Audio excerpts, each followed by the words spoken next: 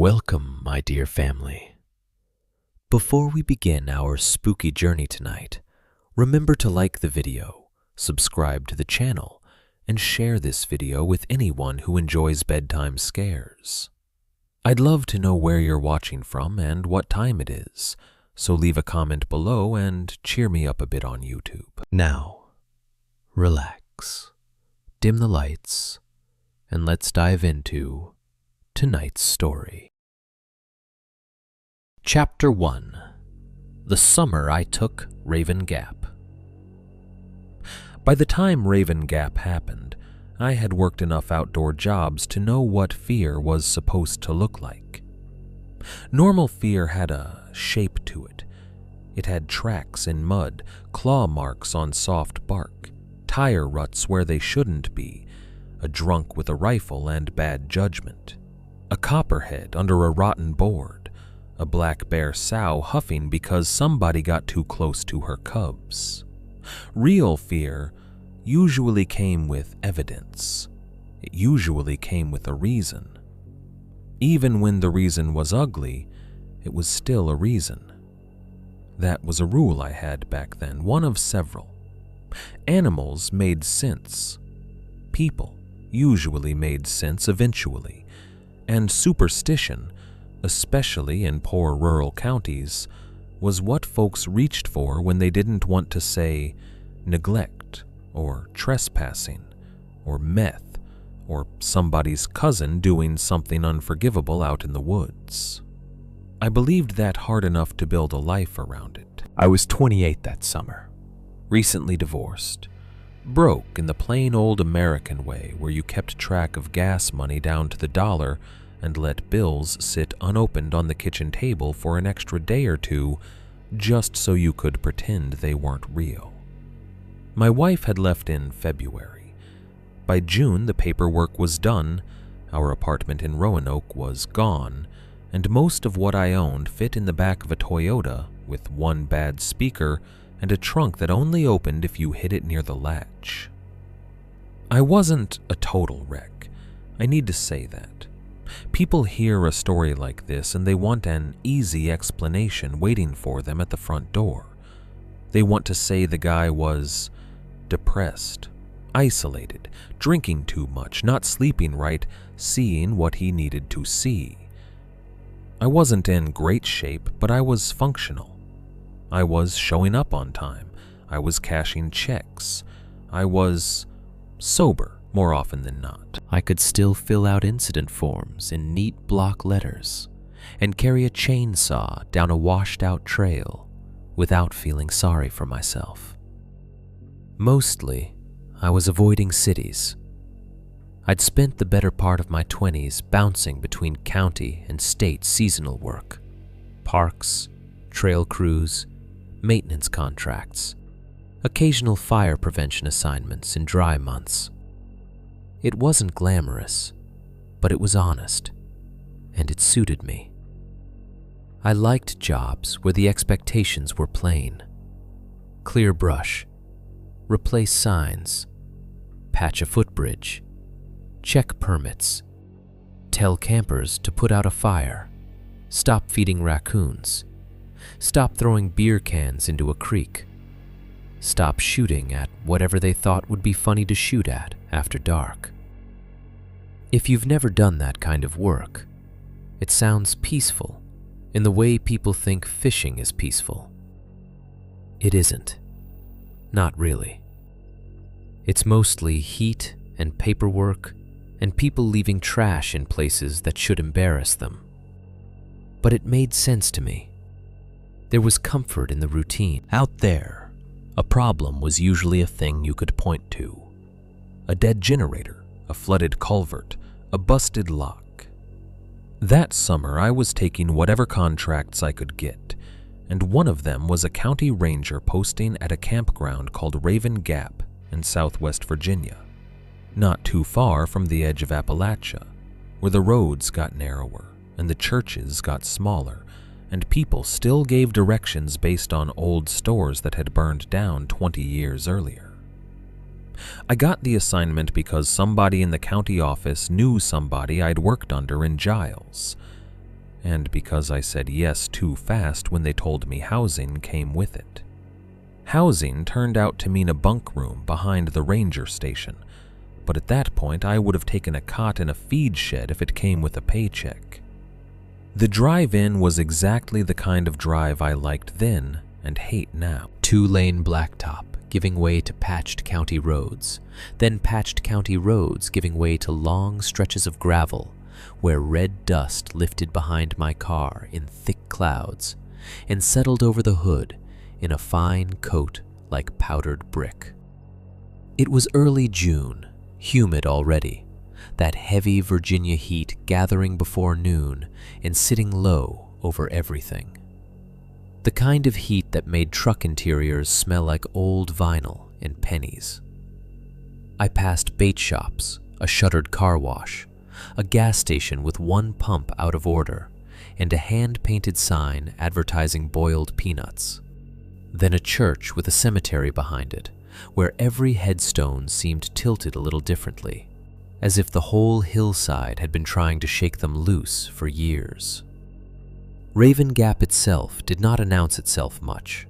There was a county sign at the turnoff, faded enough that the painted raven looked more like a spill of black oil than a bird, and a smaller wooden board underneath that said, "Campground Open," in peeling white letters. Someone had once tried to outline the letters in black, maybe to make them pop, but the paint had bled in the weather and made the whole thing look older than it probably was. The entrance road dipped through a stand of trees, so thick the shade felt immediate and several degrees cooler. Beyond that, the campground opened up in pieces instead of all at once. First a gravel lot, then a bathhouse with cinderblock walls, then scattered loops of campsites cut into the woods, then a low ranger station set off by itself with a sagging porch and warped gray siding that had once been painted something cheerful and had given up on it years ago. That station was my first real look at the place, and I remember liking it, in spite of itself. It had a Coke machine out front that hummed louder than it cooled, and only worked if you kicked the lower right corner with the side of your boot. There was a county pickup parked next to the porch, with a cracked bench seat covered in one of those quilted moving blankets people use when they're tired of springs biting through denim. A rack of old trail brochures leaned by the office door in a plastic holder, gone yellow with age.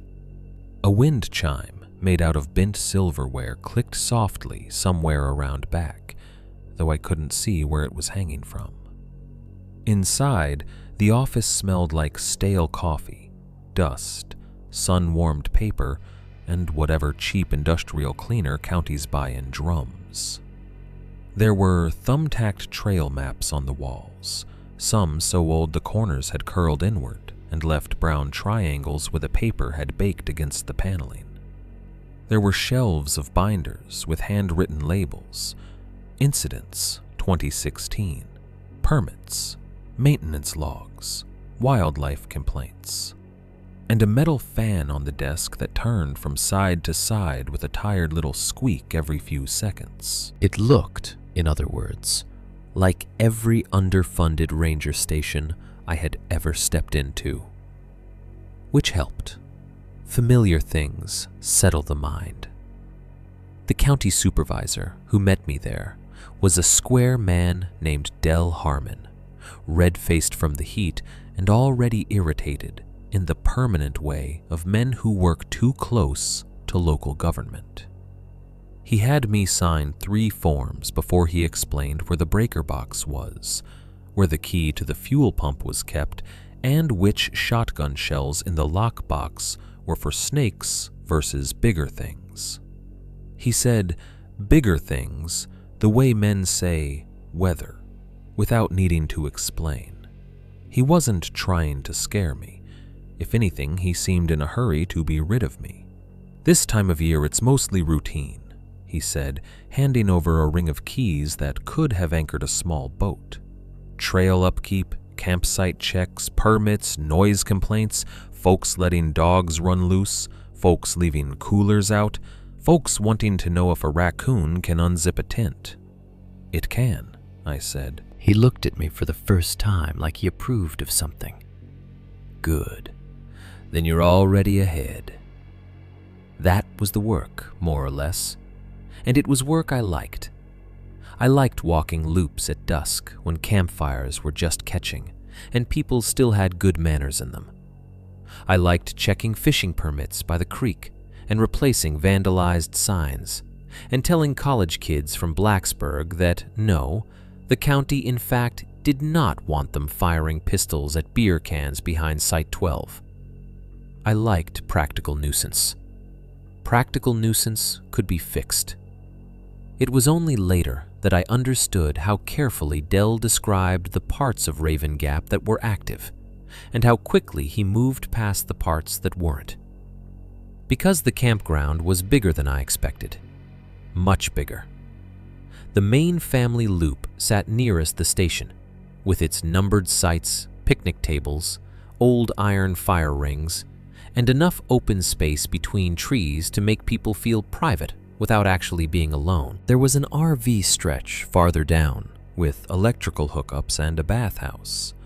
Then 2 hiking trails running out toward a creek bend and a ridge overlook. That all made sense. That all looked maintained. But beyond one disused gravel spur, partly choked with weeds and pine needles, there was an older section of the campground I hadn't seen on the county website at all. I only noticed it because a weathered sign pointed toward group camp/picnic area, and the arrow had been turned halfway around, like somebody had changed their mind in the middle of doing the job. Past that spur, through the trees, I caught a glimpse of a second road loop, and something metal standing in the undergrowth, maybe an old grill or swing frame, hard to tell. "What's back there?" I asked. Dell didn't even follow my eyes. "Closed section. For repairs?" He gave one of those little non-committal shoulder shifts county men are born knowing how to do. "Hasn't been in use for a while." That answer should have been enough. In practical terms, it was enough. Closed was closed. County campgrounds all over Virginia have sections nobody uses anymore because budgets shrink, roads wash out, and nobody wants to pay to replace what trees and weather are patient enough to destroy for free. Still, I remember standing on that porch afterward, keys heavy in my hand, looking past the active loop toward that older stretch of woods. The trees there seemed denser somehow.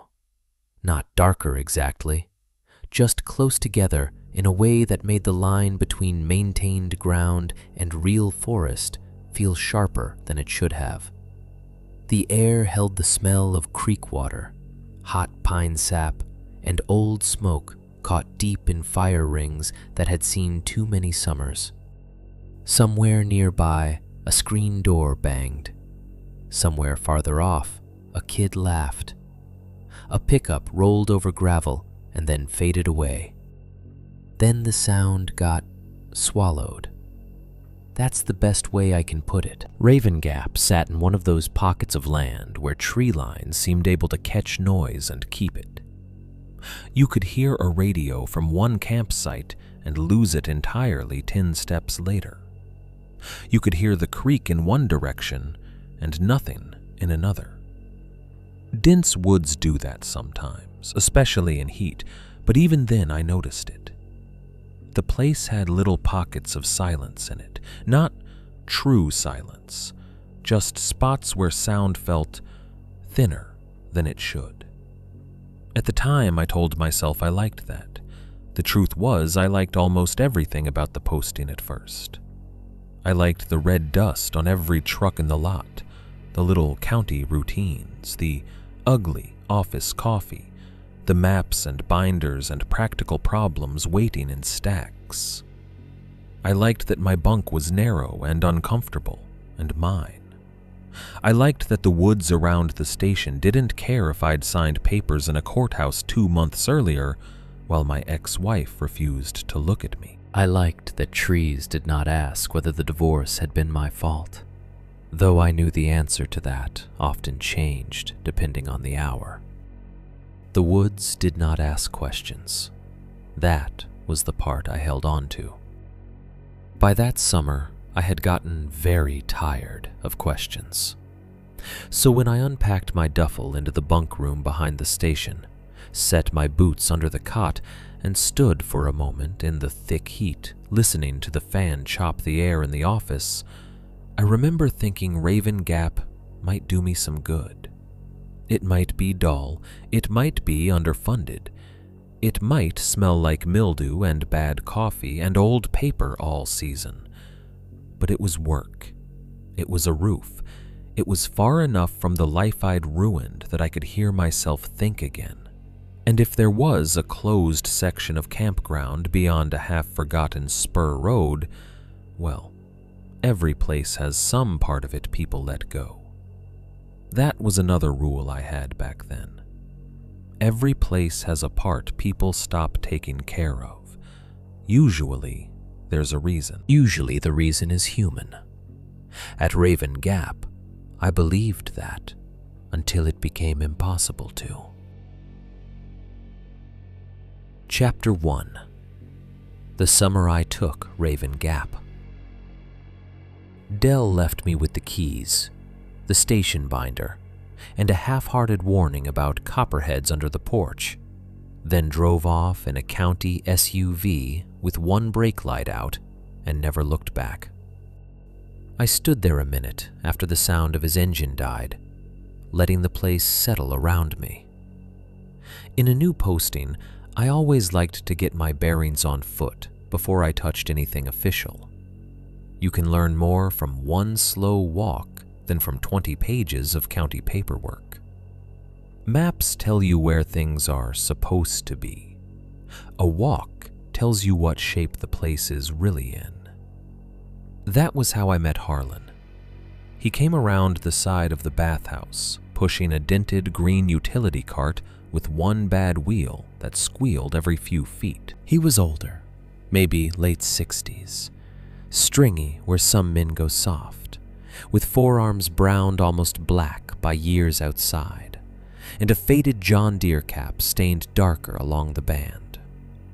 He had that flat, dry look some mountain men get after enough summers, like too much weather had leached all the extra expression out of them and left only what was necessary. He didn't greet me like we were going to be friends. He glanced at the keys in my hand, looked me over once and said, "You the summer body they sent?" "Depends," I said. "That a compliment?" He snorted at that, which was as close to warmth as I got from him all day. "Harlan," he said, "maintenance, grounds, plumbing when it acts up, and whatever else the county can't afford to hire right." I introduced myself, and he tipped his head once like he'd file the name away if it ever became useful. Then he jerked a thumb toward the loops. "Might as well show you what leaks, what breaks, and what folks ignore till it becomes your problem." That was his version of a welcome tour. We started with the active family loop nearest the station. In daylight, it looked ordinary enough to calm me. There were numbered campsites cut in broad crescents through the trees, each with a picnic table silvered by years of weather, a fire ring blackened smooth around the lip, and a lantern post leaning a little, one way or another. Somebody had strung a hammock between two tulip poplars at Site 4. Site 7 had one of those giant canvas tents that looked less like camping and more like a temporary declaration of middle-class confidence.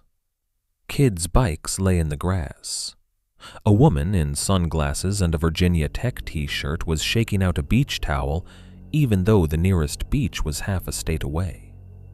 Harlan pointed things out in no particular order, like a man reciting the flaws in an old machine he knew by feel. Bathhouse drains back up after big storms. Men's side worse than women's. family loop gets loud on Fridays. Site 9's electric pedestal trips if somebody runs too much off it. If folks say they heard raccoons in the trash, they heard raccoons in the trash. He wasn't trying to impress me with competence. He was just making sure I couldn't later claim I hadn't been told. The RV pads sat farther downhill, wider and uglier, cut along a graded strip where the tree cover thinned enough for satellite dishes and bad music to travel.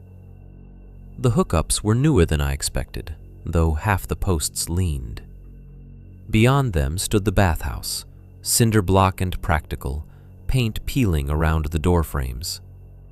Behind that ran the creek trail, a narrow footpath sloping down through sycamores and laurel to a shallow bend in the water where families could wade when the current was low.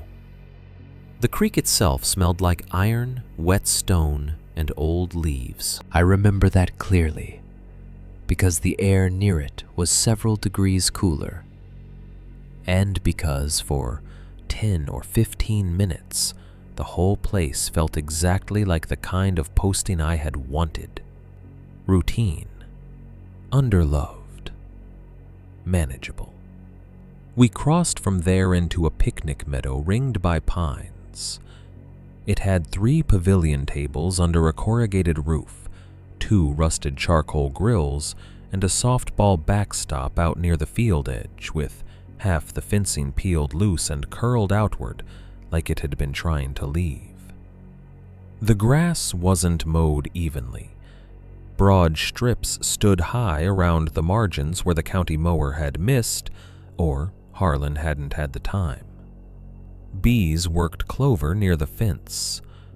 Somewhere past the tree line, a crow kept barking out one rough call at a time. Church groups used to rent this a lot, Harlan said. Before. Before what? He shrugged and kept walking. That was the first time he did it. Later, I understood that shrug better. It was not forgetfulness. It was selection. The old group side lay beyond the meadow, reached by a gravel spur road that looked less closed than neglected. Weeds pushed up through the center seam. Pine needles had drifted thick across it. The signpost at the fork still read group camp/picnic area, but the metal arrow below it had been turned backward, so it pointed into a stand of brush instead of down the road. A second sign farther in had no face at all, just the bolts where something had once been mounted. Harlan did not stop me from following the spur. He just slowed enough to make it clear I was choosing to go deeper. The change was subtle at first. Less maintained ground, fewer tire marks, a line of scrub pine thickening along the shoulder. But after 50 yards or so, the place stopped looking like a campground and started looking like a campground the woods had been patient with. There were old grill stands set crooked in the earth, orange-brown with rust. A children's swing frame stood half swallowed by vines, one chain missing, and the other hanging down with no seat on it. A concrete water spigot rose from the ground near what had once been a parking turnout, but the handle was gone, leaving only a corroded stem and a wasp nest built up under the pipe. In one clearing, I saw an old fire ring full of rainwater, leaves, and mosquito larvae writhing in the greenish skin on top. Nothing there looked under repair.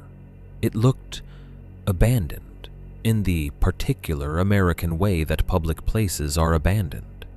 Not all at once, not dramatically, just by inches and budget years, until no one could point to the exact day care stopped and weather took over. I said as much. Harlan pushed the squealing cart around a washout and said, "County calls it repairs." "That what you call it?" He looked out toward the deeper trees for a second before answering. "I call it closed. The old group area itself sat in a rough loop beyond the spur, wider than I expected and more open in the middle. You could tell it had once held a lot of people. There were broad pads where large tents or shared shelters might have gone, several group fire circles, a split-rail fence caving inward in one stretch, and a low bulletin board with the plexiglass front missing. The map behind it had faded until the trail lines looked like veins in old skin. I noticed something else then. The quiet. Not total quiet. I'm not trying to oversell it. There were still insects farther off, still a little creak noise if the wind shifted right, but one patch of woods beyond the far side of the loop seemed to hold its own silence. It sat just past the last visible fire ring, where the ground dipped and rose again into thicker trees. Every sound around it felt muffled, as if that section absorbed noise instead of returning it. I stood there listening longer than I meant to. Harlan noticed and said, "Don't send folks down this side after dark." "Because it's closed?" He gave me that same dry look. "Because if the woods go strange, this side gets worse first." That was the kind of line I would normally have enjoyed making fun of. Coming from him, though, it landed differently. Harlan wasn't smiling. He wasn't dressing it up. He said it the way he might have said, "Don't drive the mower on wet clay," or "Don't lean your weight on that rail because it'll give." "What does that mean?" I asked. "If the woods go strange?" "You'll know it if it happens." That's not really an answer. It's the one I got. He reached down, righted a bent grill stand with the toe of his boot, then added, "If the air smells hot, come back up." Hot. Like wires, like brakes, like something ain't supposed to be cooking. I waited for him to crack a smile. He didn't. "And if you see one of those black bundles in the sun," he said, "don't fool with it." I laughed once before I could stop myself. Black bundles. Mm-hmm. What are they? Another shrug. Something you don't need to move around. I told myself then what I'd always told myself around old locals and half-superstitious maintenance men and county workers who'd spent too many years in the same geography. People build folklore around underfunded places because underfunding is embarrassing. Things get left alone. Dogs run loose. Somebody dumps trash. Somebody dumps worse than trash. And after enough time, the story that survives isn't the true one. It's the one easier to repeat. That was all I thought it was. Old man nonsense, maybe with a little prank folded into it for the new ranger. Even so, I didn't much like the way the loop felt. We finished the tour in practical territory. Harlan showed me where the mower blades were stored, which storage shed stuck in humid weather, and which trail bridge needed fresh boards before July. We talked about poison ivy, weekend crowds, and a section of creek bank that washed out every spring. By the time we got back to the station, the closed side already felt easier to dismiss. That is one of the things places like Raven Gap do best. They let ordinary work stack up on top of discomfort until the discomfort looks unreasonable. Later that evening, after I'd put some groceries in the little station fridge and signed the incoming maintenance log, I drove into town for dinner. Town was barely a town. One diner, one gas station, a volunteer fire department, a Dollar General, and enough houses tucked back from the road that you knew there were more people around than the storefront suggested. The diner was the kind of place with laminated menus, coffee so strong it tasted faintly scorched, and pie under glass that always looked better than it turned out to be. Every booth seemed to have been cut to fit men in work pants and women who knew everybody's business without calling it that. I took a counter stool because I was alone and because counters make it easier to leave. The waitress was in her 50s, maybe, with a name tag that said Lana and a voice rubbed smooth by years of refills and small talk. She topped off my coffee before I asked and said, "You're the one up at Raven Gap." It wasn't a question. That obvious? County truck parked out front'll do it. I ordered meatloaf and mashed potatoes because it seemed rude to do anything else in a place like that. Lana rested one hand on the coffee pot and looked toward the window while she wrote. "They got folks down there already?" "Some." She nodded once. "Used to get fuller." "Budget cuts," I said. That got the faintest smile out of her. "Budget cuts, sure." I should have let it go.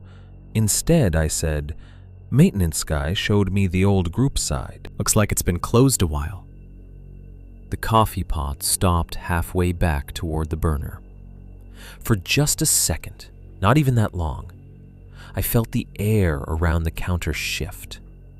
Not in some supernatural sense, just people hearing a thing they didn't want discussed.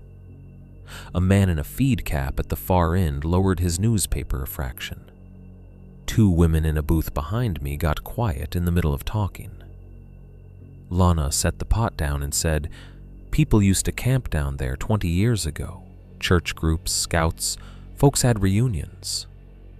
"What happened?" "Dogs got loose." She said it too fast. "Loose how?" Another pause. "Loose." That answer irritated me, which I think she expected. She slid my spoon onto the counter with my napkin and said, lower now, "Old county men used to call it the burn side." I turned toward her fully then. "What does that mean?" No one answered.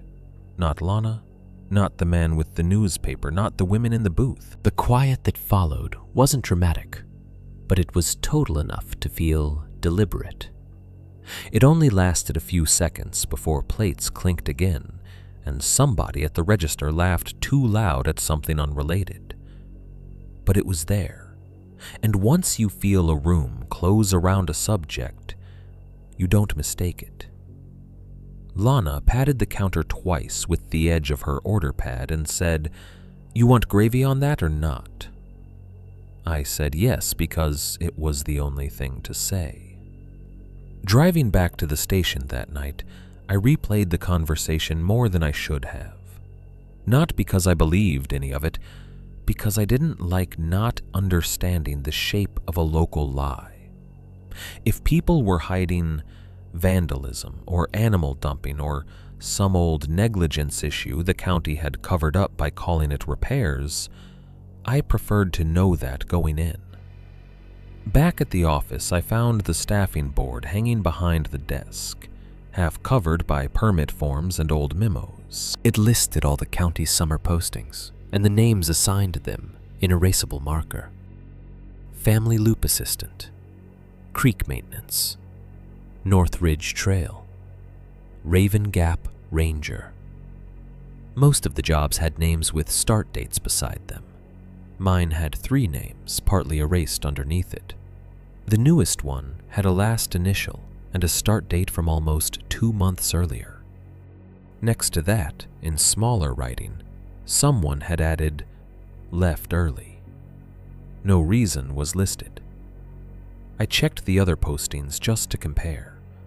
A few had substitutions, date changes, one resignation from a lake property farther east. But Raven Gap had been open longer than the rest. Longer by enough to be noticeable. Long enough that Dell had probably been short-handed before I ever arrived. I stood there with the dry erase marker smell and stale office coffee in my nose, looking at that half-erased name, and felt something I would not have called fear then. Not fear, just a small shift in the floor under what I thought I understood. A posting no one wanted. A closed side no one described the same way twice. A room full of locals who went quiet on the phrase Burnside, and a maintenance man, practical enough to be trusted, telling me, without drama, not to fool with black bundles in the sun. If I had been smarter, I might have left the next morning. Instead, I told myself what I always told myself back then. Every strange place has an ordinary explanation waiting behind it, and if people won't say what it is plainly, it usually means the explanation embarrasses somebody. I still believed that when I locked up the office for the night. I still believed it when I looked once through the station window toward the dark tree line beyond the meadow and thought the old group side seemed farther away after sunset than it had in daylight. And I still believed it when I turned out the bunk room lamp and lay awake longer than I should have, listening to the fan turn in the office, trying not to think about a closed campground people refuse to discuss in their own town. Chapter 1. The Summer I Took Raven Gap. The bunk room behind the station was smaller than I remembered from the quick look Dell had given me earlier. Or maybe night made it feel that way. A narrow cot pushed against one wall, a dented metal locker with one hinge that clicked when you opened it, a sink with cold water that came out fast and metallic for the first 2 seconds before settling into something drinkable. One square window over the foot of the bed with a yellowed blind that wouldn't roll all the way down. The kind of county-issued room built for temporary men. Seasonal hires, deer count crews, trail hands, people expected to pass through without leaving any of themselves behind. I had slept in worse, considerably worse. There was a bare bulb overhead, and when I switched it on, the light flattened everything into a tired shade of government beige. My duffel looked too big for the room. My boots looked too dirty. The folded blanket at the end of the cot carried that detergent smell every institution seems to share. Clean, but not comforting, like washed rags drying in stale air. I unpacked slowly because there wasn't much to unpack. 2 changes of clothes, work pants, extra socks, toiletries in a cheap zip bag, my field knife, a flashlight, a battered paperback I had been pretending to read for 3 months.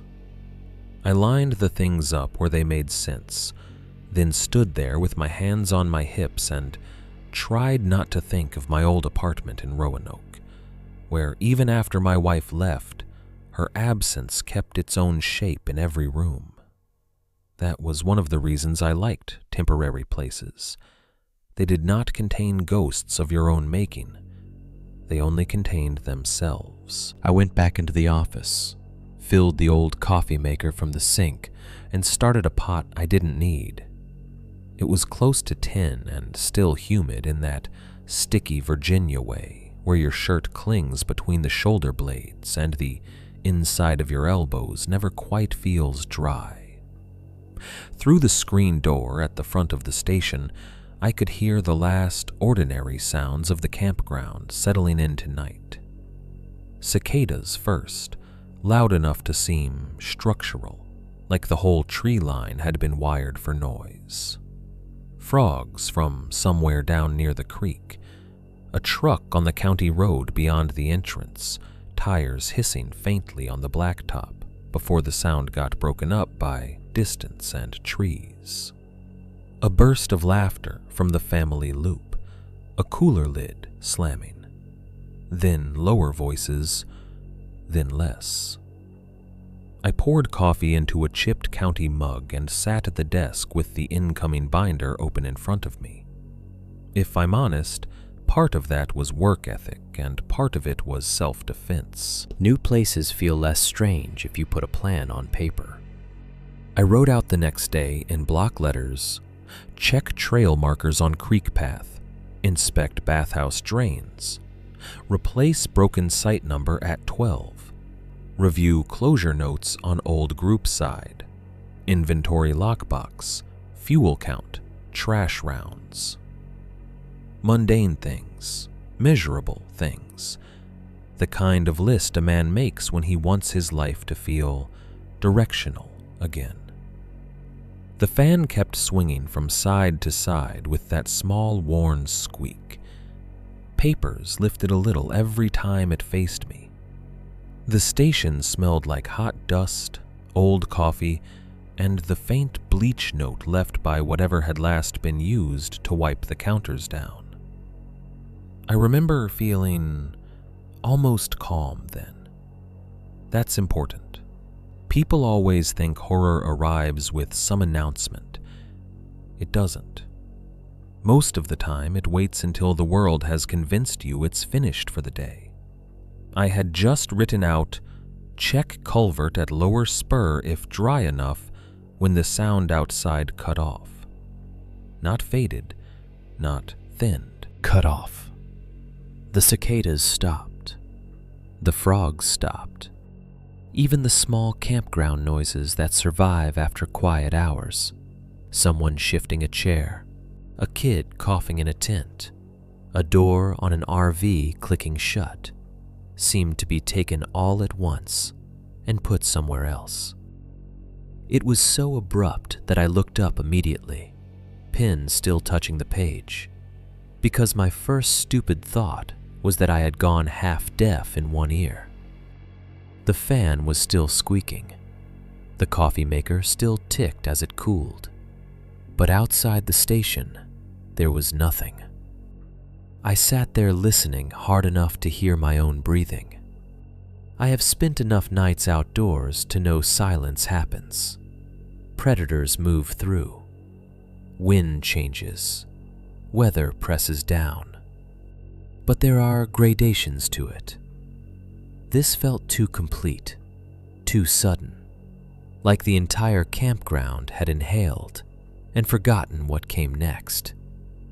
Then the smell came in through the half-open office window.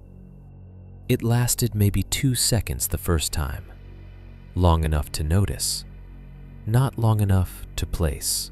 It hit sharp and hot, and something in my body responded before my brain did. I straightened in the chair, nostrils pinching against it. Burned insulation was the nearest thing I had to compare it to. Overheated brake pads on a truck coming hard down a mountain grade. The bitter edge of an electrical fire. But tangled into it was something organic, too. Dry leaves, old ash, maybe green wood catching wrong. It was not the smell of an ordinary campfire. I stood up so fast the chair legs scraped on the floor. My first thought was practical. Wiring, outlet, coffee maker shorting out. I checked the wall socket nearest the window, then the power strip under the desk. Nothing looked hot. Nothing smoked. The smell had already gone. I crossed to the window and leaned out. The night outside was thick and blank in the way rural dark gets once the moon goes behind cloud or ridge. You don't see black so much as depth, layers of darker and lighter absence between trees. The porch light threw a weak cone over the boards and the first steps, but beyond that, the station yard broke apart into shapes and suggestions. The gravel pull-off, the outline of the Coke machine, the low lip of the meadow beyond. I waited for the smell to come again. It didn't. I grabbed the flashlight off the desk anyway. There are things a man does in new postings because not doing them makes him feel foolish in advance. I told myself that as I unlocked the front door and stepped out. The night air was cooler than the office had been. Not cool exactly, but less close. Humidity carried the smell of creek water and cut grass and old smoke buried in fire rings. No hot wire odor now, no hint of anything burned. Just the station porch, the parking area, and dark trees standing where dark trees had every right to stand. I had come outside barefoot without thinking, and the first thing I noticed was the porch boards under my feet. They were warm. Not warm from holding the day's heat. I know that feel.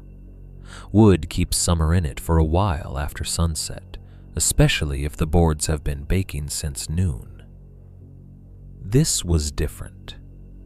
The air above the boards was cooler than the boards themselves, enough that the contrast registered instantly through the soles of my feet. I stood still and felt it again. Warm boards, cooler air. That bothered me more than the smell had. I swept the flashlight beam over the porch rail, the Coke machine, the county truck, then farther out across the grass edge. Nothing. No person, no animal shine, no campfire too close to the station. I went down one step, then another, and stopped there, in the yard, listening. Still nothing. The family loop should have been making some kind of sound, even at that hour. A baby, a zipper, somebody laughing too late. Instead, the silence sat low and complete over everything. Then, from the tree line beyond the meadow, came one dry crack. It wasn't loud, which is part of why I remember it so clearly. A loud noise can be written off. This had precision to it. It sounded like a thick branch twisting under pressure until the fibers finally gave. Not snapping clean like deadfall under a boot. Twisting. Splitting from inside itself. I brought the flashlight around fast enough to drag white arcs through the dark.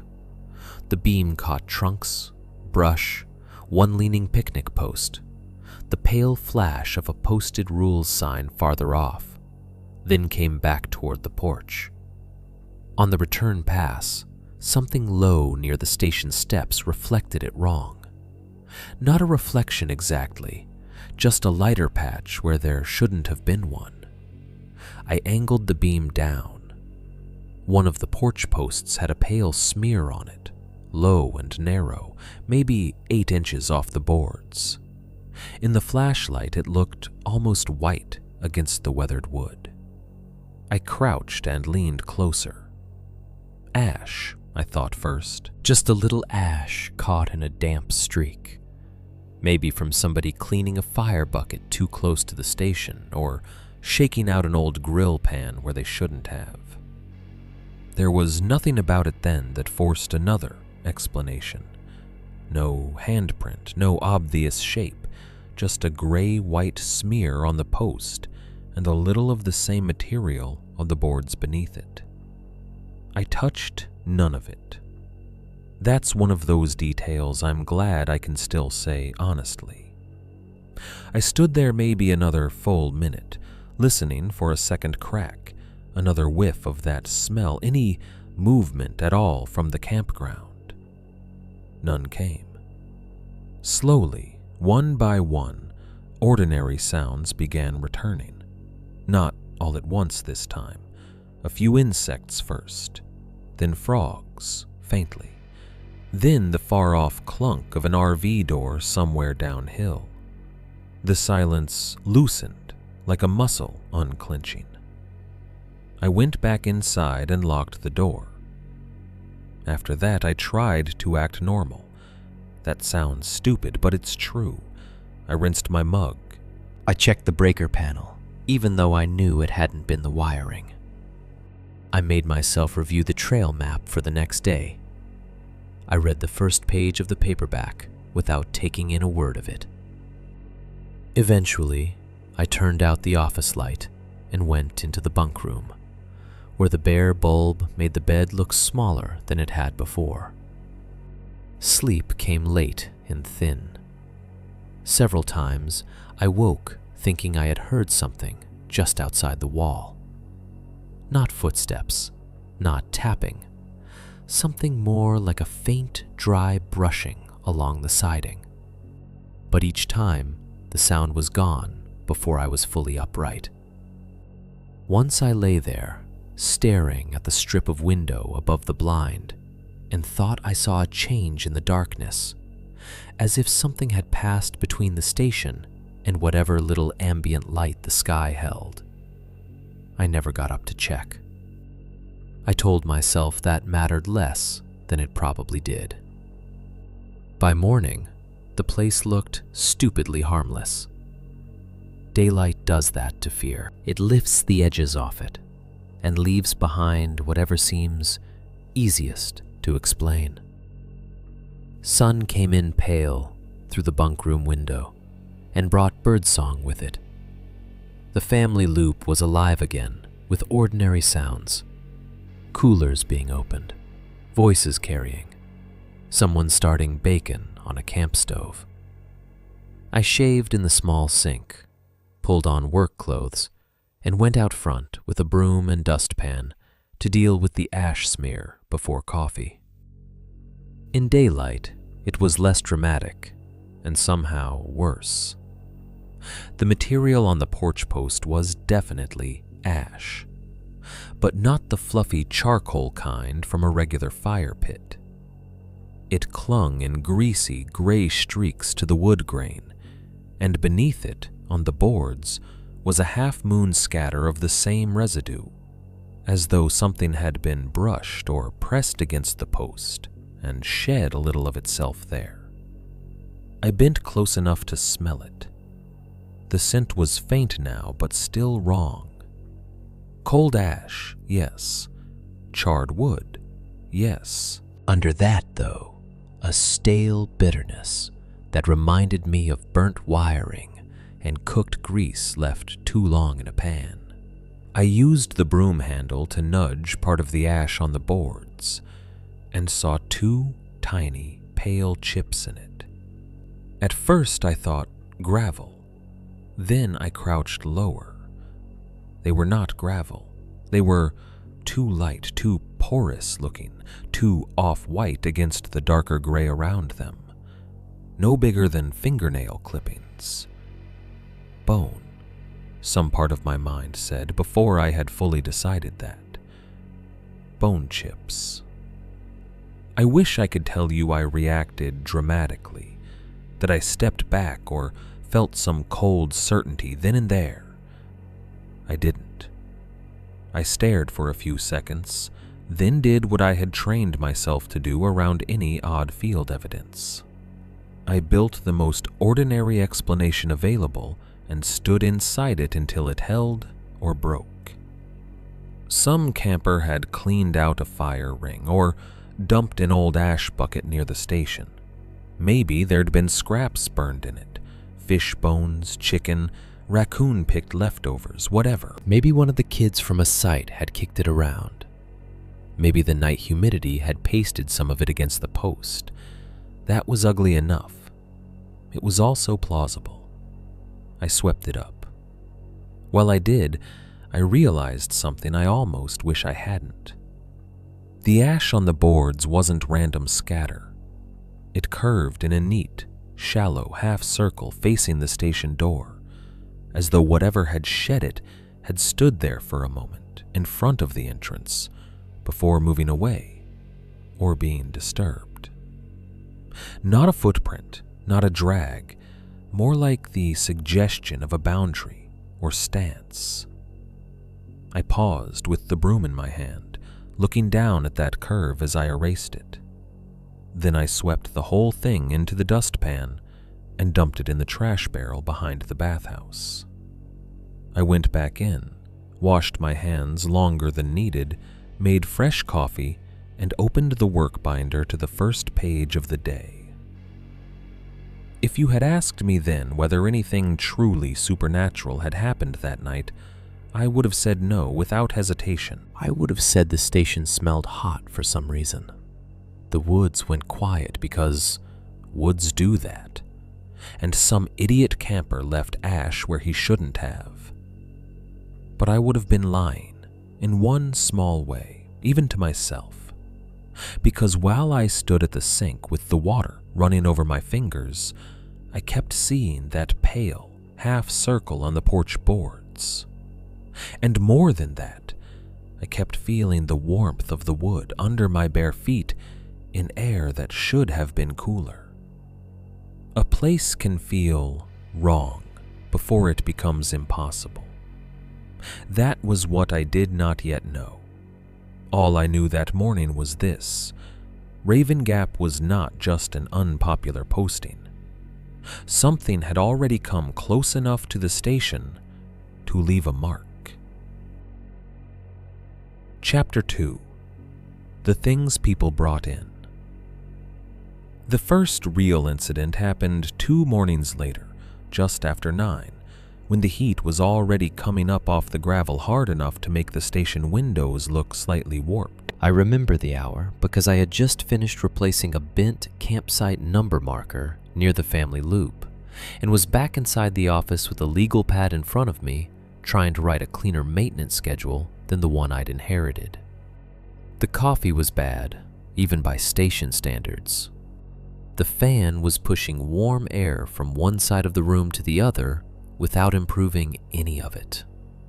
Outside, a blue cooler sat in the bed of the county truck, waiting to be hauled down to the creek trail, where somebody had reported cans floating under the footbridge. It was an ordinary morning. That matters. The campground had its usual daytime sounds then: a generator kicking on somewhere in the RV pads, a kid crying because a sandal strap had broken, 2 women talking over each other near the bathhouse. The small, workable annoyances of public outdoor life. The kind of noise that keeps a place anchored in the world. That was the shape of things, right before the front screen door hit the frame hard enough to rattle it. I looked up, expecting a drunk from the night before, or a fisherman wanting to complain about posted water. Instead, a young couple stood in the doorway, like they had walked there through smoke. They were maybe mid-20s, out of state judging by the plates I would later find on their car, and the soft, flatter vowels in the woman's voice.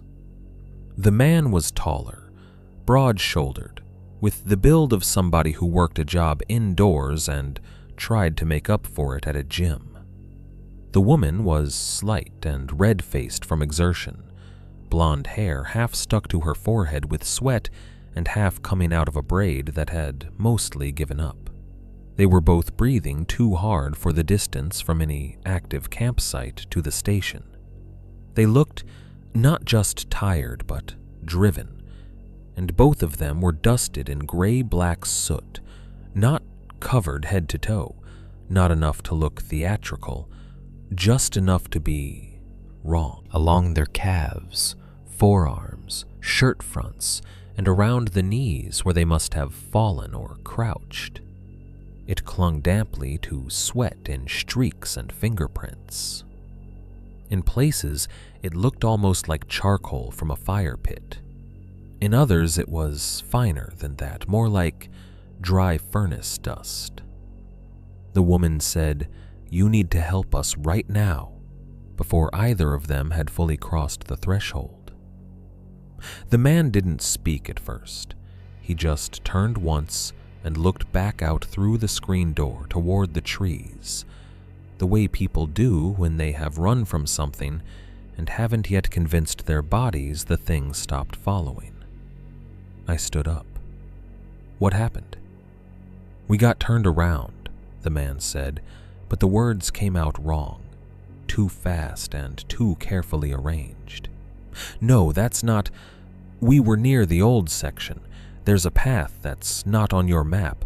"There are a few unofficial spurs back there," I said, already reaching for the first aid kit under the desk, because now that they were closer, I could see the cuts. The woman made a sharp sound that might have been a laugh if fear hadn't been sitting so close to it. "It followed us," she said.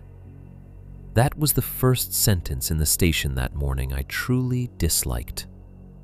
There are people who tell you they were followed in the woods and mean a bear, or a stranger, or their own imagination with enough dark around it to grow teeth. I had dealt with all three. Usually, the useful part comes after the emotional part. Usually, if you let them talk through the panic, shape returns to the thing they are saying. But something about the way she said, "followed us," bothered me immediately. Not because it sounded supernatural, because it sounded precise. I had them sit on the 2 visitor chairs by the wall. The man sat, the woman only half did, perched and rigid, like she might bolt again if anything in the room changed suddenly. Up close, the damage looked worse. They had a lot of thin, shallow cuts, especially along their shins, forearms, and the backs of their hands. Not deep enough to need stitches, but too numerous to be casual. The kind you get moving quickly through deadfall or briars. Except there were odd variations among them. Some looked like scratches, some like tiny hooked tears, and some had left little bark-colored slivers in the skin. The woman had 3 of those in the outside of her wrist, and 1 near the base of her thumb. The man had 1 in his forearm that looked like a splinter until I pulled it free with tweezers and found it was lighter, tougher, and flatter than ordinary wood. Both smelled wrong. Not rotten, not fully burned. Just that same hot, bitter note I had caught at the station window the first night. Scorched insulation, overheated brakes, and something leafy underneath it, like damp brush seared too fast. At the time, I still did not think impossible. I thought they had gone where they weren't supposed to, gotten lost, panicked, and crashed through the kind of rough secondary growth that shreds city people in a hurry. I thought maybe they had blundered near a burn pile or an old campfire pit full of half-damp ash. Maybe stumbled around all night with flashlights dying and nerves feeding on themselves until every sound turned predatory. In my line of work, you get a lot farther by starting with the explanation that embarrasses people than the one that flatters them. So I opened the first aid kit, snapped on gloves, and said, "Tell me exactly where your campsite is." The man swallowed. "Not in the active loop. We came in late, and there was a spot off that old gravel road." "The closed side," I said. He nodded once. That annoyed me. "You camped in a posted-off area?" "We didn't see a posted sign." "You didn't see the road wasn't maintained?" "We thought it was overflow." His voice sharpened then, defensive because fear had finally met shame. "Look, man, we're not idiots." I did not answer that. I was cleaning a cut along his forearm with saline and gauze, and trying not to look too long at the line of dried blood on the collar of his t-shirt. It ran down from under the jaw in a narrow, dark streak, old enough to have gone stiff. I pulled the collar aside just enough to see where it started. Something sharp had laid open the side of his neck in one clean grazing line, no more than 2 inches long. Not deep, but very straight. "What got you here?" I asked. His eyes flicked up to mine, then away. "I don't know." The woman did answer. "It looked like a man," she said. "No, that's not right either. It was shaped like a man, but it moved like fire." There was a second in that room when nobody moved. I remember the fan sweeping back across us, stirring the edge of the permit forms on the desk. Moved like fire. I repeated, because repetition makes people correct themselves if they are dramatizing. Instead, she nodded harder. Not flames. I know how that sounds. I mean, she held both hands out, fingers spread, frustrated already by the failure of language. You know how fire moves when it catches through brush? That fast shifting, that way it doesn't move like an animal? It was like that. Like parts of it were there, and then not there, and it kept changing shape because it was too dark to hold on to. The boyfriend stared at the floor while she said it, jaw working. I kept my voice even. Did it come into your campsite? It came around it, he said. That was the first detail from either of them that landed with real weight. Came around how? He hesitated. We heard it before we saw anything. There was this clicking. The woman nodded at once. And cracking, like wood popping. In the dark? I asked. They both said yes. I cleaned the bark-like debris out of the woman's wrist while they talked. She hissed once through her teeth, but otherwise sat very still. There was soot packed into the sweat at the base of her throat and around the neckline of her tank top. Her knees were blackened where she must have knelt or fallen. The man had gray on both palms and along the sides of his jeans, as if he had braced himself against the ground more than once. They told it in fragments at first, each picking up where the other failed. They had come in after dark the evening before.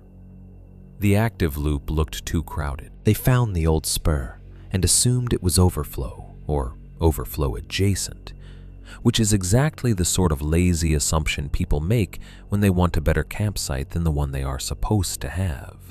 They pitched near what looked like an old ring and a flat patch by the trees. Sometime after midnight, the woman woke because she smelled something hot. She thought maybe their own fire hadn't been fully out. Then she heard what she first took for footsteps, circling.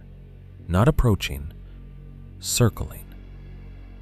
The man woke next, grabbed a flashlight, and saw something vertical beyond the light reach. He said it was too dark to get a proper look, and that every time the beam found where it should have been, the thing seemed already elsewhere. That part I chalked up immediately to panic. Flashlights in woods do that. They isolate and distort. But the rest kept bothering me. It never rushed us, the man said. I looked up from the gauze in my hands. What do you mean? It didn't charge the tent. It didn't come straight in. It kept moving around us. He swallowed again, like it was checking. The woman said, "It knew where we were." He nodded. We got out when it went farther off. We ran downhill. There's a rock shelf or overhang back there, maybe 50 yards from where we set up. We hid under that. And then? His mouth tightened. It kept going around. That was when I stopped writing mental notes and really listened. Around the rock shelf?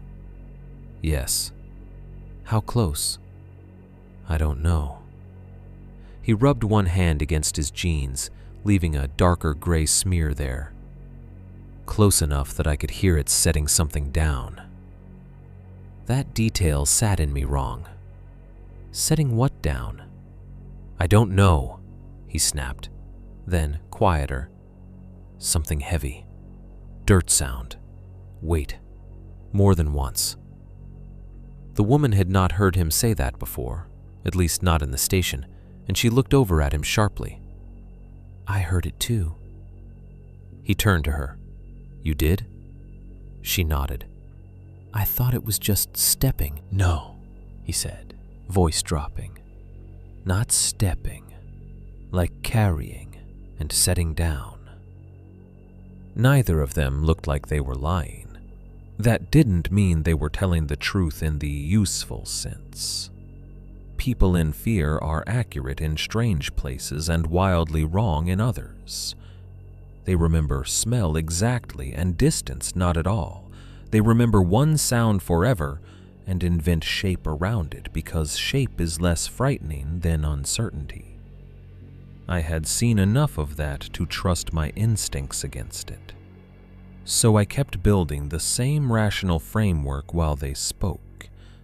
Bad route choice, panic, thorn thickets, old brush piles, maybe another trespasser in the woods, somebody moving around their site in the dark for reasons unknown, maybe a local trying to scare them off a closed section, maybe a feral dog, maybe several things layered together. And still I disliked how specific their fear felt. Not theatrical, not scattered, specific. I asked them separately what the smell had been. I did that on purpose, because if a pair is unconsciously building a story together, smell is one of the first places you catch them leaning on each other. The woman answered first. Like electrical, like a wire burning in the wall. The man, without hearing her because I had angled him away while I cleaned the scratch under his jawline, said, like hot brakes, like somebody riding them too hard downhill. Then he added, after half a beat, and leaves, burned leaves. That was the first moment I felt my own certainty move a little. Not enough to believe them, enough to mark the inconsistency as missing. I asked whether they had seen eye shine. No. Heard breathing. No. Heard a voice. No. Just the wood clicking, the dry cracks, and that heavy, repeated sound in the dirt. The woman watched me bandage her wrist and said, "Lower now. You think we're making it up. I think you shouldn't have camped on the closed side. That's not what I asked." No, I thought. It wasn't. I looked at both of them then, really looked, and what I saw wasn't hysteria. It was the afterstate of prolonged, useless fear, the kind that leaves people more exhausted than emotional. Their legs were still shaking under the chairs. The man kept glancing toward the window without seeming aware of it. The woman, for all her directness, held her shoulders in tight, as if she had spent hours waiting for something to lunge and had not yet understood that the waiting part was over. I disliked them less in that moment. I disliked the situation more. Still, I wanted a normal explanation. I wanted one badly enough to feel the want itself, so I said what practical men say in practical places. "All right, your tent and gear are still back there?" The man nodded.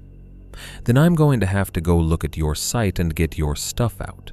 You can sit here, drink water, and tell me exactly where you came off the spur." The woman stared at me for a second, then asked, "You're going back there?" "Not alone," I said, though at that exact moment, I didn't know if Trevor was even on shift yet. She looked toward the tree line beyond the window and said, very quietly, "Don't stay after it gets dark." That should have sounded melodramatic. In another room, from another person, it would have. Instead, it sounded like the end of something already tested once. And I found that, more than anything they had said so far, deeply unpleasant. I gave them bottled water from the station fridge and told them to sit tight while I radioed for backup and pulled the site map. My hands were steady. My voice was level.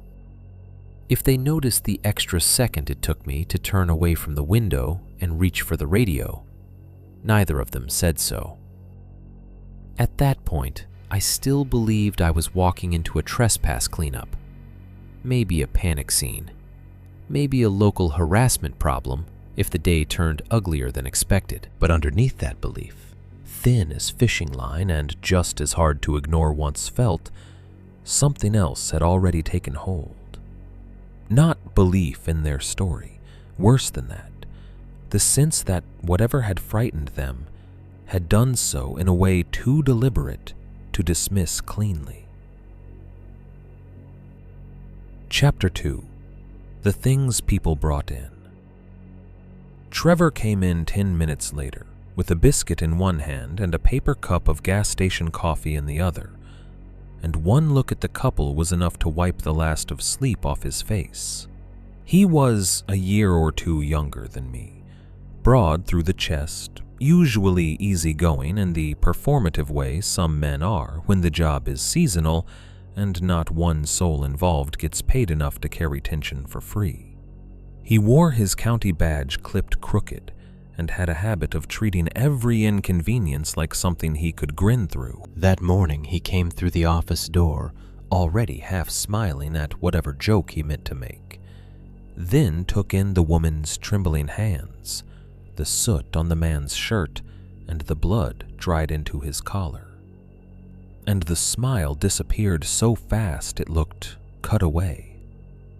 What happened? Closed side, I said, unofficial spur near the old group loop. Trevor set the biscuit down on my desk and didn't touch it again. I had the couple point the location out on the faded, laminated campground map, while Trevor listened without interrupting. He asked practical questions only. What time they set up, what side of the spur, how far from the old ring, which direction they ran when they left the site. He never asked what the thing was. I noticed that. I did not yet know what to do with noticing it. We loaded up in the county pickup a few minutes later. I drove. Trevor sat in the passenger seat, with the station shotgun between his knees. Not because either of us had said that was necessary, but because neither of us had said it wasn't. The couple rode in back on the cracked bench, quieter now, each one staring out a different side window, like they expected to see evidence of what had happened gathering itself in daylight. The road to the old group's side didn't take long. That was one of the first things Raven Gap got wrong in my head. Distances felt different there, depending on what direction you were moving and why. The old spur had seemed remote in the dark talk of the station office. In daylight, it was only a few turns and a rise away from the active loop. But the closer we got, the more the campground changed character. The family side was alive in the ordinary way. Camp chairs out, wet towels over rails, someone burning bacon, somebody's radio, low and tinny, with classic rock from 20 years ago. Then the sounds thinned. The RV row passed on our left, generators humming. One old couple setting out lawn chairs under a blue awning. After that, the gravel narrowed, weeds thickened in the center seam, and maintenance stopped showing itself in the little, obvious ways that matter. The first thing I noticed was how many people were already packing. Not in the family loop proper, those sites were still mostly occupied, but on the outer edge, nearest the disused spur, there was movement that didn't fit the hour. A pop-up trailer, half hitched to a truck, a woman stuffing sleeping bags into a plastic tote too fast to fold them, two boys carrying tackle boxes toward a sedan while their father avoided looking in our direction. It wasn't a panic scene.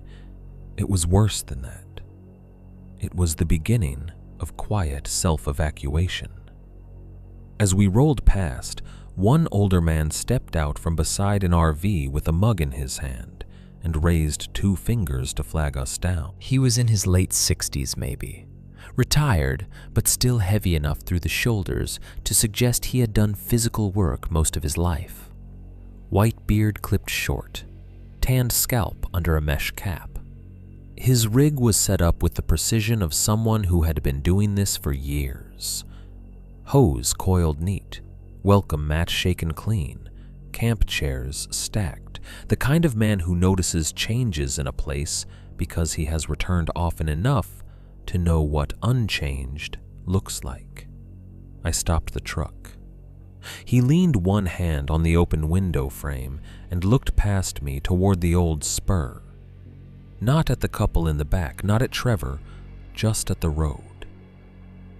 "You boys better shut this whole side down," he said. No greeting, no explanation. "For what reason?" I asked. His eyes flicked to mine, then away. "For the reason folks are packing before lunch." "You see something?" He drank from the mug without answering, then said, "I seen enough to know I don't like where the silence starts." Trevor shifted in his seat, but said nothing. The old man tapped the truck door twice with one thick finger. "You ask me, county should have done it years ago." Then he stepped back before I could stop him and went to helping his wife fold a striped lawn chair. That kind of thing irritates me on principle. Half warning, half theater. The rural version of saying just enough to feel useful without enough to be accountable. I remember driving on with my jaw set, annoyed at him, annoyed at the couple for putting us there, annoyed most of all at myself for hearing the sentence I seen enough to know I don't like where the silence starts, and immediately thinking of the first night at the station. The old group side looked worse in full daylight than it had on the tour with Harlan. Not dramatic worse, just abandoned enough that human use no longer felt primary. The gravel loop had nearly disappeared under pine drop and dust. The signboard stood gray and blank where its map had faded to nothing. Rusted grill stands leaned at odd angles. The children's swing frame I had noticed before sat farther in than I remembered, one leg nearly lost in green vines and young volunteer saplings. An old fire ring near the road brimmed with rainwater dark as tea, in matted leaves pasted around the rim. Mosquitoes hung over it in a lazy cloud. And over all of it lay that same strange stillness. The day was hot, but not dead hot. There should have been more sound. There were insects, yes, but they seemed pushed to the margins. Birdsong came from farther away than it should have. Even the truck engine seemed to die too quickly when I cut it, like the trees were eager to swallow the last mechanical thing among them. "This way," the boyfriend said from behind me, already pale again. We walked the final stretch on foot. The unofficial spur was easier to see once he pointed it out. Less a path than a habitual shortcut where enough boots had cut through knee-high growth to leave a dark seam into the trees. Trevor took the rear without being asked. The woman stayed close to me at first, then began lagging so she could keep Trevor in sight too, as if she had decided there was safety in having someone on both sides of her. No one talked much. The campsite itself sat in a shallow clearing just off the spur, not 50 yards from an old communal ring and a stand of brush gone ragged with too much sun at the edge and too much shadow underneath. It was exactly the sort of place people choose when they want to feel hidden and end up choosing something the landscape has already started reclaiming. At first glance, the site looked intact. That was the wrongness of it. Nothing had been violently torn up, no tent slashed, no cooler dragged off, no obvious sign of an animal raid or drunken vandalism. But the whole arrangement felt as if someone had stood inside it after they fled and put their hands on things without moving far enough to count as disturbance. The tent was still up, faded green nylon with one side guy line sagging loose. Their blue tarp fly had been strung low between two saplings, and along one side of it, roughly hand height for a grown man, ran several gray smudges, not broad enough to be a brushstroke, not narrow enough to be finger marks. They looked as if soot or wet ash had been pressed there and dragged slightly downward. In sunlight, the marks dulled to almost nothing until you stepped close and saw how unnatural the color was against the weather-stained tarp. The cooler lay on its side, near the edge of camp, lid still latched, one wheel caught in a root. No raccoon or bear had gotten into it, no food scattered, just overturned. The woman stopped dead when she saw the sight. The color went out of her face in a way I had only seen a few times before, usually in people brought back to the scene of a wreck they had walked away from. "That wasn't like that," she said. I followed her eyes to the tarp. "The marks?" She nodded without looking at me. The boyfriend moved toward the tent as if on reflex, then slowed 2 steps in, every muscle in him visibly arguing with the fact that daylight should have made the place ordinary again. Trevor spoke for the first time since we left the truck. "Grab what you need and keep it quick." He said it calmly, but not casually. I crouched by the old fire pit while they started pulling gear. Most of what it held was normal enough.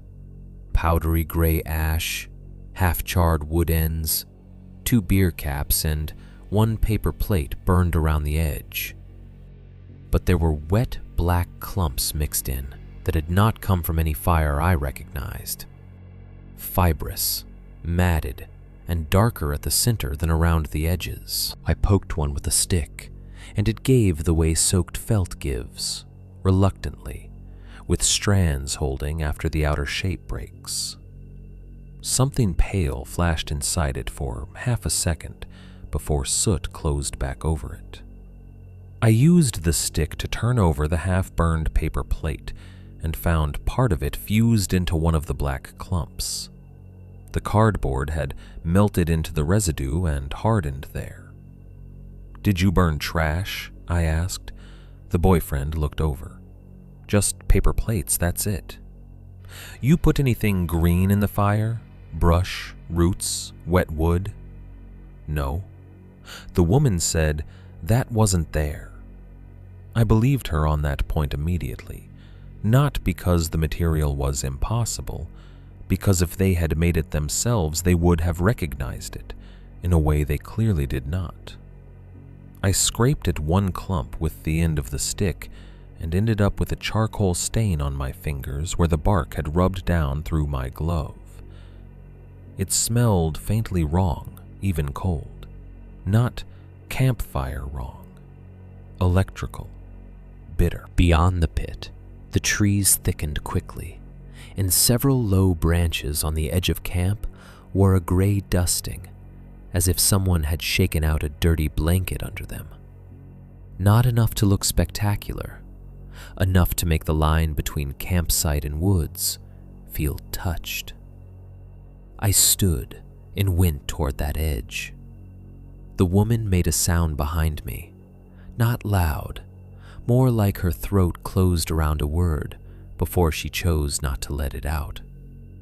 The ground near the brush line was dry, leaf-littered, and hard to read cleanly, but there were disturbances if you let your eyes unfocus enough to take the pattern as a whole instead of searching for a footprint. 3 shallow depressions in the dirt, each maybe 1.5 feet across, arranged in a rough arc facing the campsite. Not deep enough for holes, more like places where something heavy had been set down with care and then lifted again. One, then another, then another. I moved closer. The center depression held a scatter of black grit. The one to the left had crushed leaves in it, pressed flat and dark as if by weight. The third had a little stick snapped in 2 under the center. "What are you looking at?" Trevor asked. I pointed. He came up beside me, crouched, and did not answer for longer than I liked.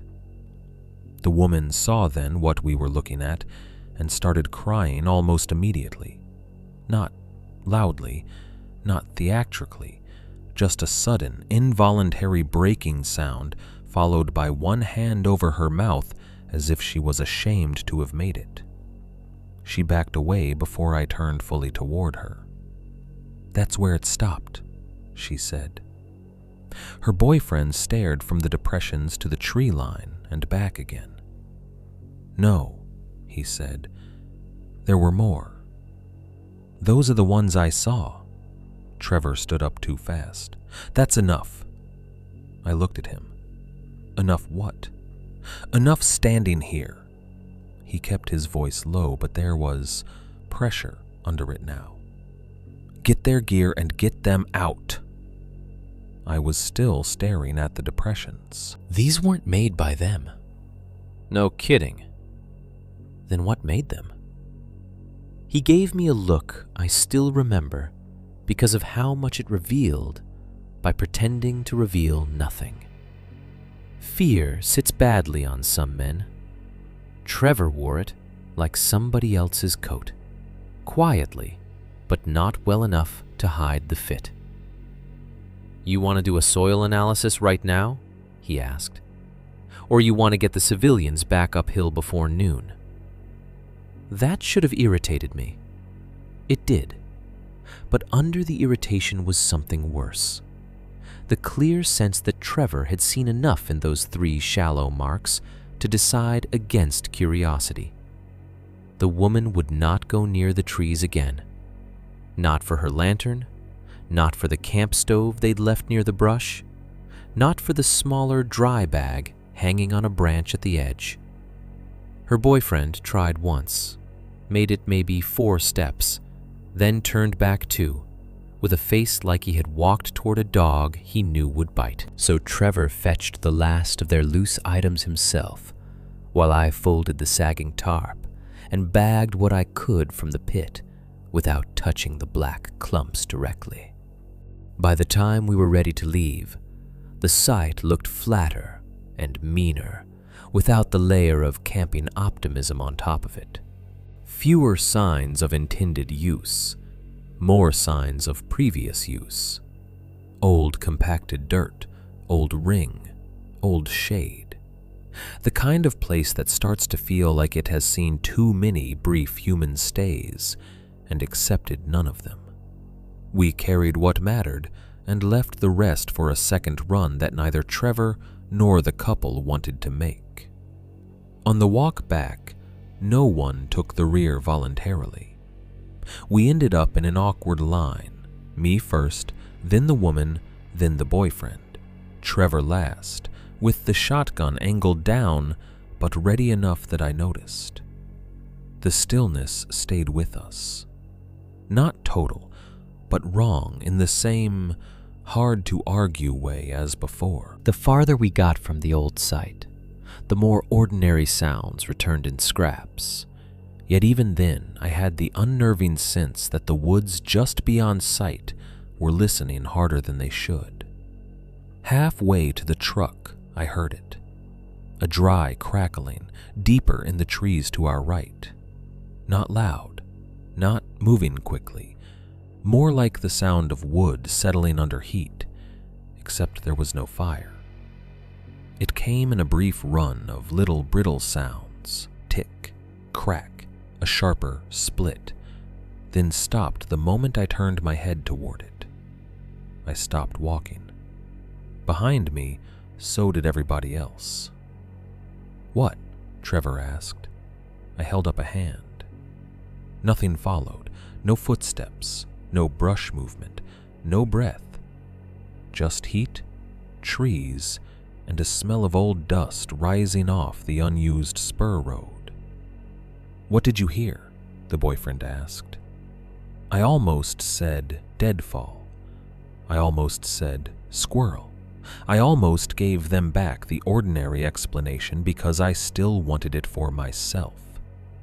Instead, I said, probably a branch under tension. Trevor looked at me once and looked away. That was the moment the shape of his silence changed in my mind. Up to then, I had taken it for local reluctance, the usual county worker instinct not to feed rumor. Walking back from that campsite, hearing that small, dry sound cut off as if it had been waiting for me to notice it, I started to suspect something narrower and meaner. Trevor wasn't just humoring frightened campers. He was acting like he had already seen enough to be scared and had made a private decision not to say so out loud. Chapter 2. The Things People Brought In. The next morning, just after 11, an RV camper came into the station and told me there were dead critters all over his fire ring. That was the phrase he used, dead critters. If he had come in saying somebody'd been mauled, or there was blood everywhere, or he'd found a deer carcass in camp, I probably would have moved faster but thought less of it. Rural campgrounds get all kinds of ugly visitors. Coyotes drag things where they shouldn't. Drunks take target shots at whatever blinks. Dogs get loose. People hit raccoons on county roads and throw the bodies into woods because they don't want to carry the mess home in the truck bed. I'd seen enough versions of every one of those that dead critters registered first as nuisance, not threat. The camper himself looked irritated more than shaken, which helped the lie along. He was one of the older RV men from the outer edge near the old spur, not the one who'd flagged us down the day before, but near his age. Thick shoulders gone soft with retirement, a yellow sweat stain around the neck of his gray t-shirt, and the permanently sun-cooked face of someone who had spent a lot of years working outdoors before switching to leisure, and discovering leisure didn't suit him half so well. He took his cap off in the office, slapped it against one thigh once, and said, "Whole mess of 'em. Rabbits, birds, whatever else. All around my ring, like somebody set 'em there." Set 'em there. That wording got my attention quicker than the first sentence had. "Animal kill?" I asked. He made a face. "If it was, it don't look right." Trevor was out checking an electrical pedestal on the RV side, so I grabbed the camera, gloves, radio, and incident pad, and told the man to take me there. The day was bright and ugly hot. One of those late morning heats that makes the gravel throw light back up at you and flattens every smell into dust, sap, and old exhaust. Families were still moving through the main loop in all the usual ways. Kids carrying pool noodles down to the creek as if there were enough water for anything but ankle-deep disappointment. A woman banging a skillet clean against a picnic table leg. A radio low somewhere playing country songs about loss, written by people who had never actually lost anything they couldn't replace. Ordinary campground life, ordinary enough that as we walked, part of me felt almost foolish for coming equipped, like it might matter. Then we crossed the line of trees where the outer edge began to thin toward the old section, and the sounds changed again, not vanished, changed. Some places in Raven Gap had a way of feeling as though the air had tightened. Noise still existed in them, but farther away than it should, as if hearing itself had to cross a boundary to reach you. That was how the camper's site felt before I even saw the ring. He had one of the larger RV pads near the margin where active use gave way to neglect. The trailer was parked square and level, hoses run tidy, camp chairs folded under the awning to keep the sun off them. His site was clean in the way men like that keep a site clean. No cooler left out, no paper plates blowing around, no half-finished fire for someone else to kick together later. There was a little American flag clipped to the corner of the awning that stirred only once while I stood there, though I hadn't noticed any breeze on the walk over. He stopped 5 yards short of the ring and said, "There." I had seen dead animals before, enough that my body usually made the adjustment ahead of my thoughts. Smell first, then shape, then cause. That's the order it tends to happen in if you work outdoors long enough. This time, the smell was wrong before it was rotten. There was decay there, yes, but underneath it sat that same scorched, bitter heat note I had already caught twice at Raven Gap. Burned wiring, hot brake metal, char, grease. Then the sweeter staleness of opened tissue and flies. The bodies were arranged around the communal fire ring in a rough circle, not dumped, not dragged in and left where they fell, arranged. I stopped without meaning to. Closest to me lay a rabbit on its side, legs drawn tight as though death had fixed it mid-kick. The fur along its back and one flank was dusted gray, not ash white, but soot gray, the color of something held near smoke too long. Beyond it was a possum, mouth open in a limp black grin, one front paw curled inward. A fox lay opposite the possum, red coat dulled almost brown beneath a powdering of the same gray residue. Between and around them were birds, at least 4 that I saw on the first pass, maybe more under the leaves and flies. One with neck feathers slicked flat by blood. Another with one wing half spread, as though pinned in the act of trying to lift. And on the far side of the ring lay a half-grown deer, not a fawn, not full size, old enough that its legs looked too long for the rest of it, in the awkward way deer have before they grow into their own bodies. It had been placed on its side, with the throat toward the pit. That was the first detail that made me think ritual or staging, not predator mess. The throat was torn open, not shredded, torn. A section of hide and tissue hung away from the neck, enough to show dark, clotted depth underneath, and the blood that had come from it had run into the dirt below and gone tacky there, black-red in the heat. Flies moved thickly in the wound and in the corners of the mouth. One eye looked normal from a distance until I stepped closer and saw the surface had clouded to a cooked, milky white, not from age or decay, but from something that seemed to have changed it before the body cooled. There was also a split in the side, lower and farther back than a predator would usually start feeding, and through it, one rib showed cleanly against torn hide and matted gray fur. Not enough of the body had been opened to count as real feeding. Not enough of anything had been eaten. That was what hit hardest once the first disgust passed. Almost nothing was missing. The fox had a puncture wound near the shoulder and one ear ragged.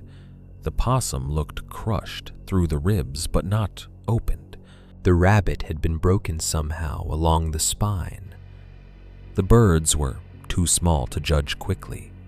The deer had the throat wound and the side split, but no real stripping, no haunch taken, no gutting in the usual way.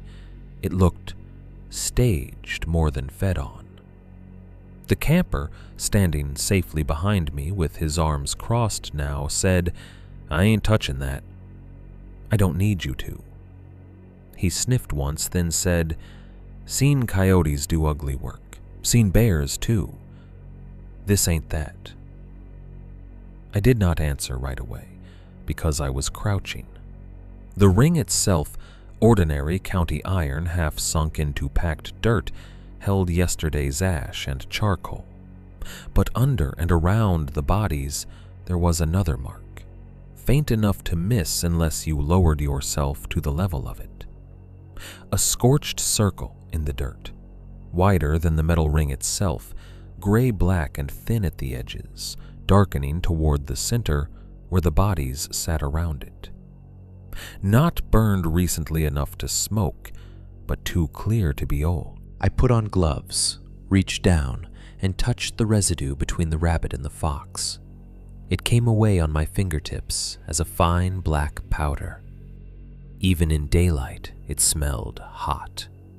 That's the only honest way I can put it. Not warm, hot. Impossible as that sounds. The dirt beneath should have held the same sun-warmed, lifeless neutrality as any campground ring at noon. Instead, the powder carried that same bitter electrical tang so distinctly that I pulled my hand back before I had thought to. The camper saw my face change. "What is it?" "Don't know yet," I said. That was true in every useful sense. Still, I heard something in my own voice I didn't like. I radioed the station and got Trevor on the first try. Told him to bring evidence bags, lime flags, and the closure signs from the shed. He asked why. I gave him the short version. There was a silence on the line just long enough to feel deliberate before he said, "On my way." And then I began the procedural part. Because procedure is what men like me reach for when understanding starts to fail. Photographs first, from all angles, wide shots of the site, close shots of each body, the ring, the outer scorch mark, wounds as best as I could document them without touching more than necessary. I took notes on placement, approximate species, visible injuries, insect activity, odor. I wrote contamination or intentional placement with animal remains in the margin, because I did not yet know which phrase was less stupid. The heat kept building. By noon, the smell had gone from tolerable to intimate. The flies were everywhere now, thick in the deer's throat, knotting darkly in the possum's mouth, orbiting the wet side wound where that rib showed through. At one point, a bird I had not noticed beneath the deer's hind legs slipped partly free when a fly cluster broke, and I saw that its neck was bent so far backward the head nearly rested against the spine. The soot on the fur bothered me almost as much as the blood. The deer's neck hair was gray, as if dusted. The fox's back looked brushed over with furnace ash. The rabbit's ears wore blackness along the edges. It would have made more sense if they had all burned and been dragged there, but there was no true burn damage, no seared hide, no smell of roast or cooked fat the way animal fire scenes usually carry. Just residue, as though whatever touched them had been hot in some less natural way. Trevor arrived with the signs and a stack of sample bags and stopped dead when he saw the ring. He didn't swear, didn't say Jesus Christ or what the hell or any of the things most people say in front of their first real wrongness. He just stood there, with the signs in one hand and the other hanging slightly away from his body, like he didn't want whatever was in the clearing to brush him by accident. "Tell me this is baiting," he said finally. "For what?" I asked. He didn't answer. That had become a habit with him, refusing the second half of his own thoughts. Together, we did what we could without overhandling the scene. Flagged the perimeter, bagged superficial residue samples from outside the ring, took fresh photographs with scale markers, marked down the site number and time. Trevor called County Environmental Services and got bounced through 2 offices before someone at Parks picked up and promised to notify the right people. I heard him say contamination, suspected poaching, possible ritual vandalism. The words sounded absurd in the sunlight, and even more absurd against what sat in front of us. Still, they were the closest language available. County's answer came back an hour later, over the radio. Temporary closure of the old side pending testing and assessment. Put up signage. Move campers out. Preserve what evidence we could. Do not disturb the carcasses beyond surface documentation. practical language for an impractical thing. The RV camper hovered long enough to make sure we weren't going to accuse him of putting the animals there, then retreated under his awning and began packing in the same clipped, angry motions I had seen from others the day before. By then, 2 more nearby campers had noticed enough to ask questions. We gave them the county version: animal remains, possible contamination, side closure, and watched disbelief fight politeness on their faces. One family left within the hour. I went back to the deer for one more set of photographs before the light shifted. There was a point in some scenes where documentation becomes a form of self-punishment. You keep looking because the camera gives the illusion of distance. Lens, frame, note, bag, mark. One task after another instead of one impossible whole. That was where I was by then. My shirt was damp through the back. The station radio on my belt kept crackling with routine calls from the active loop that sounded insultingly normal. Trash overflow, loose dog report. One complaint about a boy throwing rocks in the creek. My world was still pretending that could be divided into categories. I crouched near the deer's hindquarter to get a lower angle on the throat wound and the side split together. That was when I saw the second circle. It sat just beyond the fire ring, maybe 12 feet out, toward the tree line, where the ground dipped slightly and the grass gave up to dirt and old leaves. Smaller than the main arrangement, easy to miss unless you were kneeling already and looking past the bodies instead of at them. At first I thought it was just disturbance in the soil. Then my eyes adjusted. Hand-sized black clumps. 5 of them that I could see immediately, maybe more beneath the leaf litter, half buried in the dirt, in a rough circular pattern no wider than a trash can lid. Not charcoal chunks, not rocks, softer looking than either. Fibrous, dark, and wrong in the same way the wet clumps in the couple's fire pit had been. Wrong. For one unsteady second, I saw the old campsite in my head. The black material fused to a paper plate, the gray smudges on the tarp, the 3 shallow depressions in the dirt, the repeated claim that something had been set down and lifted in the dark. Trevor was behind me talking into the radio when I noticed the second circle.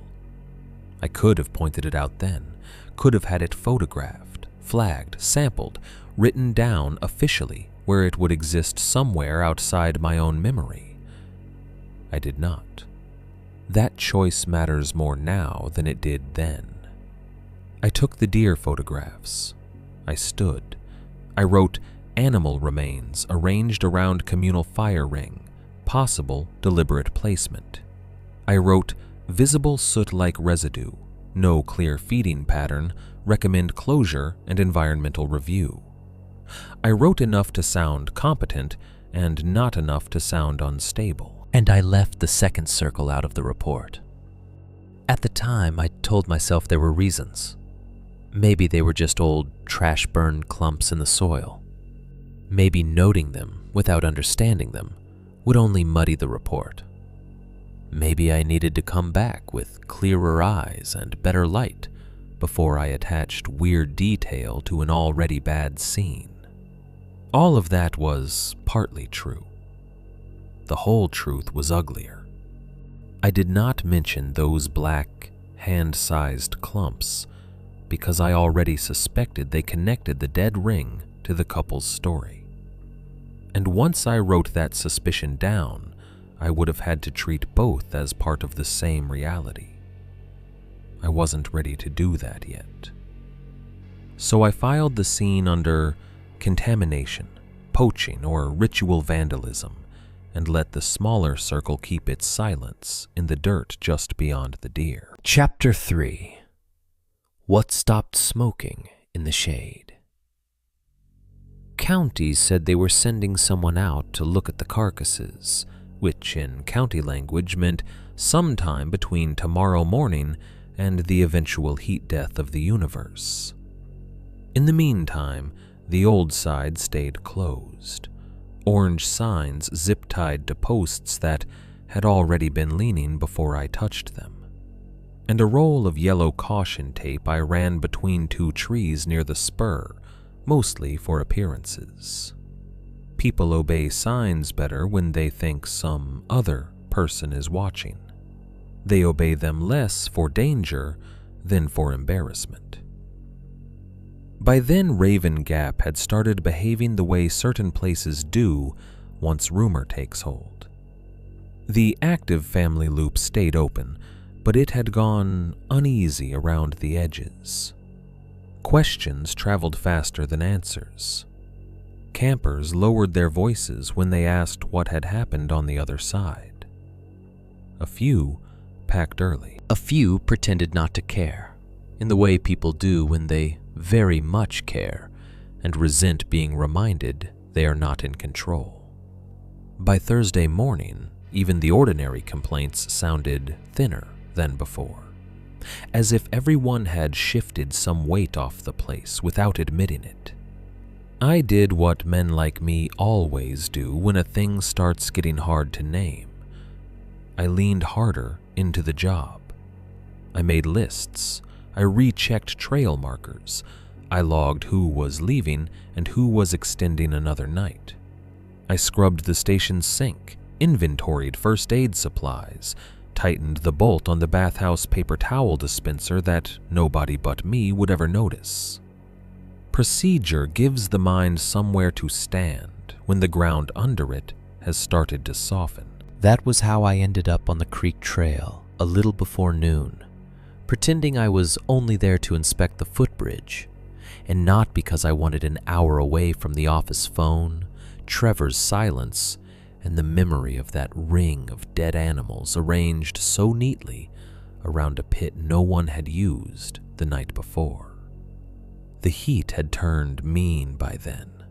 Not storm heat, not swollen and electrical, just a flat, hard summer pressure dropping through the trees and holding there. My shirt stuck between my shoulder blades before I had gone a quarter mile. Gnats worked at my face whenever I stopped moving. The creek itself ran low over stone, green-brown in the deeper pockets, bright where it thinned over gravel bars.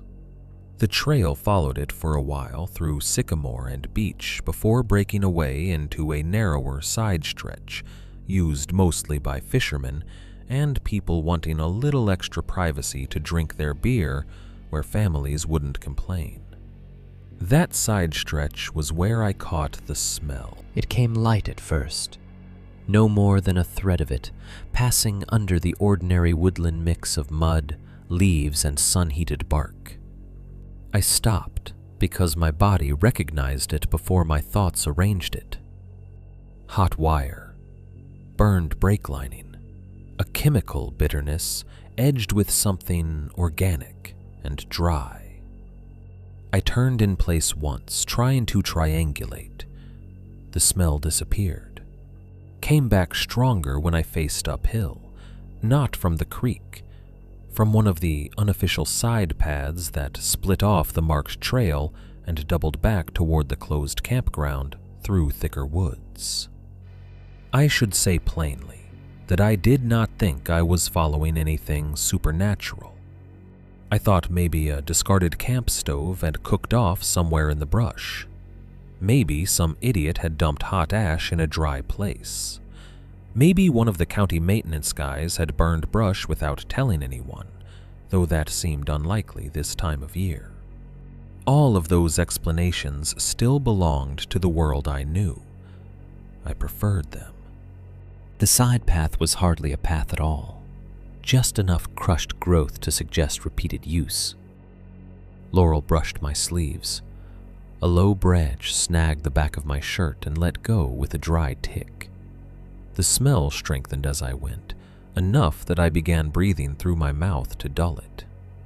Ahead, sunlight opened in a small oval where one old tree had come down long ago and younger growth had failed to fully close the gap. That was where I saw it. At first, I thought it was a burned stump section or maybe a trash bag someone had left and half covered with leaves.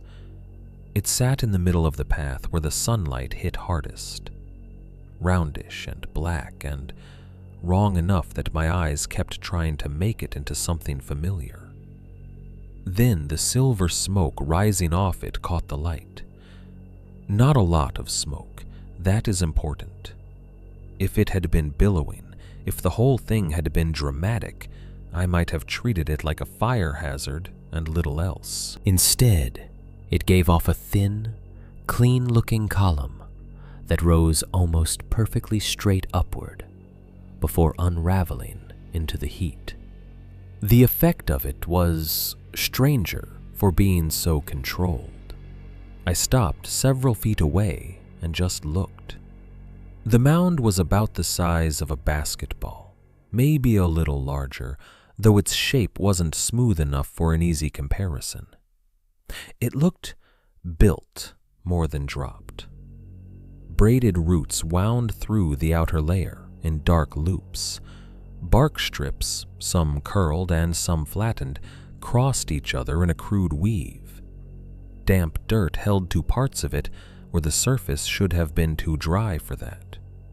In other places, there was black matter, glossy enough to look greasy, as though something inside had softened and bled toward the outer layer without ever becoming liquid. Thin white fragments showed through, here and there, not enough to identify, just slivers or chips caught in the mass like shell in tar. The smell stung harder up close. I crouched, then stood again immediately because the smoke hit my eyes and throat with absurd force for something so delicate looking. It made my eyes water at once and left an acrid taste high behind my nose. I took 2 steps back, blinked hard, and told myself I was looking at some kind of composting animal nest. Maybe a hornet's structure burned and collapsed, maybe dumped brush treated with something industrial. Every explanation I reached for slipped the second I laid it against what I was actually seeing, because what I was seeing was a black, fibrous bundle smoking only where the sun touched it. I tested that thought the way any practical man would. There was shade less than 3 feet away, cast by a young oak at the edge of the path. I found a dead branch, changed my mind because it was too brittle, then used the toe of my boot instead. The mound gave under the nudge with more weight than I expected. Not heavy exactly, but dense. It rolled once, maybe 1.5 feet, from full sun into the first strip of shade. The smoke stopped instantly. Not faded, not slowed. Stopped. I stared at it so long my eyes started watering again from the ghost of the smoke alone. The black thing sat there in the dirt, with roots and bark and white fragments showing through, no longer venting anything at all. The patch of sunlight it had occupied still shimmered faintly with heat. The shaded patch where it now rested looked ordinary. That was the first moment in the whole Raven Gap business when a part of my mind gave up trying to force the world back into shape. Not all of it, just a part. This is not how anything natural works, I thought. The sentence arrived whole and unwelcome. I didn't touch the mound again. Instead, I took photographs from 3 angles, marked the spot in my field notebook by trail reference and rough distance from the creek split, then backed down the path and returned to the station at a speed just quick enough to irritate me if anyone had pointed it out. Trevor was behind the bathhouse replacing a busted latch when I found him. Sweat had darkened the collar of his shirt, and one side of his beard stubble where he kept wiping his face with the same hand. He listened while I described it, but the further I got, the flatter his expression became. "A smoking black ball," he said. "A bundle, not a ball, and it stopped the second I rolled it into shade." He squinted at me like he wasn't deciding whether I was joking so much as whether I believed myself. "And you didn't bag it? With what, my bare hands?" Fair point. I grabbed a shovel, an evidence bag, and one of the orange survey flags from the shed. Trevor took another shovel without being asked. Neither of us said what we expected to find when we got back. I think I assumed it would still be there and would force the matter cleanly, one direction or the other. Either I would find some explainable object behaving in a way I had misunderstood, or I would not.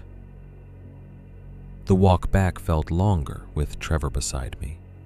He talked once, briefly, about some raccoon complaint in the family loop, but his tone had no real interest in the words. Mostly we walked in the heat and heard our boots on the dirt and the creek off to our left where the trail bent away from it. The path opening came into view. The sunlight was still there. The bundle was not. I stopped so hard Trevor almost ran into me.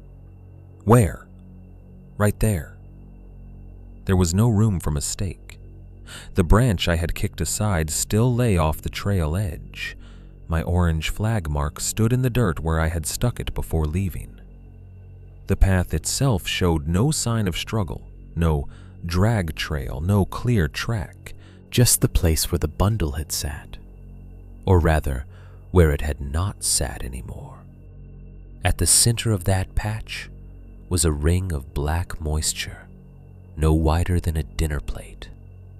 The dirt there looked darkened, as if something wet had sweated out of the ground or down from the object and then failed to soak in. It had a defined edge, too clean to be natural splash or runoff. The center was nearly black. Around it, the soil faded back into ordinary, dry brown. Trevor crouched first. "Well," he said after a second, "that's cheerful." I said nothing because I was looking at the center of the ring. Something pale lay there, curved and small enough to miss if you were searching for the larger object that should have occupied all your attention. At first glance, it looked like a pebble or a bit of shell. Then I knew it was neither. I crouched beside Trevor and reached toward it before remembering the gloves, swearing softly, then pulling one from my back pocket and slipping it on. The thing came up between my thumb and forefinger with almost no weight. It was a tooth, small, curved slightly, root short, crown worn smooth on one side and sharper on the other. Trevor leaned in. Animal. Maybe. He held out the evidence bag. "Stick it in there." I did not. I wish I could tell you that some strong instinct stopped me, some clean recognition that this one object mattered differently from the others. The truth is messier. I slipped it into my shirt pocket instead, because I wanted to look at it later, without Trevor dismissing it in front of me first. That is the kind of small, selfish decision that seems meaningless until afterward. Trevor saw me do it and frowned. "You collecting souvenirs now?" "I'm collecting a better look. Looks like raccoon or fox or something." "Maybe." He touched the black ring with the edge of the shovel blade and lifted a little of the damp soil. The smell came up at once. Same bitter, hot metal stink, as if the moisture itself held heat.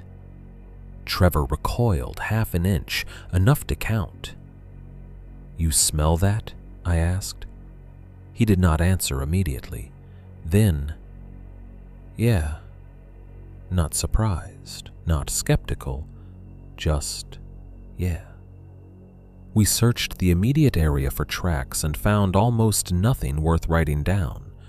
A few scuffed leaves, one broken stem too fresh to have happened the day before. No drag marks, no paw prints, no clear boot treads besides our own. Whatever had removed the bundle had done it in a way the woods chose not to document for us. Back at the station, Trevor put the black soil sample in a temporary fridge bag and wrote up the location under possible contamination source.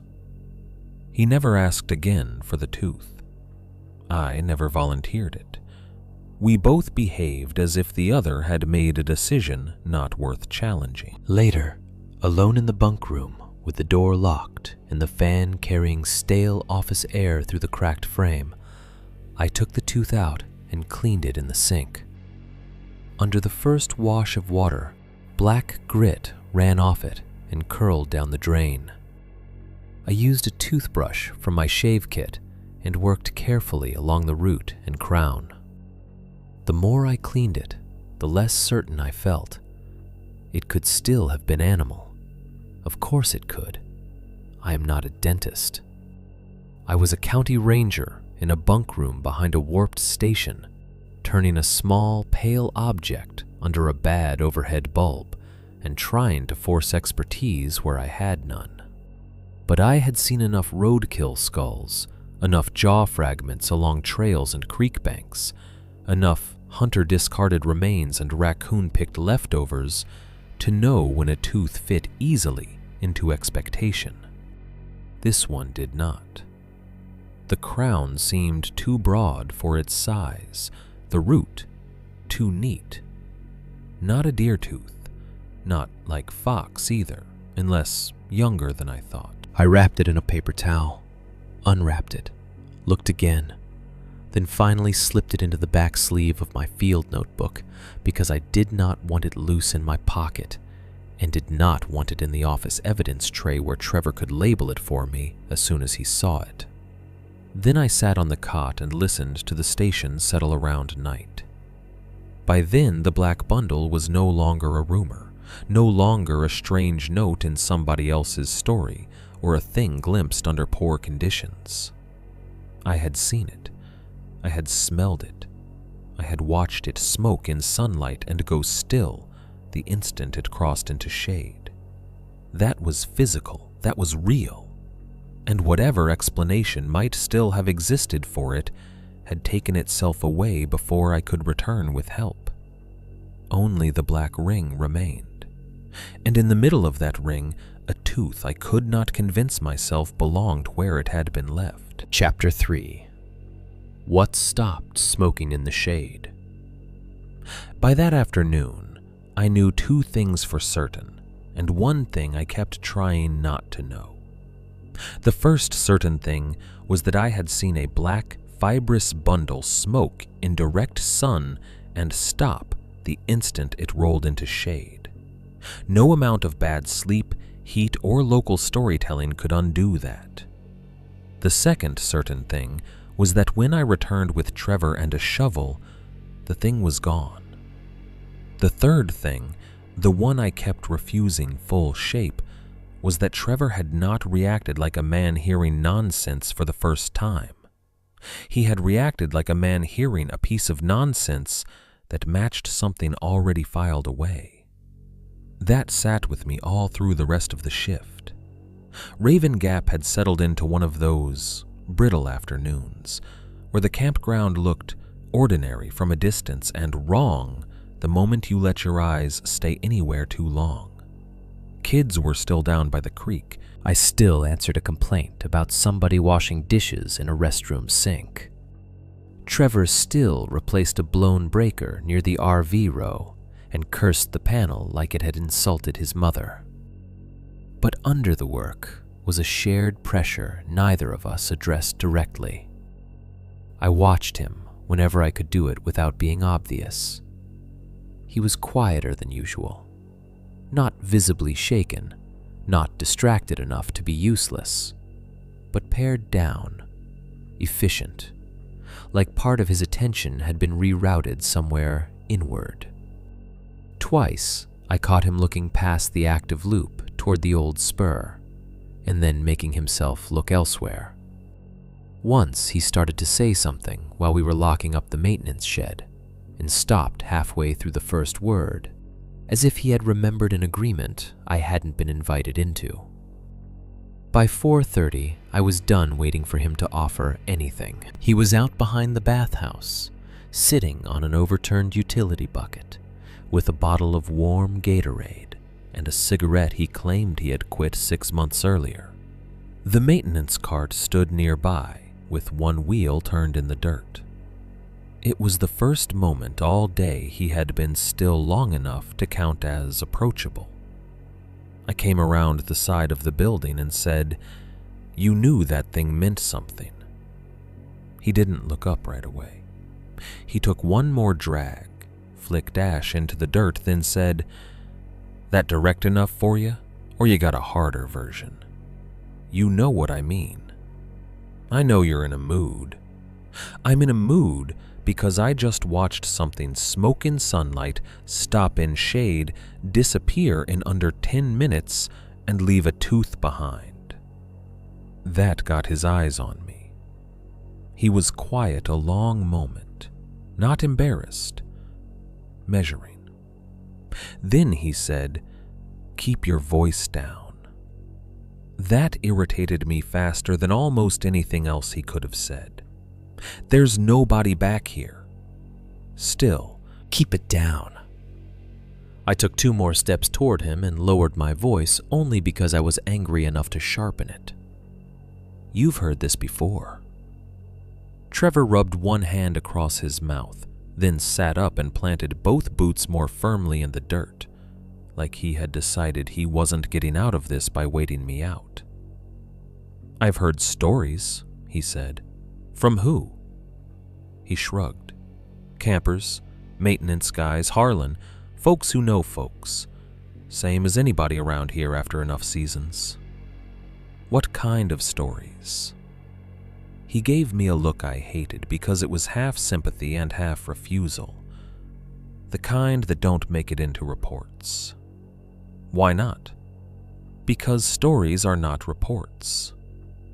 I laughed once at that without humor. "That's your official training?" "That's county reality." He stood then and crushed the cigarette under one boot heel.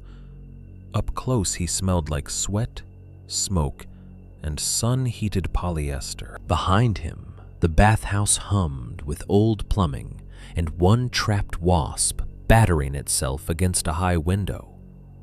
"The county hates liability," he said. "It hates weird rumors even more. Liability you can insure.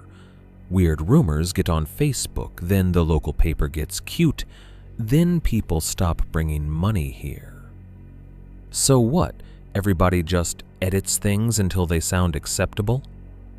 He spread one hand a little.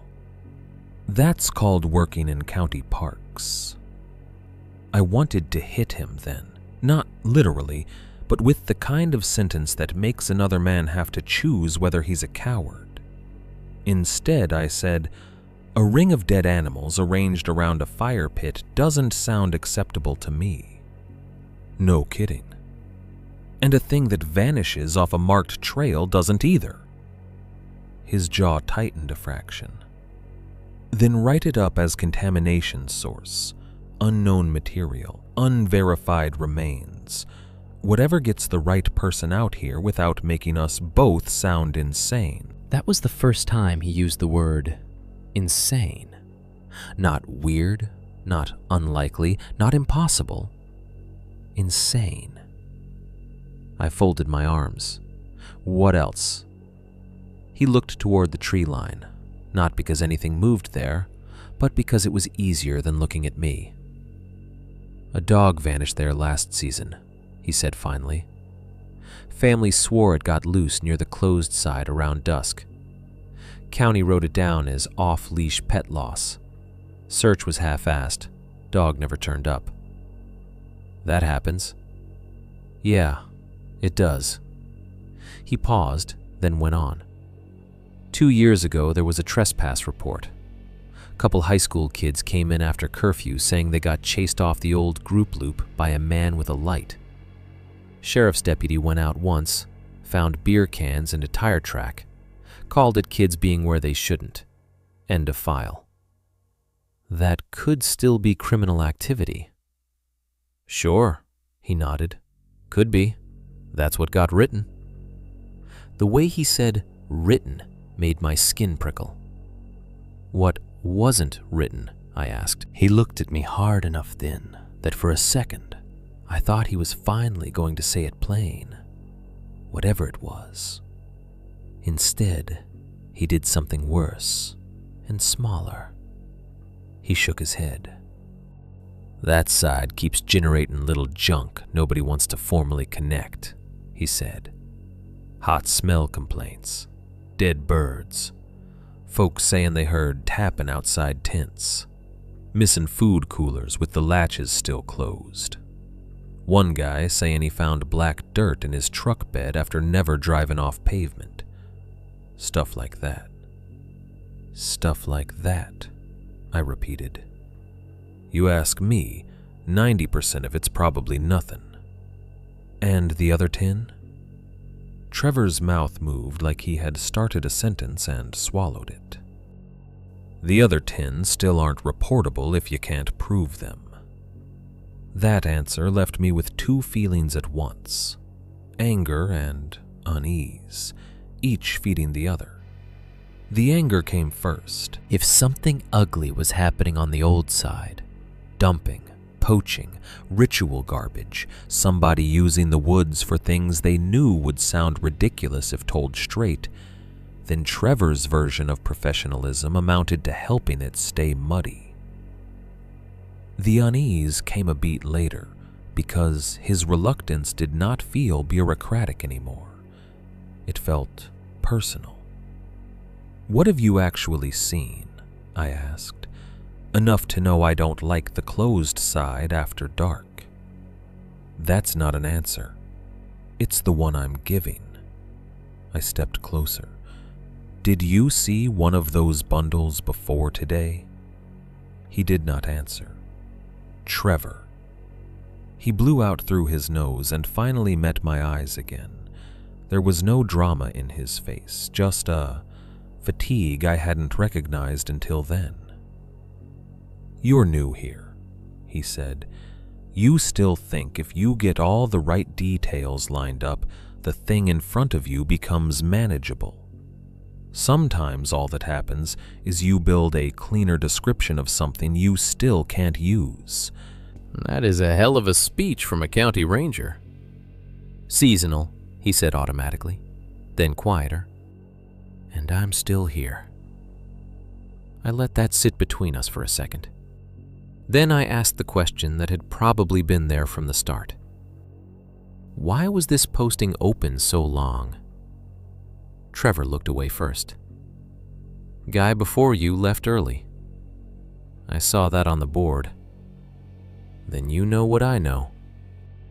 Why did he leave? No clue.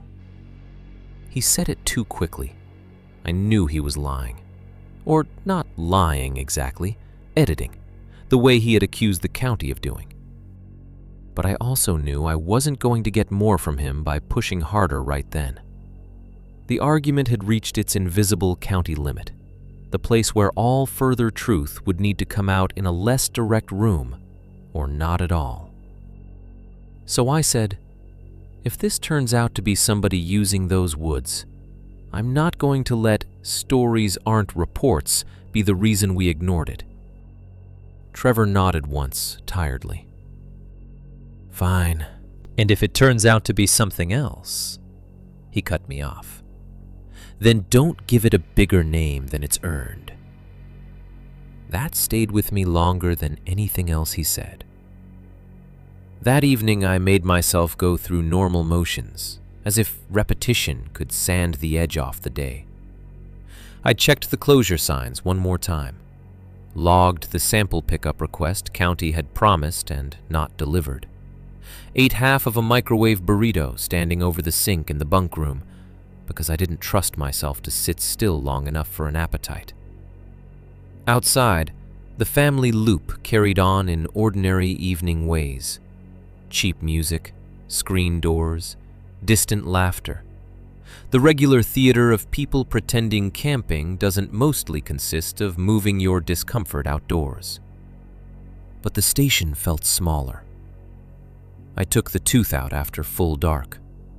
I had tucked it earlier into the back sleeve of my field notebook, then forgotten where I'd put it for one hot, embarrassed second before finding it again. I locked the bunk room door, sat on the edge of the cot, and clicked on my flashlight instead of using the overhead bulb. The beam gave the tooth a cleaner shape than the sink light had. I turned it slowly in my fingers. Wrong shape for deer, I thought immediately. I knew deer teeth well enough to rule that out. Too broad through the crown for raccoon, unless some odd juvenile variant, and even then the wear pattern looked off to me. Fox didn't feel right either. Dog, maybe, but I had seen plenty of domestic and feral remains over the years, and the proportions still itched at me. Too small for adult human. That thought arrived uninvited and stayed. I wish I could say I rejected it at once. I didn't. I held the tooth in the flashlight beam and let that possibility sit there a little too long, until I was disgusted with myself for even entertaining it. Human was the kind of conclusion weak men jump to because it makes them feel like the horror has sharpened into something worth telling. I didn't want to be that man, so I built the alternatives again. Some juvenile animal I couldn't place. Some fragment made unfamiliar by heat or residue. Some shape made strange by wanting too much meaning too soon. I almost got up and threw it in the station trash right then, just to prove I could refuse the lure of it.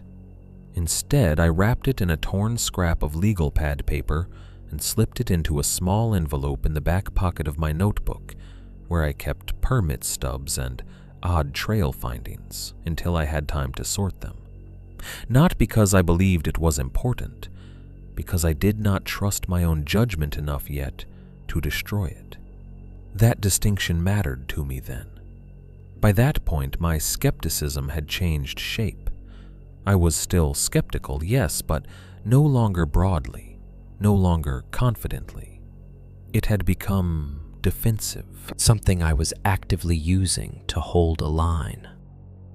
The real danger is criminal human activity, I told myself while I sat there in the dim bunk room with the flashlight cooling in my hand.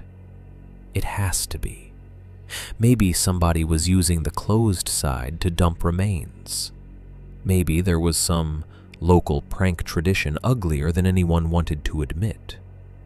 Maybe a poacher had developed an interest in staging scenes for attention and relied on the county's fear of looking foolish to keep operating. Maybe several different things were happening at once, and the campfire folklore around them had begun fusing into one harder-to-fight story. That all remained possible. I needed it to remain possible. The night deepened around the station while I sat there making those arguments to myself.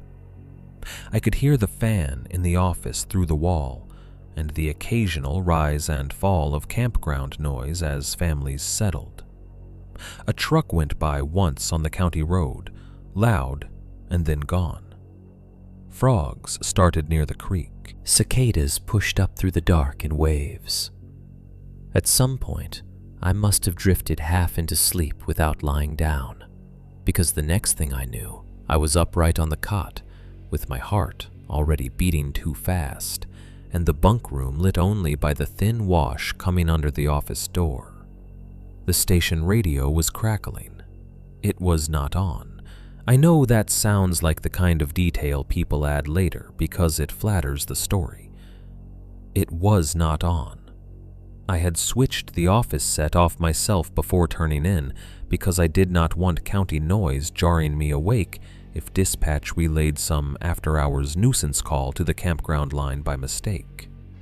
Still, through the wall I heard the speaker crackle softly, then harder, then settle into one thin wash of static. I stood, opened the bunk room door, and looked into the office.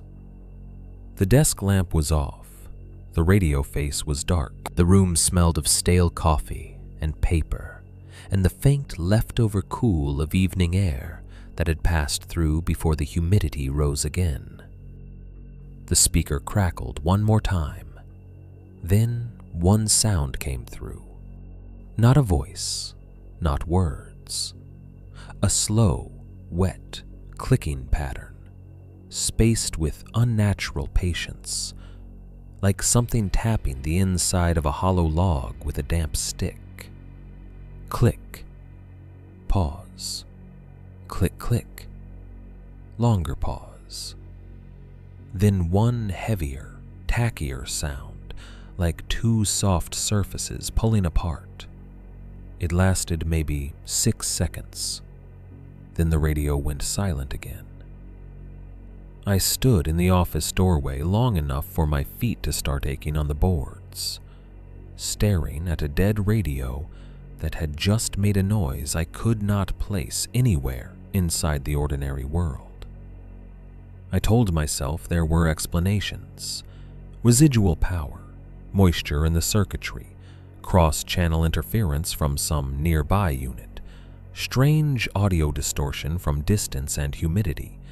All of that may even have been partly true, but none of it changed the fact that the sound itself had felt less transmitted than delivered.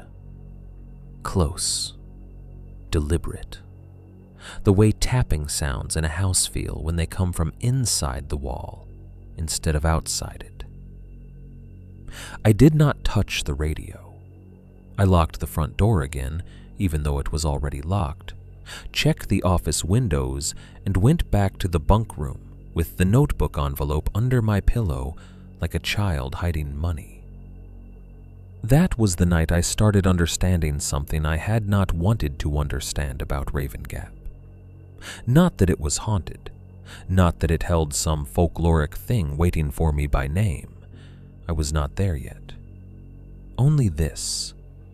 Whatever was wrong with the closed side had begun pressing against the edges of the station itself, and every explanation I kept offering in defense of the world was having to work harder to hold. Chapter 3. What stopped smoking in the shade? The family came in at dusk, right at that ugly in-between hour when campgrounds stop feeling public and start feeling temporary. I remember the light first. It had gone the color of weak tea, not fully dark yet, but already losing detail under the trees. The office windows were reflecting more than they showed.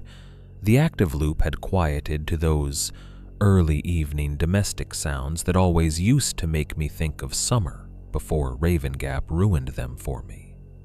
Pots clinking at camp stoves, folding chairs opening, somebody laughing too hard over a beer, the flat synthetic rip of a sleeping bag being shaken out.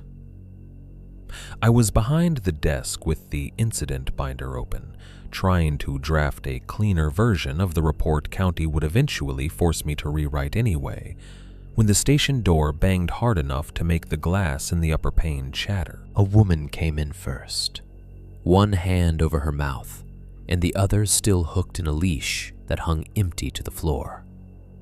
Behind her came a man in hiking boots and a damp gray t-shirt, dark under the arms with sweat. He had one of those broad, healthy faces that would have looked younger if it weren't stretched tight by fear. A boy of maybe 10 or 11 stopped at the threshold and didn't come inside at all. He just stood there in the fading light with both fists knotted in the hem of his shirt and looked past me as if he expected the thing they had lost to step into the room before I could answer any question. "Our dog got loose," the man said, Please tell me somebody's found him." The woman made a sound then, not quite crying and not far from it.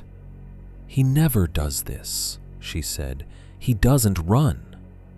There are certain emergencies in public campgrounds you learn to sort by the first 15 seconds. Missing kid, moved fast. Medical, faster. Fire, no thought at all. Dogs sit lower on the ladder, harsh as that sounds, because dogs usually come back or turn up chewing somebody else's hot dogs by morning. I should have treated it like that. Instead, something in the way they stood there got under my skin immediately. Not just panic, shame too. The father angry at himself for having lost control, the mother already building guilt around a disaster not yet confirmed. The boy outside trying hard not to cry because whatever was gone mattered enough to make him feel watched by his own fear. "What kind of dog?" I asked, though I already had a guess. "Malamute," the father said. "Big gray and white male, blue collar, name's Ranger." The name hit me wrong, for reasons too stupid to admit then. "He took off where?" "Creek Trail split," the father said. "We were just walking him before dinner. He stopped, started pulling toward the trees, then just..." He made a helpless gesture with both hands. "I don't know. It was like he locked on to something," the mother said. "He wasn't barking normally." I looked at her. "What do you mean?" She swallowed. "Not excited, not chasing a squirrel barking. It was..." She shook her head and gave up on the sentence. "Wrong." The boy finally spoke from the doorway. "He was scared." Nobody corrected him. That decided it for me more than the parents had. Kids say things too plain when adults are still arranging their fear into language. Trevor had gone to the far side of the family loop to deal with a generator complaint. I could have radioed him and made it a 2-person search. I should have, maybe. Instead, I grabbed my flashlight off the desk, took down the station keys, and told the father, "You come with me. Your wife and son stay here in case he circles back." The mother wanted to argue, but did not know with which part of the plan. The father only nodded once, already turning toward the truck, as though movement itself might make the difference. We did not take the truck far. It was easier to cut in from the active side and work the lower trails on foot than to loop around and lose time. By then the evening had reached that exact Appalachian shade of dim, where the woods are not dark yet, but have already begun hiding their depth. The trees kept the last of the sky from us. Heat still clung low to the ground, but underneath it was that small temperature drop that comes before full night, enough to wake every smell in the soil. The father's name was Ben. He told me that in the first 30 yards, maybe because saying his own name made him feel less like one more panicked camper in front of local authority. He and his wife were from North Carolina. Their son had saved for half the camping gear himself. Ranger was 6 years old, well-trained, never aggressive, and had never once slipped a leash before. "He loves people," Ben said as we passed the last numbered site marker. "He's a big baby, honestly. If he saw another dog, maybe, but there wasn't one." I did not answer that. My attention had already gone to the woods. Tense is a weak word for how they felt. The marked creek trail crossed ordinary, family campground terrain at first, packed dirt, roots exposed by too many sandals and cheap hiking boots, a few low lantern glows behind us from occupied sites. But once we passed the bend where the trail narrowed and the active loop could no longer be seen between trunks, the atmosphere changed in the way I had come to dread at Raven Gap. Not silence, not fully, more like an old withholding, as if the woods had entered a different mode and were deciding how much they needed us to hear. We called the dog's name every 20 or 30 seconds. Ranger! Ben did it louder than I did, putting force into it he probably thought would sound comforting to the dog if the dog could hear him. My own voice felt swallowed almost immediately each time it left me. No bark came back. No movement. The flashlight beam made what flashlight beams always make in trees. False tunnels, bark shocks, branch shadows that resemble things your body recognizes before your mind does. I kept the beam low. Better to catch eye shine or movement at animal height than waste it on trunks. We worked downhill toward where the father said the dog had pulled hardest. The smell of creek mud rose faintly from one side. Somewhere farther off, an insect chorus kept trying to begin and failing to hold. "Do you get bears here?" Ben asked suddenly. "Black bears," I said, "usually not near the active loop unless somebody's been feeding trash." He was quiet a second. "Would a Malamute chase a bear?" "A dumb one. Ranger isn't dumb." That made me glance at him. He meant it seriously enough that I did not insult him by saying otherwise. Another 50 yards and the trail gave way to a more broken stretch, where a fisherman's side path split off through laurel and young oak. The ground there showed disturbed leaves, though not enough to read anything useful. Ben crouched once near the edge and touched a bent stem. He went this way. How can you tell? The leash burned my hand when he pulled. He held up his palm. In the flashlight beam, I could see a raw red line across the base of his fingers. He dragged me half a step before it slipped. There are moments in a search when hope gets worse than fear, because hope keeps you moving toward whatever caused the loss in the first place. We followed the broken stems and pushed through the side path. The air felt older there. I know how that sounds. I hated the thought as soon as it formed, but there was no cleaner phrase for it. Not musty, not rotten, not simply still. The kind of old a place acquires when growth has had too long to build over use, and something under the leaf litter has gone on being itself without interruption. We called again. "Ranger!" This time an answer came, not a bark. A crashing in the brush ahead and to the right, sudden and violent enough that both of us stopped cold. Branches whipped, leaves snapped. Something large was forcing its way through the undergrowth with no attempt at stealth. "Ranger!" Ben shouted and took 2 steps forward. The dog burst out of the brush and nearly hit him chest first. Even prepared for a big animal, I flinched. The Malamute was huge in that failing light, all dirty white and wolf-gray fur and terrified momentum. He was limping hard on the front left leg. One ear had a split near the top, not torn off but cut open enough that dried blood had clotted in the fur. His chest and neck fur were matted dark. His eyes looked bloodshot and so wide they hardly seemed to belong to the same dog. Ben dropped to his knees on instinct and got both arms around the dog's shoulders. "Jesus Christ, buddy!" Then he recoiled. Not all the way, just enough to pull one arm back and stare at his own hand in the flashlight beam. It came away streaked with a black-red smear. The dog's chest fur was soaked with it, not wet enough to be fresh blood alone, sticky, thinner in some places, grainy in others. Soot mixed through blood, or blood mixed through soot. The distinction mattered less than the wrongness of the texture.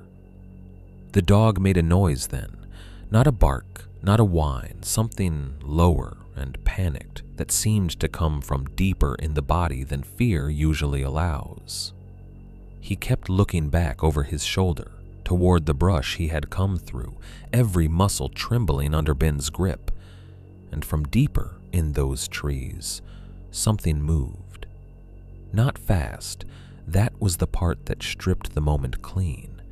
If it had rushed us, if branches had started exploding and undergrowth flattening in one obvious charge, I might have answered with motion instead of recognition. But what came from deeper in the woods was slower than that. Brush shifting with weight behind it. A push, then a drag, then one loud dry crack, like a thick branch twisting until the inside fibers gave. Then stillness. The dog froze so hard his claws skidded in the leaves. Ben looked at me. I don't remember what my face was doing, only that I knew it had changed enough for him to understand before I said anything. I raised the flashlight and swept the beam toward the sound. Ben did the same with his phone light. For 1 second, maybe less, we caught it between two trunks.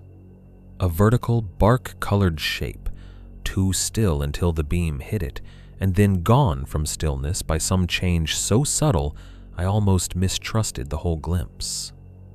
It was too tall to take as a man standing naturally in that patch, narrower than a man through the middle, but higher, the shoulders wrong, not broad, not sloped, just set in a way I could not make fit the human skeleton in my head.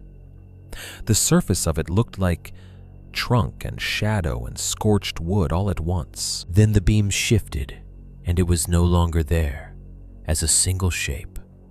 Just trees again, dark and overlap and bark. Ben whispered, "What the hell is that?" I did not answer, because at that exact second, the smell reached us. Hot metal, burned wire, a bitter electrical tang carried under the leaf mold and damp soil. So strong this time that it made the back of my throat tighten. The dog screamed.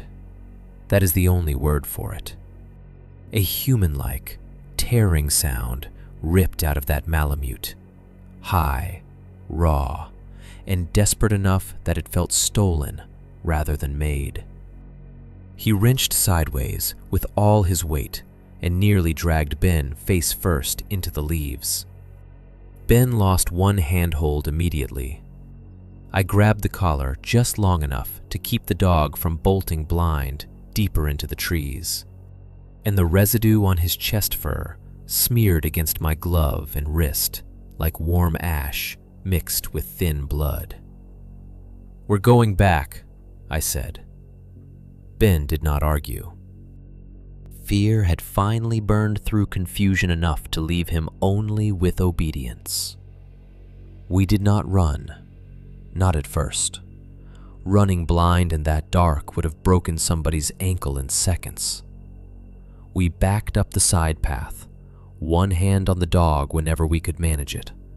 Both lights aimed toward the trees until the brush gave way enough that the marked trail reappeared. Behind us, I heard no charge, no crashing pursuit. Once, maybe 30 feet back and to the left, I heard another of those dry little crackling sounds. But by then, it was almost worse that whatever had been there did not press the advantage. It felt less like escape than release. The dog fought us all the way to the main trail. Not to break free toward the woods, to get away from them. Every time Ben tried to slow, the Malamute threw his weight forward with a kind of frantic strength only fear gives animals. Twice he looked over his shoulder and gave a low, ragged growl toward the dark. Once he made that same half-human sound in his throat and snapped at empty air, as if whatever he smelled was close enough to bite without us seeing it. By the time the station lights came into view through the trees, all three of us were breathing like we had run farther than we had. The mother met us halfway up the gravel, with the boy behind her. She saw the dog alive and made the kind of soft breaking noise people make in churches and hospitals and nowhere else. The boy dropped to his knees the second ranger came within reach, and the dog all but collapsed into the contact while still trying to face the tree line at the same time. I took over then, in the practical way the job allowed, told them to bring the dog under the porch light, got the first aid kit, checked the leg, which looked twisted or bruised, but not broken, flushed the cut ear. The chest fur looked worse under bright light. The black-red residue had dried in some places and stayed tacky in others. There was blood there, yes, but less than it had looked in the woods. More of the volume was black matter, fine grit and soot mixed with whatever fluid had stuck it together. It clumped in the white fur and left my glove dirty with every touch. The family kept asking some version of the same question. What happened to him? I gave them the only answer I had that would still leave them capable of driving away under their own power. He got into something out there. You need to take him to an emergency vet tonight. They did. They packed within 20 minutes and left before full dark, the mother crying once in the passenger seat while the boy held the dog in back. Ben shook my hand before he got in the truck, but he was looking past my shoulder toward the woods as he did it. After their taillights disappeared down the county road, I went back under the station porch light and looked at the smear left on my glove where I had grabbed the dog's chest. It wasn't just soot and blood. Mixed into the fur were tiny, pale slivers no bigger than wood splinters. I thought bark at first, or brittle thorn fragments from the brush. I pulled one free with tweezers from the first aid kit and held it up under the light. Too light for bark, too hard, porous at one broken end. Bone. Not a whole fragment anyone could identify, just tiny slivers tangled in the chest fur where the dog had forced himself through whatever he had escaped. I stood there a long time with the tweezers in my hand and the porch light buzzing overhead, listening to the campground settle into night around me. By then I had seen enough to stop pretending Raven Gap's problem was only rumor, only nerves, only county neglect wearing an ugly mask. Something had been in those trees with that dog. Something that smelled hot, moved like wood under strain, and had touched him closely enough to leave blood, soot, and bone in his fur. And for the first time since taking the job, I no longer thought the closed side was just a place people had stopped maintaining. I thought it might be a place something else had not. Chapter 4. The county kept stalling. County called just after 10 the next morning to tell me they were still coordinating a response. That was the phrase the woman used, bright and practiced in the way people sound when they are reading from their half of an inconvenience. Coordinating a response. Not sending a truck, not dispatching environmental assessment, not putting a body in a county seat and driving that body to Raven Gap to look at a fire ring full of arranged carcasses and a trail-side phenomenon I had still not figured out how to describe without sounding unstable. Coordinating. I stood behind the office desk with the phone pressed too hard to my ear and looked out through the station window toward the tree line as she talked. Morning sun had baked the gravel pail. The family loop looked harmless from there. Someone had hung a beach towel over a lantern post to dry. A kid in oversized flip-flops was dragging a stick through the dust by the bathhouse. The county truck sat where I'd parked it the night before, red dust dried in fan patterns over the hood. Everything visible looked ordinary. That, more than anything, was beginning to wear on me. "How long?" I asked. "Shouldn't be much longer," she said. "That isn't a time." "I understand your frustration, sir." "No," I thought. "You understand a call script." I forced myself to keep my tone flat.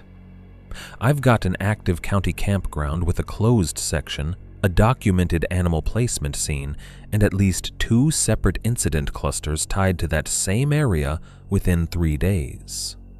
I need to know whether I'm preserving evidence, cleaning contamination, or waiting for somebody who isn't actually coming." The woman put me on hold.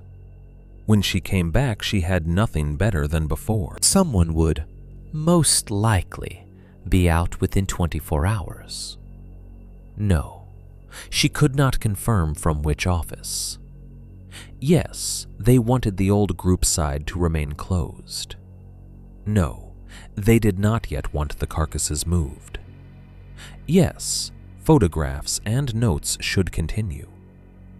No, she could not advise further on non-standard material until the proper department reviewed the file. When I hung up, I stood there with my hand still on the receiver a second longer than necessary, and felt something heavy and familiar settling into place. Institutions love vagueness when vagueness protects them. That was not new to me. I had seen enough county work to know how a thing gets blurred when no one wants to own it. But there was a difference between ordinary bureaucratic drag and what was happening at Raven Gap. Ordinary drag still behaves like delay. This felt closer to aversion. Trevor got pulled out around noon. He took the call on his personal phone out by the maintenance shed, one hand covering his other ear because the cicadas had started up hard in the heat. I could tell from his face before he came back inside that it was real, or real enough. Something with his sister. Something involving a kid and the emergency room in Christiansburg. He packed up in the clipped, distracted motions of a man already driving somewhere else in his head. "You good here till tonight?" he asked, though it didn't sound like he wanted the answer. "I'll survive." He nodded once, hesitated, then picked up his keys again. "Keep the old side shut. If county comes, stall him at the office till I get back if you can." That sounds like the opposite of helpful. His mouth twitched in a way that wasn't almost a smile. You know what I mean. I did, though I wasn't sure I liked that I did. After he left, the station seemed to enlarge and empty at the same time. Empty buildings do that, when you know one other person should be in them and isn't. The office fan sounded louder. Paper shifted more audibly under the vent. Every small creak from the back hall became either plumbing or imagination, and I had started to distrust the difference. By 1:30, the campground had gone into its hot weather lull. Families were down by the creek or hiding inside trailers with battery fans humming. The bathhouse concrete gave off the smell of sun and bleach. Even the birds had thinned out into occasional single notes rather than full sound. I was alone, angry, and too wound up to sit still. So I started pulling binders. There was a particular smell to old incident files in county buildings. Dust, paper glue, coffee, and the dry animal scent of cardboard after too many summers in rooms without proper climate control. Raven Gap's binders had that smell in layers, Some of them were labeled cleanly. Others had tabs rewritten 2 or 3 times in different hands. A few had loose incident sheets jammed in sideways where no one had cared enough to file them properly. I set 3 years' worth on the desk first, then added 2 more because by then momentum had taken over. I told myself I was looking for administrative context. That was true, but not complete. What I really wanted was shape. If this was a criminal pattern, the paperwork might reveal when it started blurring. If this was a county neglect issue, records would show reroutes, closures, liability language, maybe sheriff calls. And if everyone around me, Harlan, Trevor, the old man in the RV, the waitress at the diner, had all inherited fragments of the same unease from somewhere older, then the binders were the most likely place for that somewhere to have accidentally left fingerprints. At first, I found exactly the kind of noise you'd expect: noise complaints, campfire violations, drunk and disorderly warnings, fishing permit disputes. One absurd 2-page write-up about a teenager trying to cook bacon on an overturned sterno can inside a tent vestibule. The ordinary stupidity of public recreation. Then, in the margins, the odd things began showing up. A loose dog complaint from last season, written in a careful, feminine hand by a ranger I had never met. Family at Site 14 reports Malamute mix slipped collar near Old Spur, approximately 8:10 p.m. Unsuccessful search before dark, dog unreturned as of 2300 hours. It was only 6 lines long, no follow-up sheet behind it, no resolution attached. 3 pages later, an item from late summer the year before that. Camper reports chemical smoke smell after rain near Creek Trail split. No visible fire. Area checked. Nothing found. Another. Food cooler missing from closed side turnout. Latch intact. Discovered 30 yards down slope. Contents untouched except puncture in butter tub. That one made me stop. I kept reading. A complaint about tapping outside a tent after midnight, listed as probable branch impact due to wind, even though the weather note on the same page said calm conditions. Another note, this one by someone whose handwriting slanted hard to the right, reading heard heat in the woods past old Groupside after dusk. The phrase had been underlined once, then circled in red pen by someone later with a notation beside it. Clarify? No clarification sheet followed. Heat in the woods. I sat back and rubbed one hand over my face. That was how the station felt now, full of phrases no one had wanted to become sentences.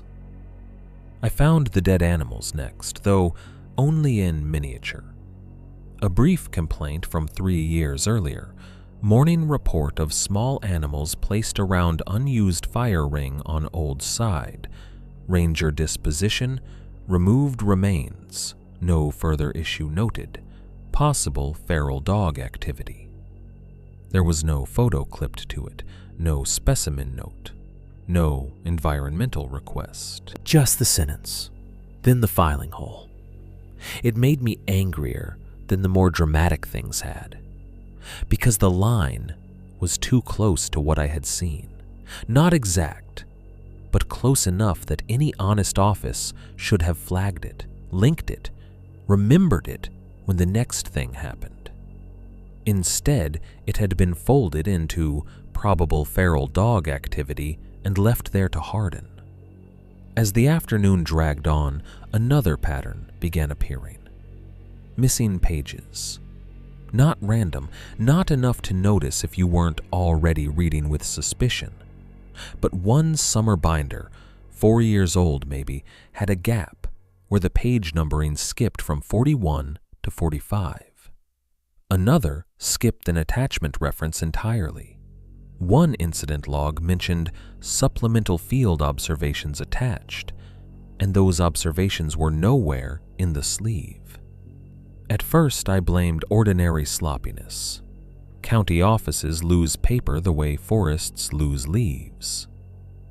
Then, I found the closure memo. It was typed on old county letterhead, the kind with the seal faintly crooked from repeated photocopying.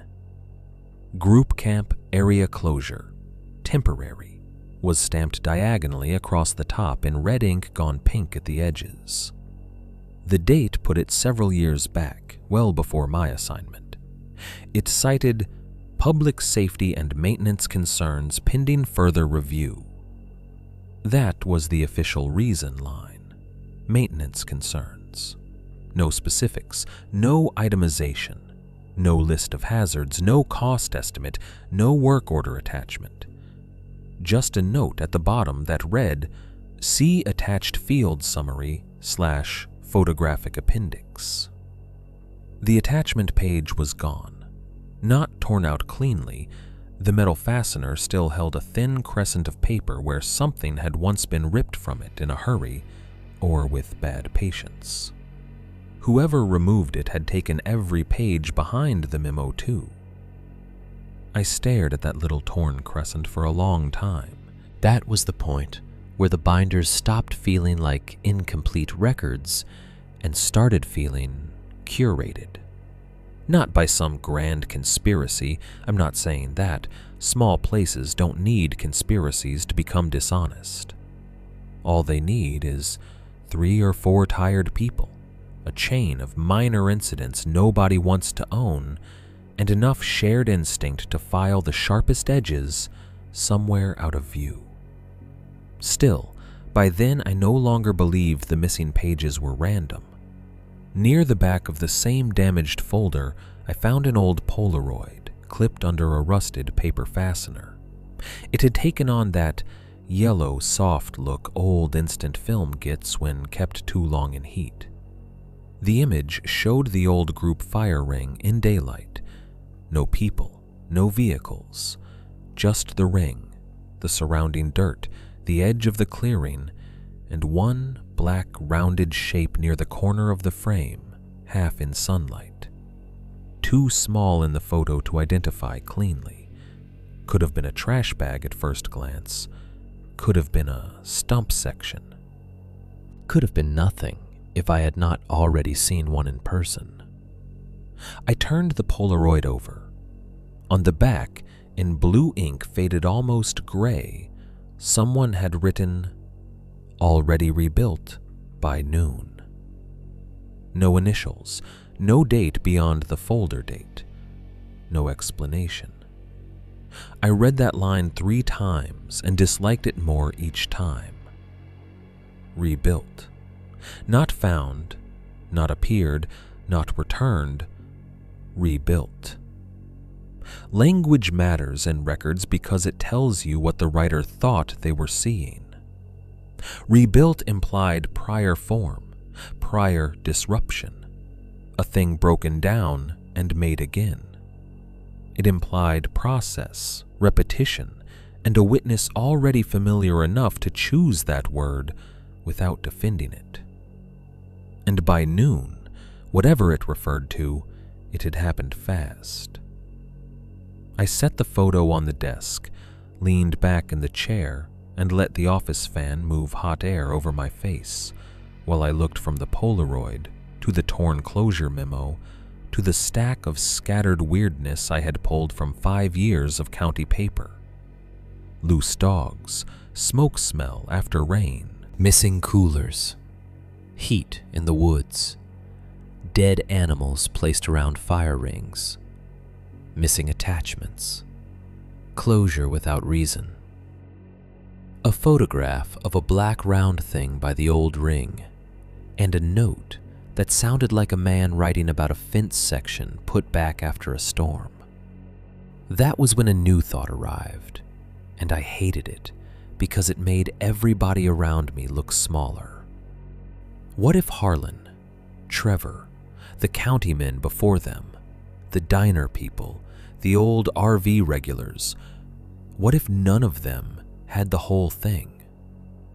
What if they had each only ever seen one piece at a time?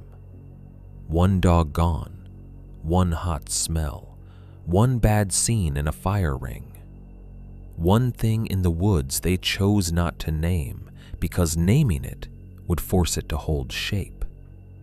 A place does not need everybody to lie for the truth to disappear. It only needs everyone to know a different fragment and decide their own fragment is not enough to make a fool of themselves over. That was the kind of understanding that does not comfort. It makes the walls smaller. By the time I heard the first footstep on the station porch, the light had already shifted toward evening. I jerked upright, hard enough to knock one binder half off the desk. For one absurd half-second, I thought County had finally sent someone, and I was almost angry at the thought of having to explain my little archaeology of neglect to a stranger in khakis and nitrile glows. But the porch step passed without a knock, then another, moving along the boards outside the office window. I held still and listened. The steps were ordinary enough, weight on wood, a pause, then a small creak near the far side of the porch where the old boards gave more than they should. Probably a camper. Probably somebody wanting directions, ice, a permit, the combination to some lock they had no right to need. Still, I turned the Polaroid face down before I went to the door. That may have been the first truly guilty thing I did at Raven Gap. Not because I had done anything wrong yet, but because some part of me already understood that what I was finding in those binders was no longer neutral information. It was inheritance. And inheritance changes the shape of a thing once you know you're carrying it. Chapter 4. The county kept stalling. I worked late that night because work was the only shape I still trusted. That sounds more noble than it was. The truth is, I did not want to be alone with my thoughts in the bunk room, and I did not want to lie in the dark replaying the Polaroid, the missing pages, the note on the back, already rebuilt by noon, until every quiet sound in the station turned into proof of something I still could not define. So I stayed at the desk after closing, a yellow legal pad in front of me, the old binders stacked open in little unstable towers, and the station shotgun leaned within arm's reach against the filing cabinet. I had not loaded it because I thought I was about to defend myself from a monster in the woods. I had loaded it because something about Raven Gap had shifted from disturbing to personal. And men like me answer that shift with tools before they answer it with belief. The office looked tired under the desk lamp. The rest of the station sat in shadow beyond that pool of light, corners flattening into brown paneling and old county furniture and the suggestion of door frames. The fan kept turning. Somewhere in the back hall, a pipe knocked once and settled. The radio on the desk sat dark and unplugged where I had left it. I made a point of noticing the unplugged cord. Outside, the campground had gone through its evening noises already. Supper clatter, the last kid arguments, one generator quitting with a cough.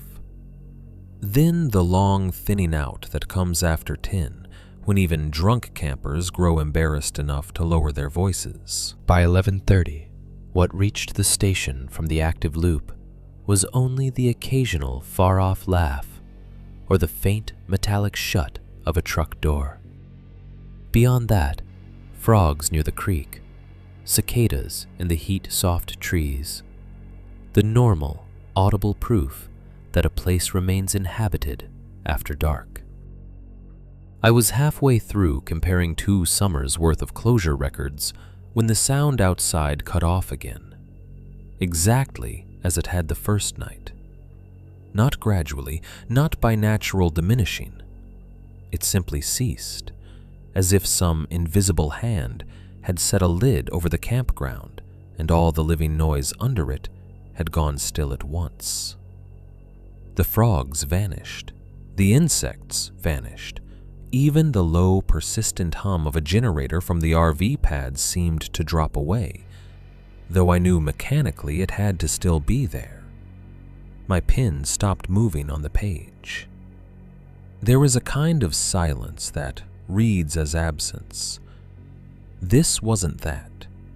This silence had pressure in it, completeness. The feeling not that sound had gone somewhere else, but that it was being held back from me on purpose. I did not look at the window. That was conscious. That was me making a decision and feeling ashamed of it in real time. Instead, I lowered my eyes to the legal pad, as if the list of missing attachments in front of me had suddenly become the most absorbing thing in my life.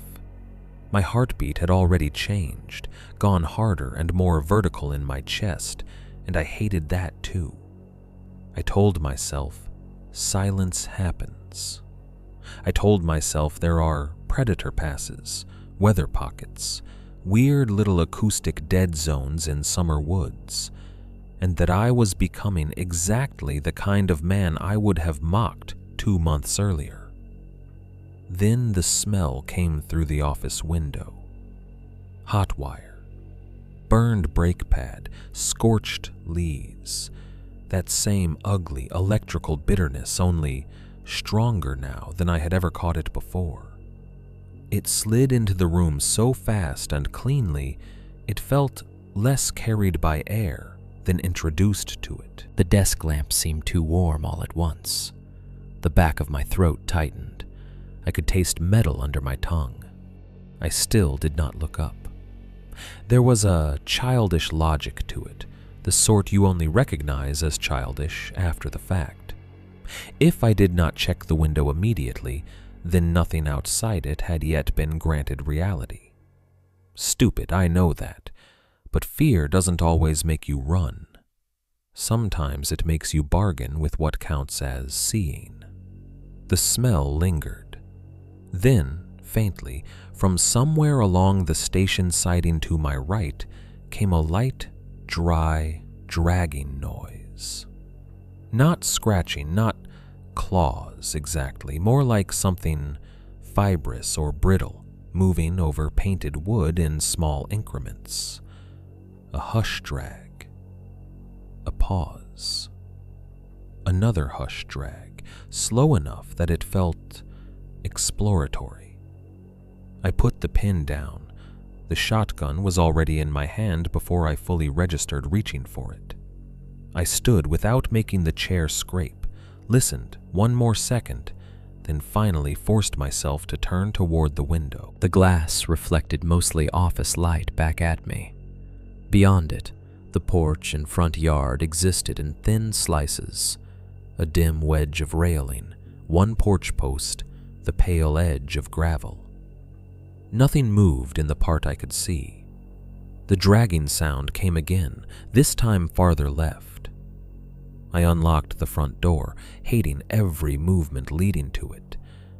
The smell sharpened at the threshold. I clicked on my flashlight with my free hand and stepped out onto the porch. Nothing. No person, no animal, no shadow in motion. The yard lay open and flat in the weak spill of the porch bulb and my flashlight beam. Beyond that was only the station lot, the black hulk of the Coke machine, and tree line, dense and ordinary and unreadable. The porch boards were warm again under my boots. That detail hit me so hard I nearly missed the smear. It streaked across the top rail near the left corner of the porch, black and wet enough to catch the beam in a dull shine. Not paint, not mud. Not the fluffy, dry ash of an ordinary fire pit. It looked dragged there by contact, a thick, oblong mark with a rough edge and a slight taper where whatever left it had moved off. I brought the light closer without touching it. The smell was strongest there. I remember a ridiculous thought flashing through me then. Some camper had carried a dirty grill pan by the wrong way and clipped the rail. A practical explanation arriving late and already knowing it was not enough. I checked the porch steps, the post, the gravel below. No obvious tracks, no dropped object, no visible source for the smear. Nothing moving in the trees. I went back inside and locked the door. All the motions after that felt deliberate to the point of theater.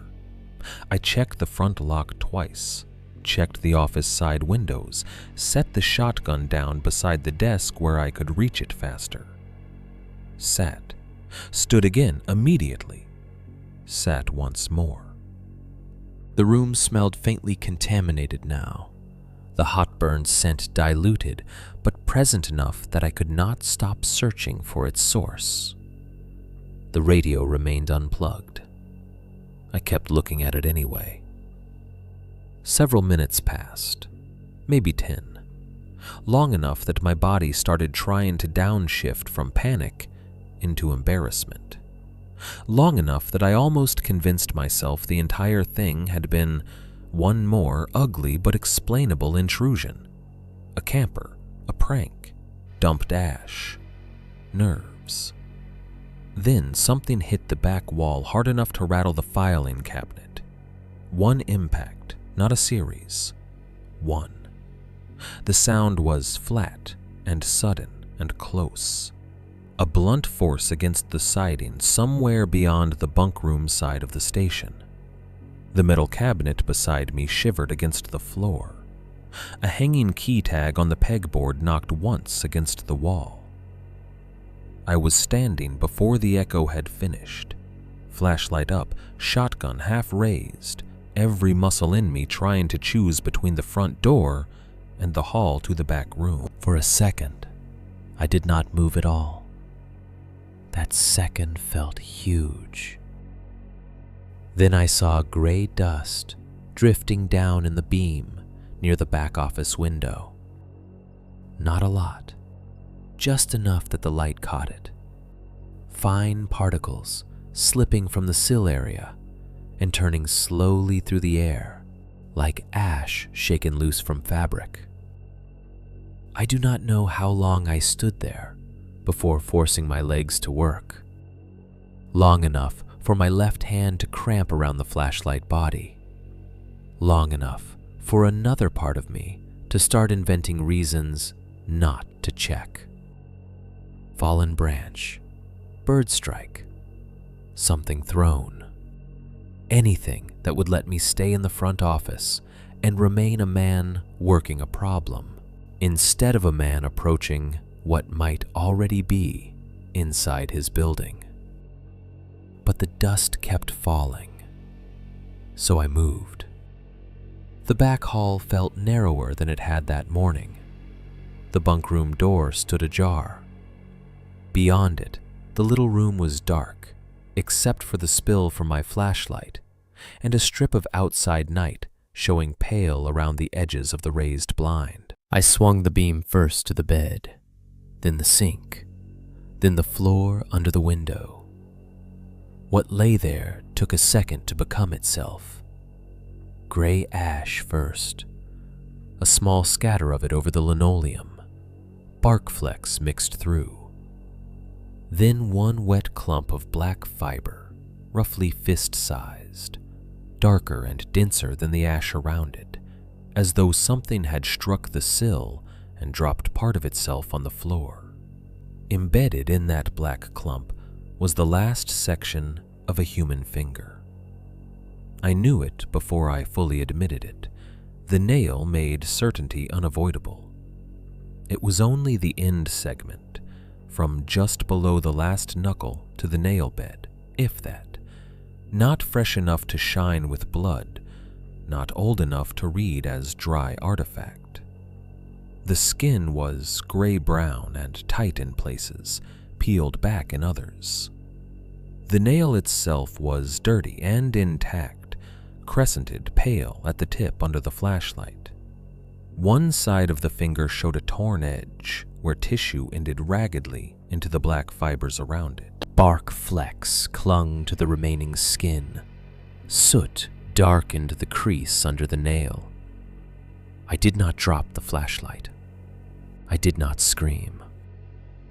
I think those are details people expect because they flatter the idea of terror as something dramatic. What I did was stand there, completely still, while my body tried to reject the fact before my mind could finish reading it. Then I backed out of the bunk room, hit the hallway wall with one shoulder hard enough to leave a bruise, and made it 3 steps toward the back door before I vomited into the sink instead because it was closer. That was worse than if I had made it outside. The station smell, old pipes, stale coffee, that bitter hot wire note now sunk into everything, came back up through my nose with the acid. I retched until there was nothing left in me but water and coffee and a pain under the ribs that made standing difficult. My eyes streamed. My hands shook so hard I had to set the shotgun down against the wall to keep from dropping it. When I finally did get outside, it was through the back steps, not the front. I needed air that hadn't passed through the room with the thing on the floor. The night behind the station was darker than the front, less spilled by any ambient campground light. The trees pressed nearer there. The utility line cut down one side through scrub and knee-high weeds toward a low patch of open dirt, where maintenance trucks sometimes backed in to unload mulch. I bent over the top step and spit until the taste changed. Then I straightened and saw the ground. At first I thought it was just trampled dust. Then the flashlight beam steadied. The dirt below the back steps bore a shallow line pattern, unlike any footprint I recognized. Not one print, not a trackway exactly, more like a place where something had stood just out of the spill of porch light and shifted its weight over and over without fully leaving. Thin, parallel drags. One deeper crescent. A compressed patch where several lines overlapped. Nothing clean enough to cast or identify, but enough to suggest duration. Whatever had been there had not simply passed by. It had waited.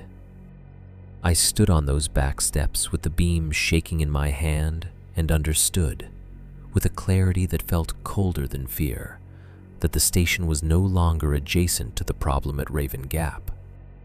It had become part of it.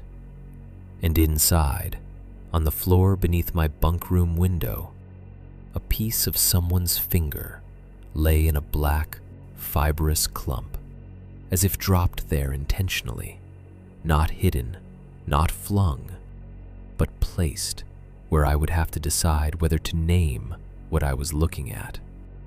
For a long moment, I could not make myself go back in. The worst part of that is not that I was afraid to re-enter the station. It's that I already knew, before I touched the doorknob again, that no report I filed after that would ever be honest enough to match what had started pressing itself against my life. Chapter 4. The county kept stalling. I did not sleep after finding the finger. I sat in the office until dawn with the shotgun across my knees and the back hallway door open, because closing it felt too much like pretending the room beyond it was empty again. The station went through the long, slow changes of night toward morning around me, the boards cooling, then warming again by degrees. a single bird testing daylight before the rest joined in, the far-off cough of an engine on the county road. None of it touched me. I stayed fixed in that hard, bright exhaustion that comes after fear has burned through its first fuel and left only function. By 6:30, I had the finger segment wrapped in wax paper from the station kitchenette and sealed inside 2 evidence bags. I had scooped the gray ash, bark flecks, and black fibrous clump into separate bags and labeled each one in my neatest block letters. I had also written a report and then rewritten it because the first version sounded too direct and the second sounded too insane. In the end, I left both on the desk. Neither did justice to the thing on the bunkroom floor, and both made me feel smaller for trying. Trevor texted once from the hospital. No details, just still tied up. Be back later, maybe. County did not call. Harlan arrived just after 8 with the maintenance cart squealing behind him and a thermos of coffee under one arm. He took one look at my face and stopped before he reached the station steps. "You look like hell," he said. "I found something in the bunk room." He did not ask what kind of something. That was the first sign. I stepped aside and let him in. The office smelled stale and overworked. Bad coffee, paper, sweat, and under it all that faint scorched bitterness I had begun to think of as the station's second odor. Harlan set the thermos down very carefully on the edge of the desk, as if all his ordinary movements had suddenly become louder than he wanted them. I showed him the bags without speaking first. The finger segment lay curled against the clear plastic in a shape still too recognizably human to be mistaken for anything else once seen. The nail, dirty and intact, made denial impossible. Beside it sat the black clump in its own bag, roots and fibers matted into damp-looking folds with bits of bark adhered through it. The gray ash occupied a third bag, flatter and less dramatic, but somehow no less offensive for that. Harlan went pale. Not theatrical pale. No backward step. No muttered prayer. No old country superstition breaking free of him. Just a draining in the face and mouth that made him look suddenly older than the day before. He was not surprised. That truth was in him before any sentence. "What happened?" I asked. He looked at the bags and said nothing for a long moment. Outside, beyond the station windows, I could hear a child laughing near the bathhouse. Somebody dragged a cooler over gravel. The regular world continued exactly as it should, and that made the office feel all the more sealed off from it. "Harlan." He rubbed his palm once over his chin. "You found this where?" "Back bunkroom window, after midnight." He closed his eyes briefly and opened them again. "You touched the window frame?" "I bagged what was on the floor, that's all." "That's not what I asked." "No."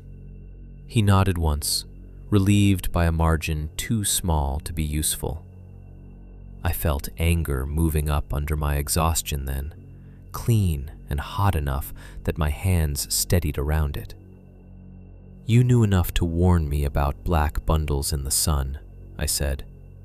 "Trevor knew enough to go quiet every time the old side came up. The diner knew enough to stop talking when I asked one wrong question. So I'm done with hints. Tell me what this is." Harlan looked toward the front window, the way men do when they have spent a lifetime making sure certain things are only ever said indoors and low. Then he pulled out the visitor chair opposite the desk, and sat without asking if he could, his knees cracking audibly in the movement. This was happening off and on before the county rerouted family camping, he said. The office seemed to constrict around that sentence. How long? Long enough. That isn't a measure. It's the one I've got. I almost laughed from frustration. Instead, I leaned one hand on the desk and said, "Try again." He nodded toward the bags. Things would show up, then stop, then come back some other year. Dogs getting loose, birds dead in circles, smoke smell in weather where nothing ought to be burning, folks hearing things outside tents. Every now and then, something uglier. His eyes flicked once to the finger and away. Nobody proved anything cleanly. That sounds like everybody's favorite excuse. Well, that's because it works. His voice sharpened for the first time. You want to know why?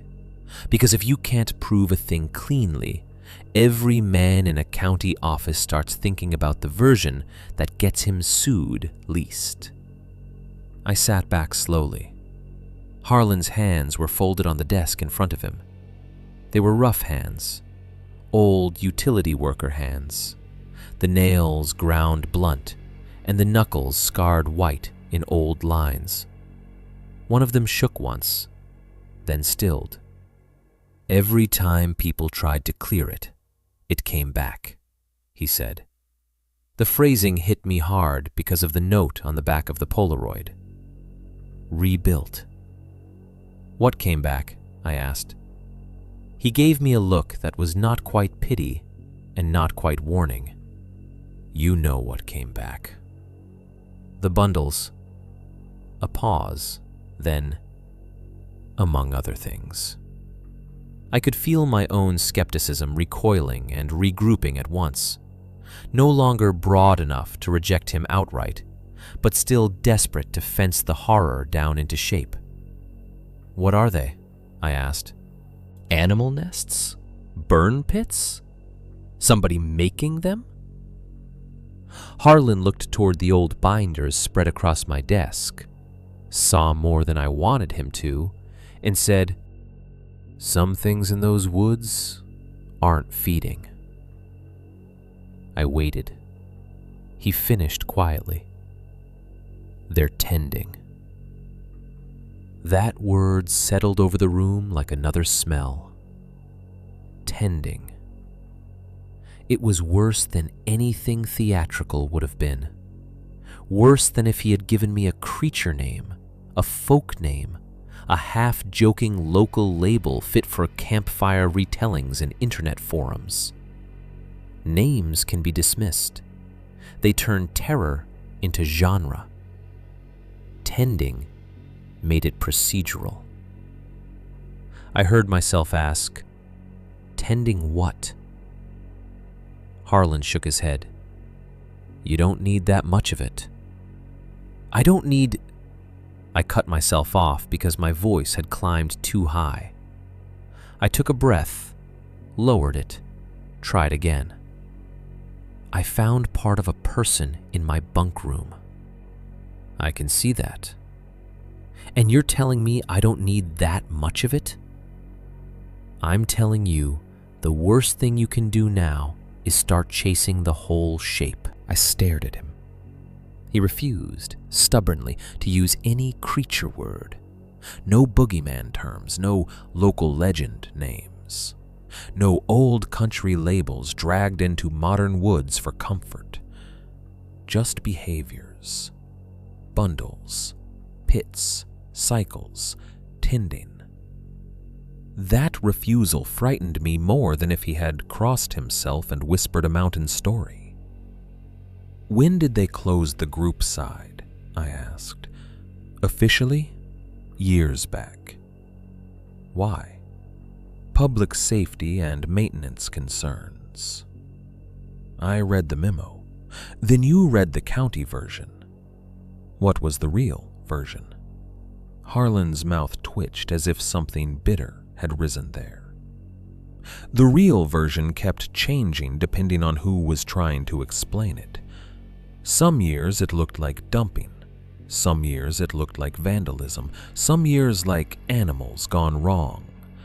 Nobody wanted to stand up and say one thing that covered all of it, because the first man to do that would sound like he'd gone soft in the head. Did people die there? That was the question I had been carrying through every file, every smell, every black clump and half-answered sentence. I asked it flatly, because anything else would have broken the room. Harlan did not answer directly. He looked down at the evidence bag with a finger, then over toward the station window where summer sunlight lay harmlessly across the porch rail I had cleaned the night before. Finally, he said, "You don't need all the pieces to know a trap is there." I leaned back from the desk and folded my arms, because if I had not, I might have grabbed him by the shirt and demanded plain language like pain medicine. That's not an answer either. It's the only one that matters to you. I could not tell whether he was protecting me or protecting himself. That was one of the ugliest parts of Raven Gap by then. Every silence wore two faces. Harlan stood slowly, knees cracking again. "Once the pits begin appearing in sunlight," he said, "the cycle is already underway." I stood too. Pits. He nodded once toward the black-bagged clump. "You found one small. That's early or late depending on the season." My mouth had gone dry without me noticing. "What season?" Again, no answer. Instead, he said, "Stop touching anything you don't understand. Stop moving things if you can help it. Wait for county." I actually laughed then, a short, ugly sound that did neither of us any favor. "Wait for county?" I said. "County won't even call me back." Harlan's face hardened. "Then wait anyway." "For what?" "For enough men and enough daylight that if something's there, it doesn't get to choose the terms." That phrasing should have sounded melodramatic. It didn't. It sounded like practical advice delivered too late. I pointed at the old files spread open over the desk. "You all did this, didn't you? One piece each, one little silence at a time, left enough in the paperwork to be technically honest, and took out enough to keep the picture from forming." He did not deny it. "Sometimes," he said, "keeping a picture from forming is the only thing that keeps folks from walking into it trying to prove themselves." I hated him for that sentence because some small part of me knew it was aimed accurately. The office went quiet after that. The kind of quiet that marks the end of useful argument. Harlan poured himself coffee from his thermos without asking if I wanted any. He looked old and tired and practical, and whatever he believed about Raven Gap had not turned him mystical. If anything, it had turned him more administrative. That was perhaps the darkest thing he could have shown me. Eventually, he gathered his cart keys and said, "If you've got sense, you'll lock the old side tighter and let this sit till help gets here." Then he left. I stood in the station doorway after he drove the maintenance cart off, listening to its bad wheel squeal fade down toward the bathhouse. The day had turned thick and bright. Dragonflies worked the edge of the lot. Somewhere near Site 9, a woman was calling for a child to stop throwing gravel. Everything looked normal enough to insult me. Wait for county. Stop touching things. The cycle is already underway. Some things in those woods aren't feeding, they're tending. I went back inside and stared at the evidence bags again.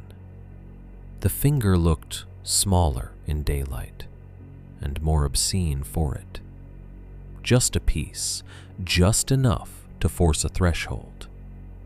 Harlan had given me partial folklore in the language of utility men and underfunded parks, and somehow that made the whole thing feel older than if he had told me a proper ghost story. Because folklore can be retold, procedure can only be inherited. By 1:30, I had made my decision. I told myself I was only going back to the closed campground to photograph from a distance. That was true as far as it went.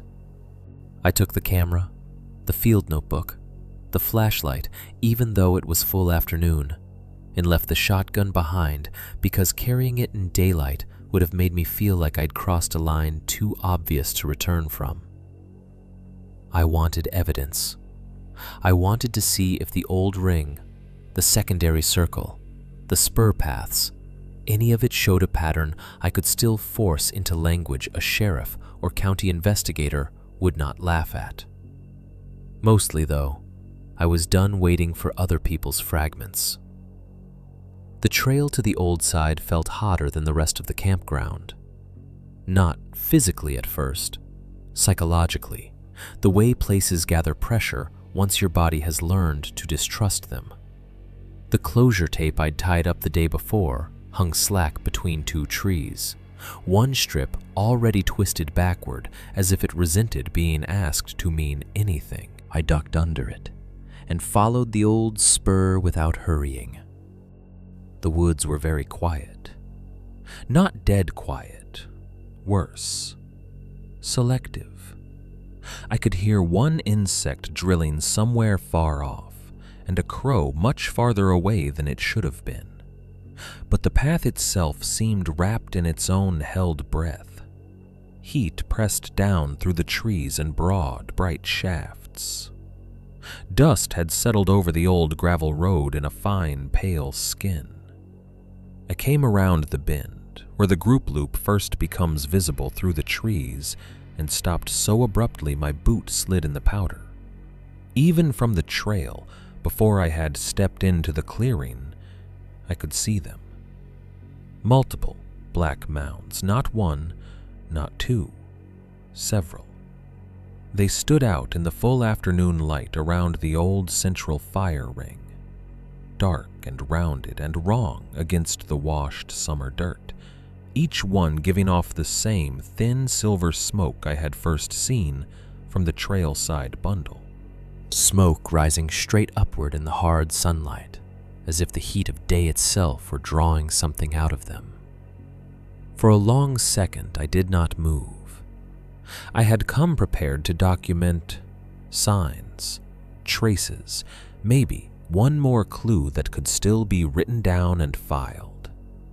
Instead, the closed campground had answered with a scene already in progress, visible from 50 yards away, impossible to call rumor, impossible now to mistake for accident. The pits had arrived in daylight, and Harlan, damn him, had been right about one thing above all the rest. The cycle was already underway. Chapter 5: The Circle in the Closed Campground. I stood at the edge of the old group loop, with the camera hanging useless in one hand, and understood, before I had taken a single step closer, that every explanation I had kept alive up to that point had finally become too small. The afternoon had gone brutally still. Not a bird, not one, not an insect rising and falling in the heat. Not the lazy rasp of cicadas, not the ticking hum of gnats near damp ground, not even the little, invisible stir of wings in the weeds. The trees held themselves in full summer leaf without moving at all. No breeze crossed the clearing, no branch shifted. The smoke rising from the black mounds lifted almost perfectly straight upward, silver and thin, like wires being drawn into the sky. 7 of them. There were 7. They stood in a precise circle around the old central fire ring, where church groups and scouts and county reunion rentals must have sat years earlier under lantern light, roasting hot dogs and pretending these woods were the same woods as any other. Each mound rose roughly waist-high and broader through the middle than the trailside bundle I had kicked into shade 2 days before. Bigger, denser, more deliberate. They were not random heaps. Their placement made that immediately obvious. Equal spacing, careful distance from the ring. A geometry too exact for dumped debris, too measured for anything natural. For a moment, I did nothing but count them again. One nearest the bulletin board remains, one beside the collapsed grill stand, 2 opposite each other in the brightest band of sun, one near the edge where the old fence had gone in on itself, 2 more backing the tree line. 7. The old ring sat at the center, like something waiting to be fed or remembered. Heat pressed down hard enough to make the far edges of the clearing shimmer. Sweat slipped under my shirt and down the center of my back before I had moved at all. The camera strap cut into the side of my neck. I could hear my own breathing with absurd clarity, as if the silence around me had magnified only the sounds belonging to my body. I should have gone back right then. That is the sensible version of this story. That is what any intelligent person listening from the safe side of it would insist they would have done. Instead, I took one step into the clearing, then another.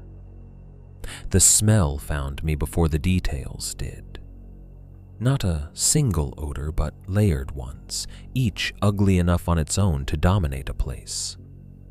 Scorched grease, old blood gone dark and tacky in heat, sweet rot opening at the edge of putrefaction, damp ash, the bitter tang of overheated metal or burned insulation somewhere underneath them all. It felt less like inhaling a smell than walking into a substance, thick enough to coat the back of the tongue, heavy enough that my body wanted to turn from it before my mind had fully cataloged it. The silver smoke threading up from the mounds did not billow. It leaked. That was the worst word for it. It came out through seams and ruptures and tiny openings in the outer mass, rising straight upward until it dispersed where the hotter air took it. Up close, the mounds did not look burned in any ordinary sense. They looked assembled. That realization came slowly and all at once. The outer surfaces were made of things layered and packed together.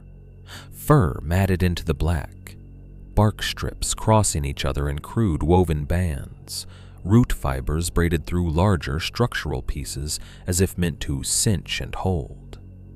Damp soil clung where damp soil should have dried in this heat. The whole of each mound had a skin of soot over it, but not evenly. Some sections sweated dark fluid that tracked downward in glossy lines before thickening near the base. Other sections had split enough to show pale slivers inside. Bone, I thought, before I had fully admitted that to myself. Not one mound, all of them. White fragments showed in seams and creases, the way shell might show through packed mud if shell were shaped wrong and too cleanly curved. A ridge here, a chip there. Something that might have been a vertebral process before my eyes slid away from it. Flies covered parts of the surfaces in shifting black veils, then lifted off in sudden synchronized bursts and settled again elsewhere, as if the heat or smell changed in pulses too subtle for me to detect. Every old warning I had heard about Raven Gap rearranged itself in my head in that clearing and became one accusation. The county's missing pages, Trevor's silence, Harlan's refusal to say more than behaviors. The waitress at the diner going quiet at the phrase Burnside. The old camper saying the county should have shut the whole place years ago. The closure memo with the torn attachment pages. Already rebuilt by noon. All of it collapsed inward and formed one hideous possibility. No one had failed to understand this place. They had only failed to say it all at once. I moved closer to the nearest mound because fury was carrying me now as much as fear. That is another ugly truth. Terror did not make me careful. It made me angry. Angry enough to need a cleaner answer than rumor. Angry enough to think that if I could just see one of them properly, really see it, inside and out, then I could still force the whole thing into evidence instead of surrendering it to mountain half-talk and county cowardice. The nearest mound stood in full sun and came to just below my hip.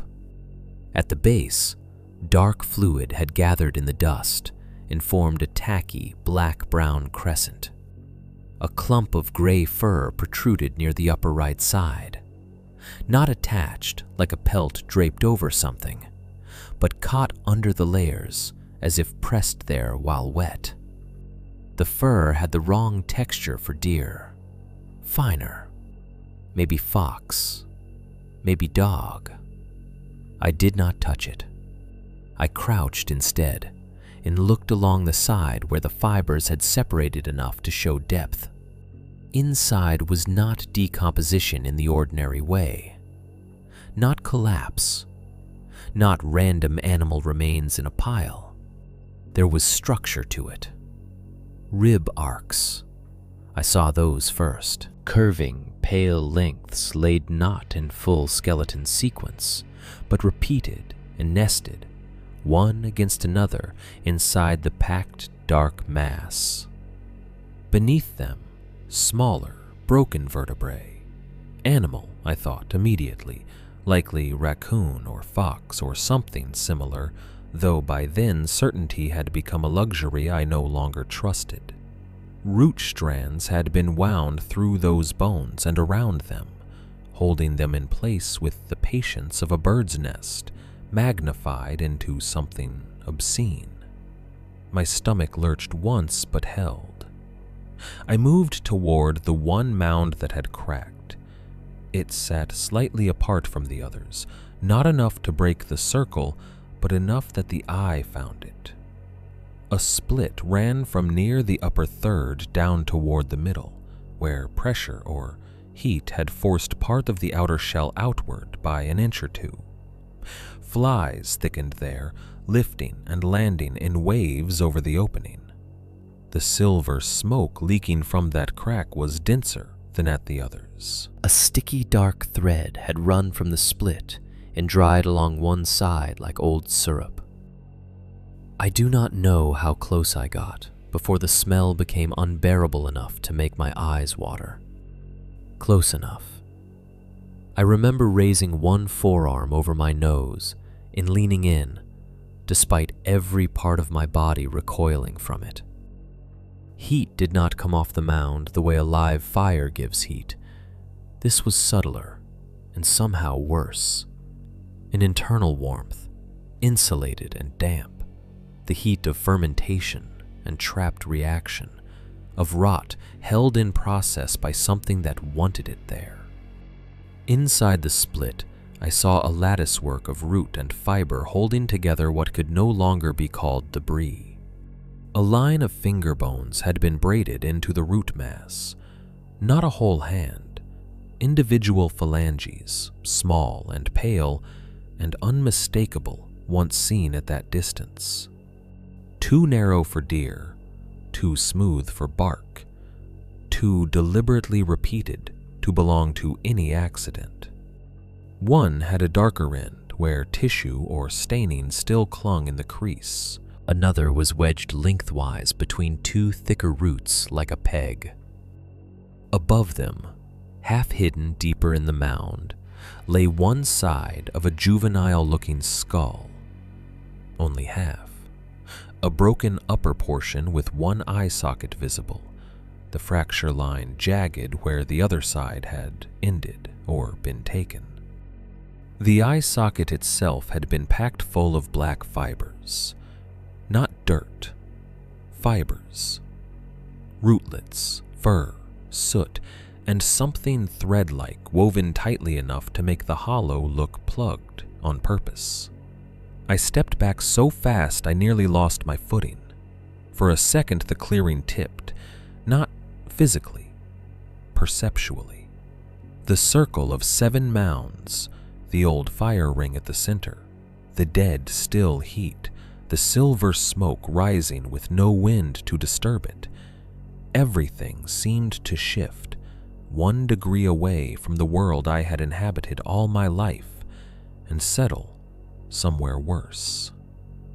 These are not burn piles, I thought. They are constructed. The sentence did not arrive as revelation so much as surrender. My mind had already known. The evidence had only become too grotesque to argue against. Constructed, made, built out of things that had once been separate. I stood there in the full dead heat of afternoon, with tears from the smell running down the corners of my eyes, and felt all at once terror, fury, and disbelief collapse into one another until I could not have said where one ended and the next began. The terror was obvious. The fury came from the lie. Not one lie, a system of them. County paperwork made vague on purpose. Missing attachments, warnings given only in riddles. Locals editing themselves into usefulness. Trevor treating knowledge like a workplace contaminant. Harlan giving me just enough to recognize danger and not enough to leave me any decent way of facing it. They had all, in their separate ways, helped keep this place illegible. And disbelief not that the mounds existed, because they stood in front of me, 7 of them, in blinding daylight. The disbelief was that they had stood here before, maybe many times. Enough times for there to be language around them. Enough times for already rebuilt by noon to be written on the back of a photograph and filed away as if that sentence belonged in any world a government office had business touching. I turned in a slow circle, taking the whole clearing in now that I had looked inside one of them. The bulletin board stood warped and empty behind one mound like a witness too neglected to be useful. The old grill stands leaned farther than before, shadows short and black under them. The split rail fence at the edge had nearly disappeared into growth. Nothing moved, not in the trees, not in the weeds. Even the flies seemed less like life than a function of the mounds themselves. At the base of another mound, I saw a strip of what looked like braided hair, until I forced myself not to decide too quickly. At a third, a patch of hide with blackened fur still attached had been pressed flat under bark strips in a way that suggested skin, not pelt. One had a vertebra half exposed near the top, where the outer mass had eroded away. Another sweated so much dark fluid down one side that the dirt beneath it had gone nearly black. 7. I kept coming back to the number because numbers still felt stable. I knew then, with the cold, absolute certainty that only sometimes arrives in horror, that if I stayed in that clearing long enough, something else was going to happen. Not because I heard movement, I did not. Not because I saw a figure at the tree line, not yet. But because everything about the arrangement implied process, and processes do not exist to be admired. They exist to continue. The camera hung against my chest where I had forgotten it. I snatched it up and started taking photographs with hands that no longer felt entirely under my control.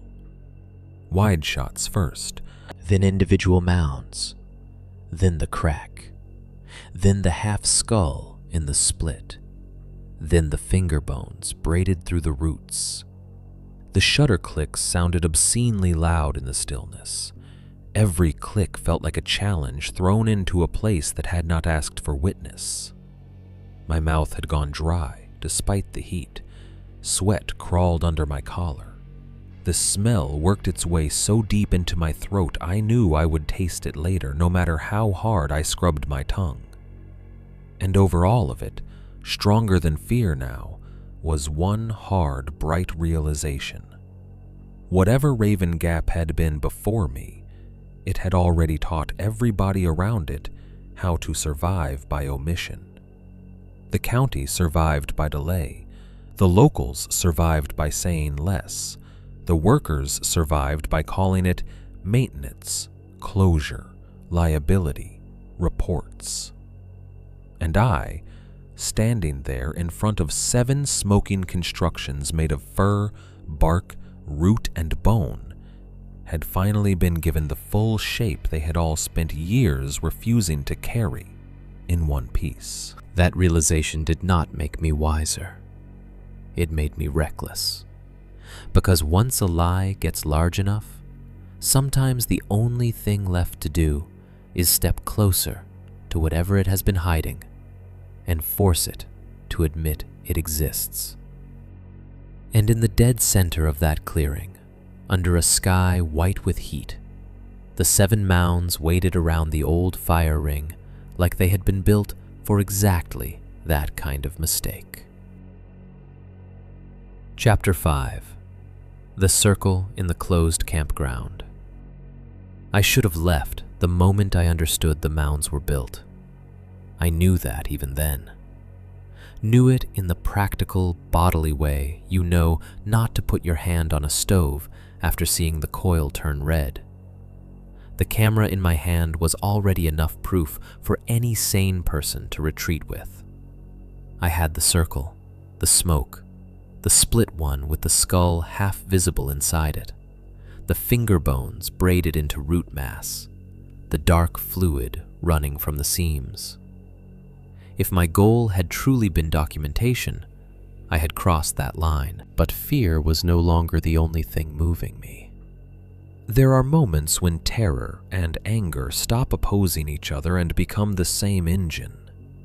Standing in that dead-hot clearing, sweat running into my waistband and the smell of scorched grease and old blood coating my throat, I became convinced that the mounds themselves were the mechanism, not symbols, not aftermath, the thing, or part of it. Some process underway in full sunlight because no one had interrupted it in time, or because everyone before me had backed away and let procedure outrank instinct. I kept hearing Harlan in my head. Once the pits begin appearing in sunlight, the cycle is already underway. That sentence did something ugly inside me. It made the whole scene feel not just wrong, but active, in progress. And if it was in progress, then moving the mounds out of sunlight, stopping the smoke the way I had stopped the smaller bundle on the trail, felt suddenly less like vandalism and more like the last practical action still available to me. That was how I justified it. Later, I would understand that I had not broken the pattern. I had only put my hands inside it. There was an old-handled shovel leaning against the bulletin board remains near the edge of the clearing. I had noticed it while photographing, one more dead campground object among all the others, half sunk into the dust and nearly the same color as the weathered wood around it. Its blade was rusted through at one corner, and the grip had split along the grain, but it was still a tool, and men raised in practical places reach for tools when horror starts to feel too large for language. I went to get it. Every step I took around that circle felt visible. Not watched exactly, not yet, but legible. As though the clearing itself had become a document someone else was reading while I moved through it. I remember the hot grit under my boots, the way the sunlight in the center of the old loop seemed too bright after the shade of the trail, and the complete absence of life sound around me. The flies still lifted and landed on the mounds in black pulses then, but even they seemed less like independent creatures than a function of the arrangement itself. The shovel felt lighter than it should have. I tested it first on the nearest mound with the flat of the blade, pressing low along the base where the packed dirt and root mass met the ground. The outer layer gave only slightly, denser than brush, softer than stone, something in between. When I leaned harder, the mound shifted maybe an inch and left behind a dark, wet crescent in the dust. That was enough. I wedged the shovel deeper under one side and put my boot against the blade lip. My shirt was already sticking to me, damp between the shoulder blades and under the arms. Sweat ran into my eyes and brought back the bitter sting of the smoke. The shovel slipped once, throwing a gray-black smear onto my forearm. I reset it, kicked harder, and this time the mound rolled. Not far, just enough to cross the sharp edge where sunlight ended and shade from the tree line began. The silver smoke stopped immediately, again exactly as it had on the trail side bundle. No tapering off, no gradual reduction. It simply ceased, as if a switch had been thrown somewhere inside the mound itself. I stood there, breathing hard and staring at it, one hand still on the shovel handle. That was proof of something, I did not yet know what, but cause and effect had become too clean to deny. Move it out of sunlight, the smoke stops. A tiny, reckless part of my mind brightened with that, the same part that had kept me in the clearing once the first photographs were taken. If this was a process, maybe it could be interrupted. If it could be interrupted, maybe it could be ruined. Maybe whatever was built into these things depended on exposure, heat, completion. Maybe the county's years of delay and local silence had allowed exactly this because no one had forced the matter physically enough. I turned to the second mound.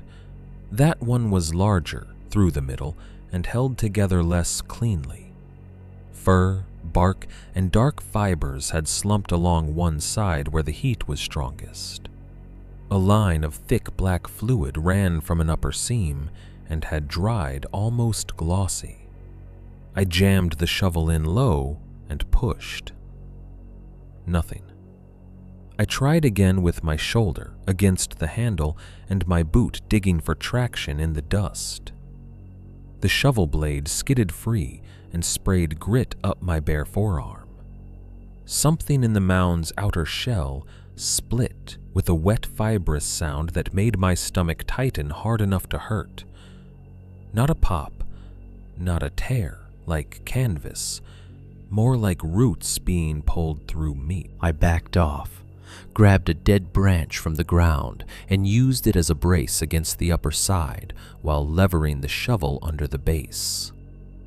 The branch snapped. I swore, dropped it, and kicked hard with the sole of my boot. The mound rolled half a turn into shade. The smoke stopped. I was panting by then, not from distance or speed, but from the exertion and the air itself. The smell of the mounds thickened each time I broke one free of its settled position, as if moving them woke something trapped in the interior layers. My forearms were smeared with gray-black residue now. The front of my shirt clung to me so tightly I could feel the salt drying at the edges. One boot had a streak of that dark fluid across the leather where the second mound had leaked when it turned. I moved to the third, then the fourth. Each one required a slightly different violence. Some rolled easier than they should have, leaving wet, dark circles beneath them. Others seemed almost rooted to the clearing floor, resisting until the shovel bit deep enough and my weight came down hard enough to break whatever grip they had on the dirt. Every time a mound crossed into shade, the smoke ceased instantly. That repetition changed the emotional texture of what I was doing. At first, I had felt like a terrified man interfering blindly in something he did not understand. By the fourth mound, I had the more dangerous feeling of a man seeing partial results from his interference and mistaking that for control. The clearing gave me no other feedback, no cry from the woods, no movement at the tree line, no branch snapping in protest. Only the labor itself, the rasp of metal against packed dirt, my own breath, the sticky drag of my boots repositioning in dust and old ash. At one point I looked down and found black smears from wrist to elbow where I had wiped sweat away with the wrong hand and spread residue over my skin. Fine grit clung in the hairs there. My left palm had begun to blister at the base from the split shovel grip. Every time I straightened, my lower back pulsed with heat and effort. Still, I kept going. The fifth mound was the one that nearly broke me. It sat farther from the center and had looked more intact than the others from a distance. But up close, the surface bulged on one side, where the outer layer had thinned. I could see white under it, in a curved section too wide to be a twig or small bone. And I deliberately did not look long enough to identify it. I only wanted it moved. Out of sunlight, out of process, into whatever temporary suspension shade provided. I drove the shovel under it and heaved. The mound resisted. I kicked, shifted, kicked again. The blade bit deeper. Something inside gave with a soft, sickening internal collapse, and the mound rolled farther than I meant it to. As it turned, the weakened side tore open. A partial hand fell free. For one stunned second, it did not even read as a hand. It came out trailing black fibers and strips of wet root mass, landing palm down in the dust with the obscene weightlessness of something that had no right to be separate from the thing holding it. Then my eyes found the shape. Skin mostly gone, tendons dark and stringy along the wrist end where the rest had torn away. 3 fingers complete enough to count, the fourth truncated past the second joint. The thumb bent wrong under the palm, and on one finger, absurd in sunlight, a wedding ring. Gold, narrow band, smudged black but gold all the same. I stumbled backwards so fast the shovel almost came with me. My heel hit a buried root and I went down hard on one knee in the dust. The smell pouring out of the split mound hit me a second later, stronger than before. Old blood opened by heat, sweet rot, scorched grease, damp ash, and something stale and intimate under it. The trapped odor of tissue kept from clean decomposition by design rather than accident. I gagged and barely caught it. The hand lay there, between sun and shade, as if placed for me to make a decision over. I can still see the ring. That is what returns most often in the wrong moments. Not the skull half in the crack, not the finger bones braided into root. That ring. Because it collapsed the distance between category and person in an instant. Up until then, I had been dealing with remains, structures, evidence, the language men use to keep horror at a filing distance. A wedding ring is domestic. It belongs to grocery carts, sinks full of dishes, a hand resting on a steering wheel at a stoplight. It does not belong in the dust under a smoking mound built from fur and bark.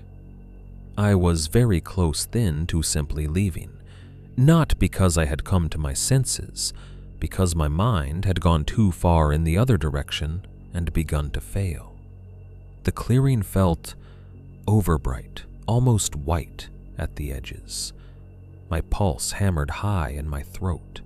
A thin ringing had started in one ear. I remember thinking, absurdly, that if I left the hand there in sunlight, then whatever process I had interrupted might still continue through that one piece. That thought alone tells you how compromised I already was. I got back to my feet, jaw clenched so hard my teeth hurt, and used the shovel blade to hook the hand by the wrist end and drag it into shade. The wedding ring flashed once and went dull. I did not look at it again. By then, the circle around the old fire ring had changed shape visibly. Several of the mounds now sat in the shade line, smoke dead, dark fluid seeping slower or not at all. 2 remained fully in sunlight. 1 was half turned. The broken one, with the torn side and missing hand, looked less like a structure now and more like an opened body. I could not stop seeing it that way, though I knew the category still wasn't precise enough. I went to the 6th mound because stopping midway felt somehow more dangerous than continuing. That was the logic of the clearing. It kept converting uncertainty into action by making every pause feel like exposure. The 6th mound moved easier. Too easy, maybe. It rolled with one hard shove and came to rest under the low edge of shade cast by a young oak. Smoke gone. Silence deeper. That was when I noticed the flies had stopped. Not thinned, stopped. A moment earlier, they had been lifting and landing in waves, agitated by the movement and exposed seams. Now there were none visible on the mounds, none in the air around them, none tracing circles over the dark fluid near the bases. The absence was so abrupt it took my mind a second to understand what my eyes were registering. No flies. And with that realization came another, colder one. No forest noise either. Not even the thin, faraway scraps I had heard when first entering the loop. No crow in the distance. No insect pulse from deeper woods. No leaf shift. Nothing. The clearing had not grown safer as I worked. It had grown quieter, more attentive. I straightened slowly, shovel in both hands now, without remembering picking it up that way, and turned toward the tree line. Nothing moved, but the stillness no longer felt empty. It felt occupied. Every instinct in my body, all the old trail work instincts and campground instincts and plain human-animal ones beneath them, came into alignment in one hard instant. You are no longer alone, and whatever has joined you has already been here longer than you have. I did not yet see it. That would come next. But before any visible shape detached itself from the trees, before any branch cracked or weight shifted or bark-colored form resolved out of shadow, I knew with absolute certainty that moving the mounds had altered something important. Not symbolically, not emotionally, operationally. I had interrupted a process, and the clearing had registered the interruption. The proof of that sat all around me. Smoke stopped, flies gone, silence complete. 7 arranged stations broken one by one into shade. And somewhere, just beyond the old group loop, something had begun paying full attention. Chapter 5. The Circle in the Closed Campground. At the tree line, something that had looked to me, until that second, like part of a split trunk, separated itself from the shadows. It did not lunge. It did not step out in any dramatic, cinematic way that would have made the moment cleaner in memory. It simply stopped being tree and became something else.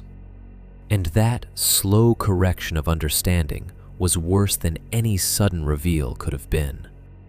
For a heartbeat, maybe 2, my mind kept trying to force it back into the woods as natural shape. Burned stump, storm-damaged oak, a snag caught in the undergrowth at the wrong angle. The human brain will do almost anything to avoid crossing certain lines if you let it. Then it moved. Not forward at first, not toward me, just enough to uncouple from the darkness it had been standing in. It was too tall. That registered before anything else. Too tall for a man standing naturally among those trunks. Not in some exaggerated storybook way, not 12 feet, not absurd. Just tall enough that the proportions refused comfort immediately. The crown of whatever served as its head rose above where a human head should have in that patch of trees, but the width through the shoulders did not match the height. It was thin, the way some things are thin because they are starved, and some things are thin because their mass is distributed in ways your body does not know how to judge. This thing was the second kind. Thin but not weak. Its hide, or skin if that is the right word, looked like burned bark laid over wet wood.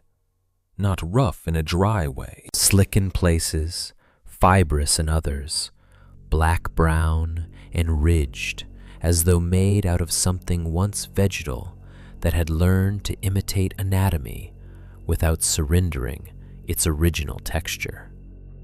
Light caught along its surface strangely, dying in some places and clinging in others, as if parts of it were damp. The shoulders moved before the rest of it did, but with a delayed rhythm, like someone performing the mimicry of a human gait, half a beat too late. Its forearms hung too long. That was the next detail my body understood before my mind did. They reached lower than they should have, not so long as to turn the thing into caricature, but long enough that once you saw the proportion, you could no longer convince yourself it belonged to any body plan you knew. One hand, or hand-like end, rested against the side of a tree as it shifted its weight forward. The fingers were not clearly visible yet, only pale smoke threading out in fine lines from some gap at the wrist or joint. Its head looked smooth at first glance, rounded, featureless in the way a knot or burl can seem featureless until your angle changes. Then it angled toward the light, and I saw slit openings glistening there. Not eyes, not in any straightforward mammalian sense. Openings, wetness, dark vertical seams that reflected a thin line of afternoon brightness and made the front of the head suddenly, horribly legible as a face, without giving me anything human enough to anchor to. Pale smoke threaded out of the gaps at its joints, shoulders, elbows. Along one side of the neck, or whatever passed for that connection. Not billowing, not theatrical. Just the same silver smoke I had watched rise from the mounds, escaping in fine, controlled strands, as if the thing itself leaked whatever process I had interrupted. It made a sound when it moved. Not a roar, not breath. Loud, dry crackles, layered and brittle, like a wood stove settling after the firebox shifts, like green branches forced under weight until fibers give, one after another. Every motion came with that noise, soft at first, then clearer as it stepped out from the trees. Crack, click, a low internal pop somewhere in the shoulder line. I could not move. People always say frozen, and most of the time, what they mean is afraid. This was different. Fear usually still permits options. This was a total system failure between seeing and action. My body had reached a point where it no longer trusted any instruction it might send itself. The shovel stayed in my hands because I had not yet decided to drop it. My feet stayed planted because the idea of choosing a direction had become impossible. The thing stepped fully into the clearing. It was closer now than the previous glimpses I'd had in the woods. Close enough that all the little rational alternatives I had leaned on, man in bad light, tree shape misread, panic distortion, local in camouflage, some rural grotesque that explanation would eventually catch, fell out of the world one by one and left me with nothing but the fact of it. Too tall, too narrow, hide like wet char and bark, long forearms, head slit and smooth, smoke leaking from the joints. And yet, the worst part still wasn't how it looked. The worst part was how calm it was. It did not charge me. It did not perform threat. It did not bare teeth because I never clearly saw teeth. It did not hunch in preparation the way animals do when violence is next. It came into the clearing with the grave focus of a thing returning to a task and finding the task disturbed. That is the only comparison I know that comes close. Not predator, custodian. It took one more step, then another, circling slightly as if choosing the clearest path through the disordered mounds. Its gait was wrong in a way that made the eye keep trying to correct it. The shoulders led, then the hips, then the long forearms settled a fraction later than they should have, as though the whole body had learned movement by watching from a distance and did not care enough to perfect it.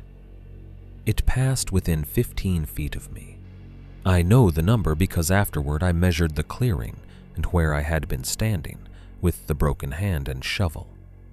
15 feet is not very far when something has taken the world apart by existing in it. As it crossed that distance, the smell intensified so violently that my eyes watered again. Scorched grease, old blood, damp ash, hot metal, the sweet foulness of opened tissue held too long in summer heat. The odor did not simply surround it, it came from it, or through it. My hands were numb on the shovel handle. The thing stopped beside the first mound I had rolled into shade. Then, without acknowledging me in any way I could understand, it bent. The movement was sickeningly efficient. The long forearms came down. The hand-like ends found purchase under the packed root and fur mass. It lifted the mound as if the thing weighed almost nothing. The mound I had fought and kicked and levered with my whole body came up in its grasp with appalling ease. It carried the mound back into sunlight and lowered it into position with precision. Not approximately where it had been, exactly. I felt something in me collapse then, and it was not only fear. It was argument. Every stubborn, practical defense I had been mounting for days gave way under the simple, unbearable fact that this thing knew the arrangement, knew it enough to restore it, knew which mound had belonged where. It moved to the second one. Again, the same impossible grace. One lift, a slight turn of the shoulders, the dry internal crackle of joints shifting. Then placement. Perfect distance from the ring and from the others. It did not pause to inspect my work. It corrected it. The clearing had become a room where I was no longer the primary actor.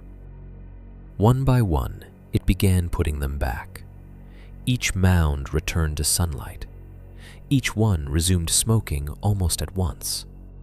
Not with any dramatic burst, just a slow reemergence of those thin silver threads lifting out of seams and jointed root masses. The process restarted because the thing had restarted it. I watched, incapable of doing anything else, as it restored the circle I had broken. That was when one mound shifted in its grip. It happened on the fourth or fifth, I cannot swear which, because by then my mind had narrowed to fragments. The thing had its long hands under the side of the mound, carrying it low and close to the body. As it angled the mass down into place, something pale slid partly free from the opened seam I had torn wider earlier. A lower arm, stripped almost to tendon from the wrist up, with meat still clinging near the elbow in red-brown patches gone dark at the edges. Not fresh enough to drip, not old enough to read as skeletal. The hand at the end of it was missing, or else buried deeper in the mass. For a second, the arm hung there against the black roots and soot-dark bark strips. One awful, pale line of former humanity coming loose from the construction. The thing paused. Then, with a movement so controlled it made my skin crawl harder than any violence would have, it adjusted the arm, almost gently. One hand steadied the mound while the other pressed the pale limb back into the opening, tucking it inward, the way someone might tuck a loose stem back into a wreath, or an exposed bone back into a butcher's display to improve the shape. There was no haste in the gesture, no anger, no hunger, just correction. That was the moment I understood. Not fully, not in all the ways that would later keep me awake, but enough. It is not hunting, I thought. It is maintaining. The insight arrived as coldly as a tool laid against the back of the neck. It was not improvising death in that clearing.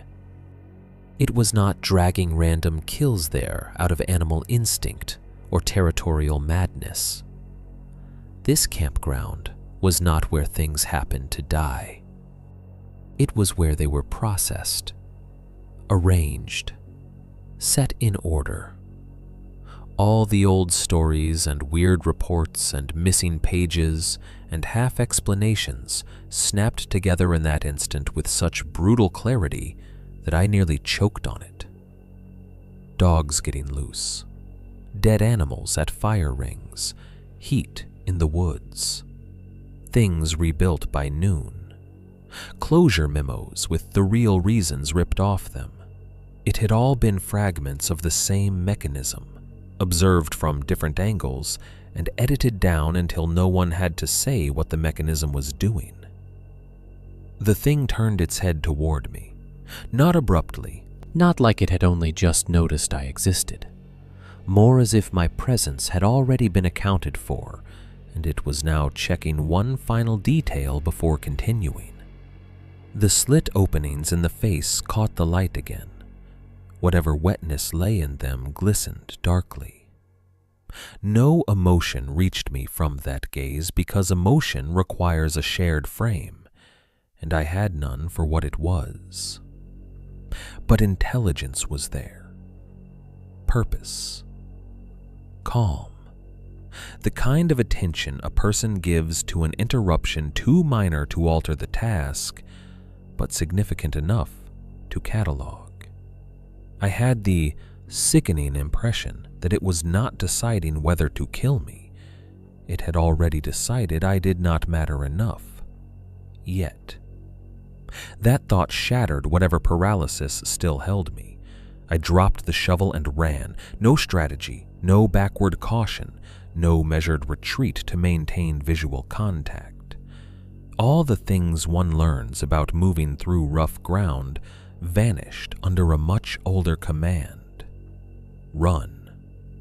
The clearing blurred at the edges. My boot struck one of the old fire ring stones and slipped. I almost went down, caught myself on one hand, felt hot dust and black grit grind into my palm, and kept moving. Behind me, I heard no immediate pursuit, only one dry, crackling shift as the thing resumed or repositioned. That lack of chase made it worse.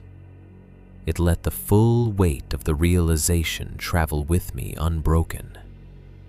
It had seen me. It had watched me interfere, tear one of the mounds open, drag a hand into shade, break the circle it was tending. And still, it had not reacted with the urgency one gives a real threat. That was the coldest thing Raven Gap ever taught me. Fear at least gives you rank. If something fears or hates you, then you exist in relation to it. But indifference from that kind of intelligence, indifference, while it calmly restored a ring of smoke and bone in full daylight, stripped away even the dignity of being prey. I crashed through the first line of brush back onto the old spur path and did not stop there either. Branches whipped my arms. A low laurel stem caught my shin and opened it through my pants. Somewhere to my left, a dead branch broke under my weight with a sound so much like its own joints that I nearly cried out from the confusion of it. Still no pounding chase, no rage, no howl from the clearing. Only the growing horror of understanding that what I had interrupted had not become interested in me as an enemy. I had been, at worst, a nuisance. A man moving tools around in a workspace too old and too practiced to acknowledge him as anything else. By the time I reached the tape line near the active side, I was gasping hard enough to taste blood in the back of my throat. I grabbed one of the trees, bent over, and nearly vomited from the smell still lodged in my lungs. When I finally looked back toward the old group loop, the trees had already closed visually around it. The clearing itself was gone from view. Only still woods remained. Summer woods, quiet and green and dense. But I knew what sat in the sunlight beyond them now. 7 mounds, an old fire ring, a thing made of dark hide and smoke, in deliberate purpose putting everything I had disturbed back where it belonged. And the worst truth I carried out of that clearing was not that it had seen me. It was that, for one endless measuring moment, it had looked at me the way a man looks at an overturned chair in a room he is already setting back in order. Chapter 6. It didn't have to chase me far. I ran uphill, without choosing a direction so much as obeying the oldest command left in my body. The old spur trails at Raven Gap had never been built for speed. They were remnants of layout and use from a campground that had gone half feral over the years. Gravel thinning into dirt, dirt giving way to exposed roots, old drainage cuts softening under pine needles until a boot could slide through them without warning. In daylight, if you were calm, they were manageable. In panic, they became a system of small ambushes. The first 100 feet cost me what was left of rational thought.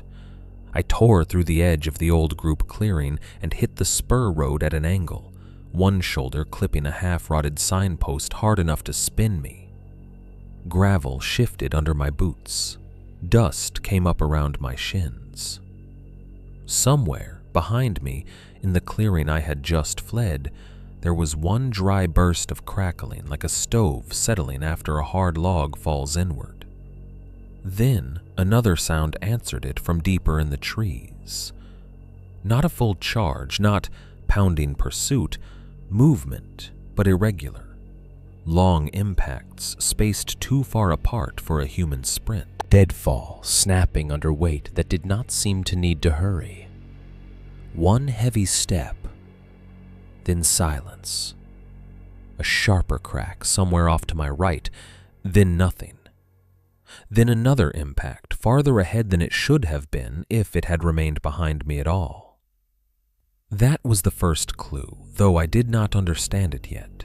At the time, all I knew was that something had left the clearing with me and was now moving through the woods in a way I could not map onto any animal I had ever run from. I did not follow the center of the spur road. That would have been smarter if I had trusted my footing, but panic rarely chooses the smart surface. I cut the inside edge where scrub and young pine narrowed the route, because some primitive part of me wanted cover even while I was fleeing through it. Branches slapped my arms. One dead twig snapped across my cheek and opened a sting there I would only notice later. My breath had already gone ragged, and loud enough to embarrassment the embarrassment had remained an available emotion. The radio on my belt erupted in static. It hit so suddenly and so loud that I almost shouted. 1 second there had only been my own breath, my boots in gravel, the intermittent, wrong sounds in the woods behind and around me. The next, the radio bucked against my hip with a burst of harsh white noise that shredded the silence open. I slapped a hand to it on instinct as if that would quiet it. The static rose, dipped, then held in a thin gnawing wash broken by pulses too patterned to be random. I kept running. The noise kept pace with me. At first, I thought I was hearing words in it, because that is what frightened brains do with interference. They build language from rhythm. But this was not exactly words. It was closer to a speech pattern without speech. The spacing of a voice stripped of content. Wet little clicks nested inside crackle. Stops that felt intentional. Then one stretched hiss, like breath dragged through teeth or reeds. I yanked the radio loose from my belt and looked at it while still moving. The display was dark. I nearly went down for that mistake. My right boot caught the lip of an old washout where gravel gave way to packed clay under needles. I pitched forward hard enough to slam one palm down and skid across the dirt.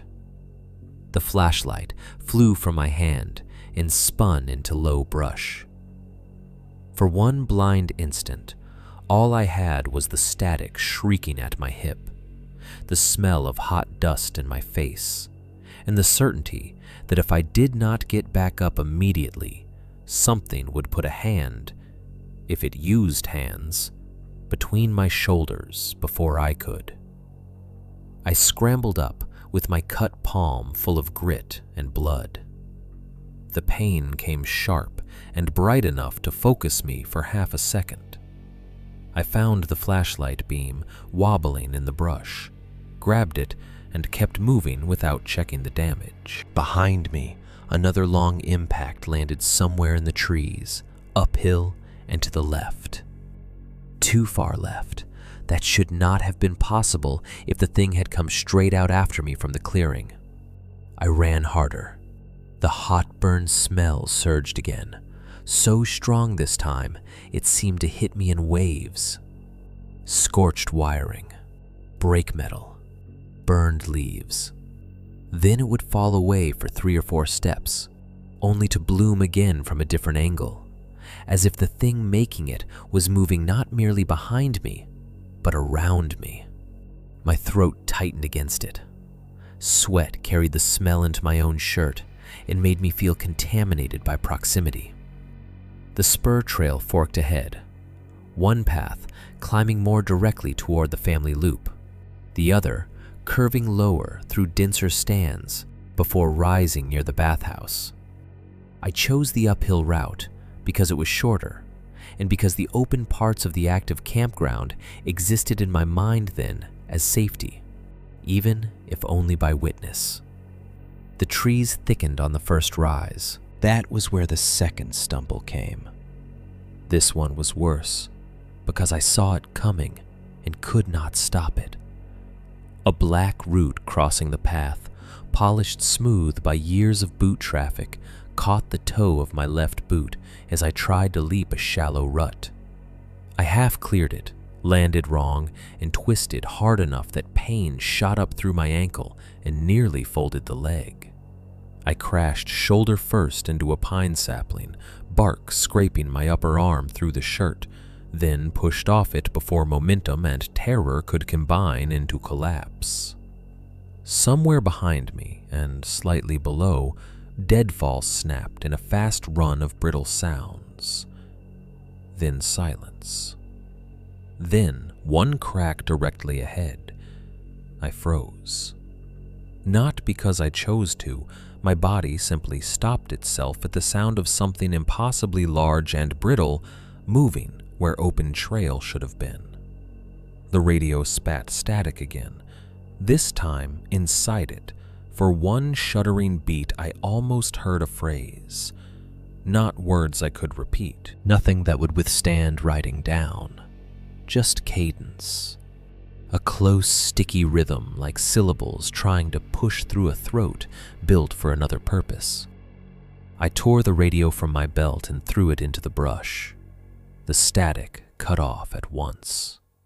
That silence felt even worse.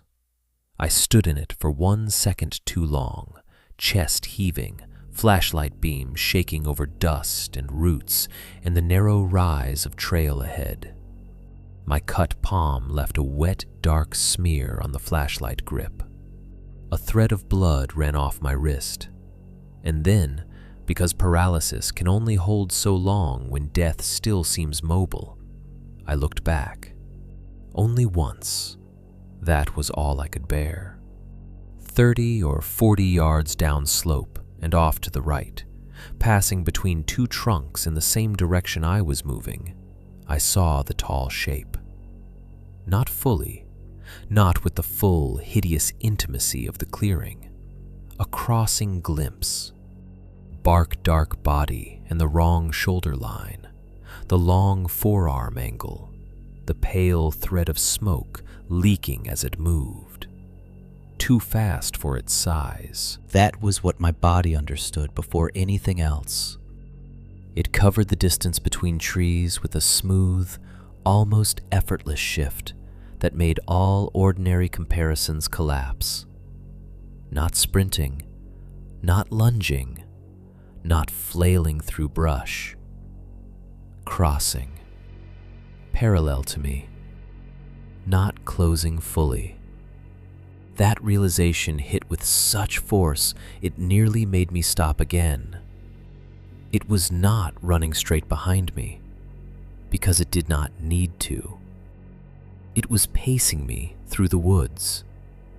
That was the turn in the horror, the point where raw survival fear became something colder and more humiliating. Up until then, I had still been living inside a chase narrative. Creature, witness, pursuit, escape. Primitive, but at least comprehensible. Seeing it pass parallel through the trunks without fully committing to my trail stripped that narrative away and left me with something worse. I was not simply being hunted. I was being steered. The path I had chosen uphill toward the active campground no longer felt chosen. Every sound now reinterpreted itself in that light. The impacts too far apart, the crack to the left, the smell surging from different angles, the way it had let me run out of the clearing before it moved in earnest. It wasn't trying to close the distance as quickly as possible. It was controlling my direction without having to touch me. That realization did not make me more strategic. It made me prey in a deeper way. Animals flee pursuit. Livestock and trapped things are driven, herded, turned by pressure rather than contact. That was what the woods around me suddenly felt like. One wall after another building from noise and absence until only one line of movement remained tolerable. I ran again. This time my fear had sharpened into something cleaner and meaner. I stopped trying to reason about it, stopped trying to hold on to the idea that if I reached the station, or the active loop, or some circle of human witness, the thing would have to behave according to known laws. The only goal left was motion towards structure. Gravel, railing, electric light, doors, locks, names for rooms.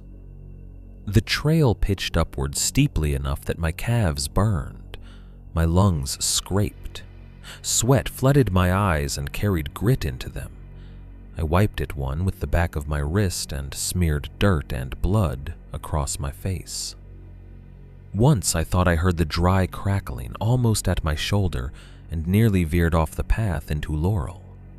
Then it came again farther out and lower, and I realized with a fresh wave of horror that it could make nearness without closeness simply by changing where the sound entered me from.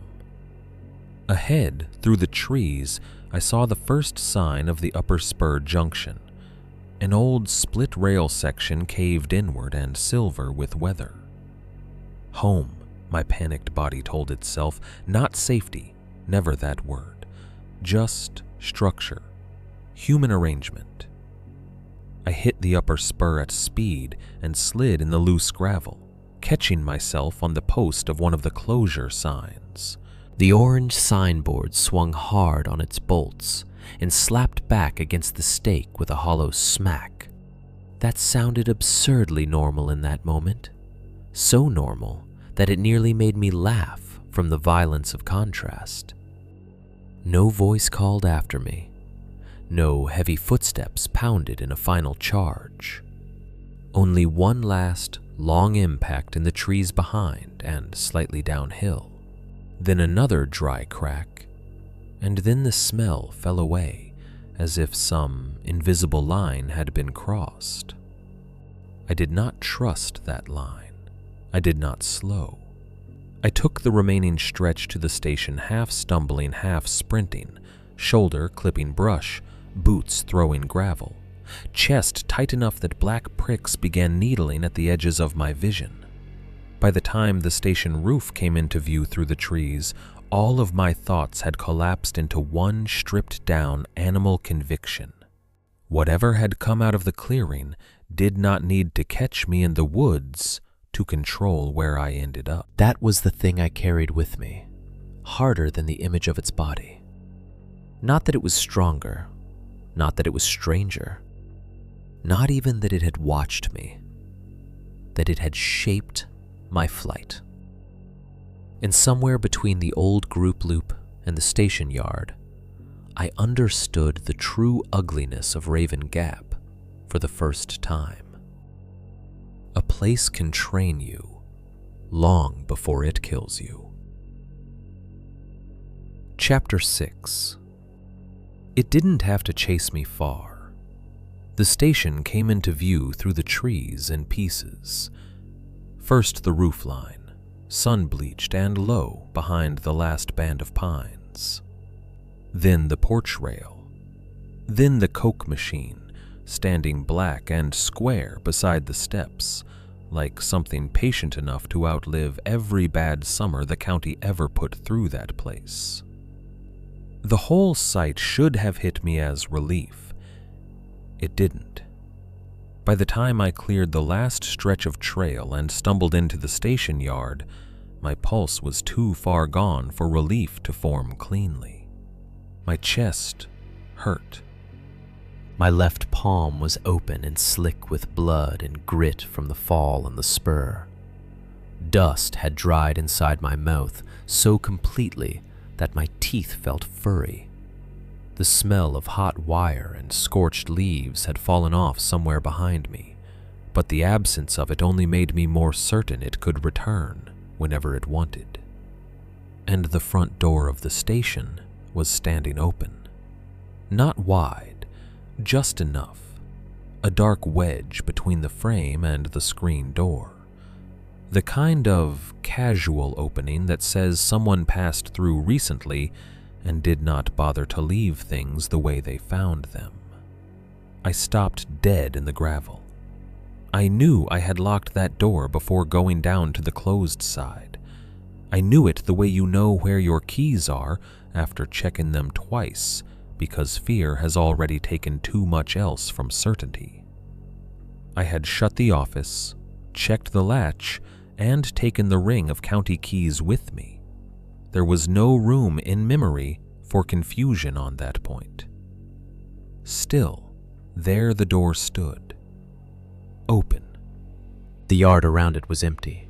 No county truck besides mine, no camper at the steps, no sign of Trevor returning unexpectedly.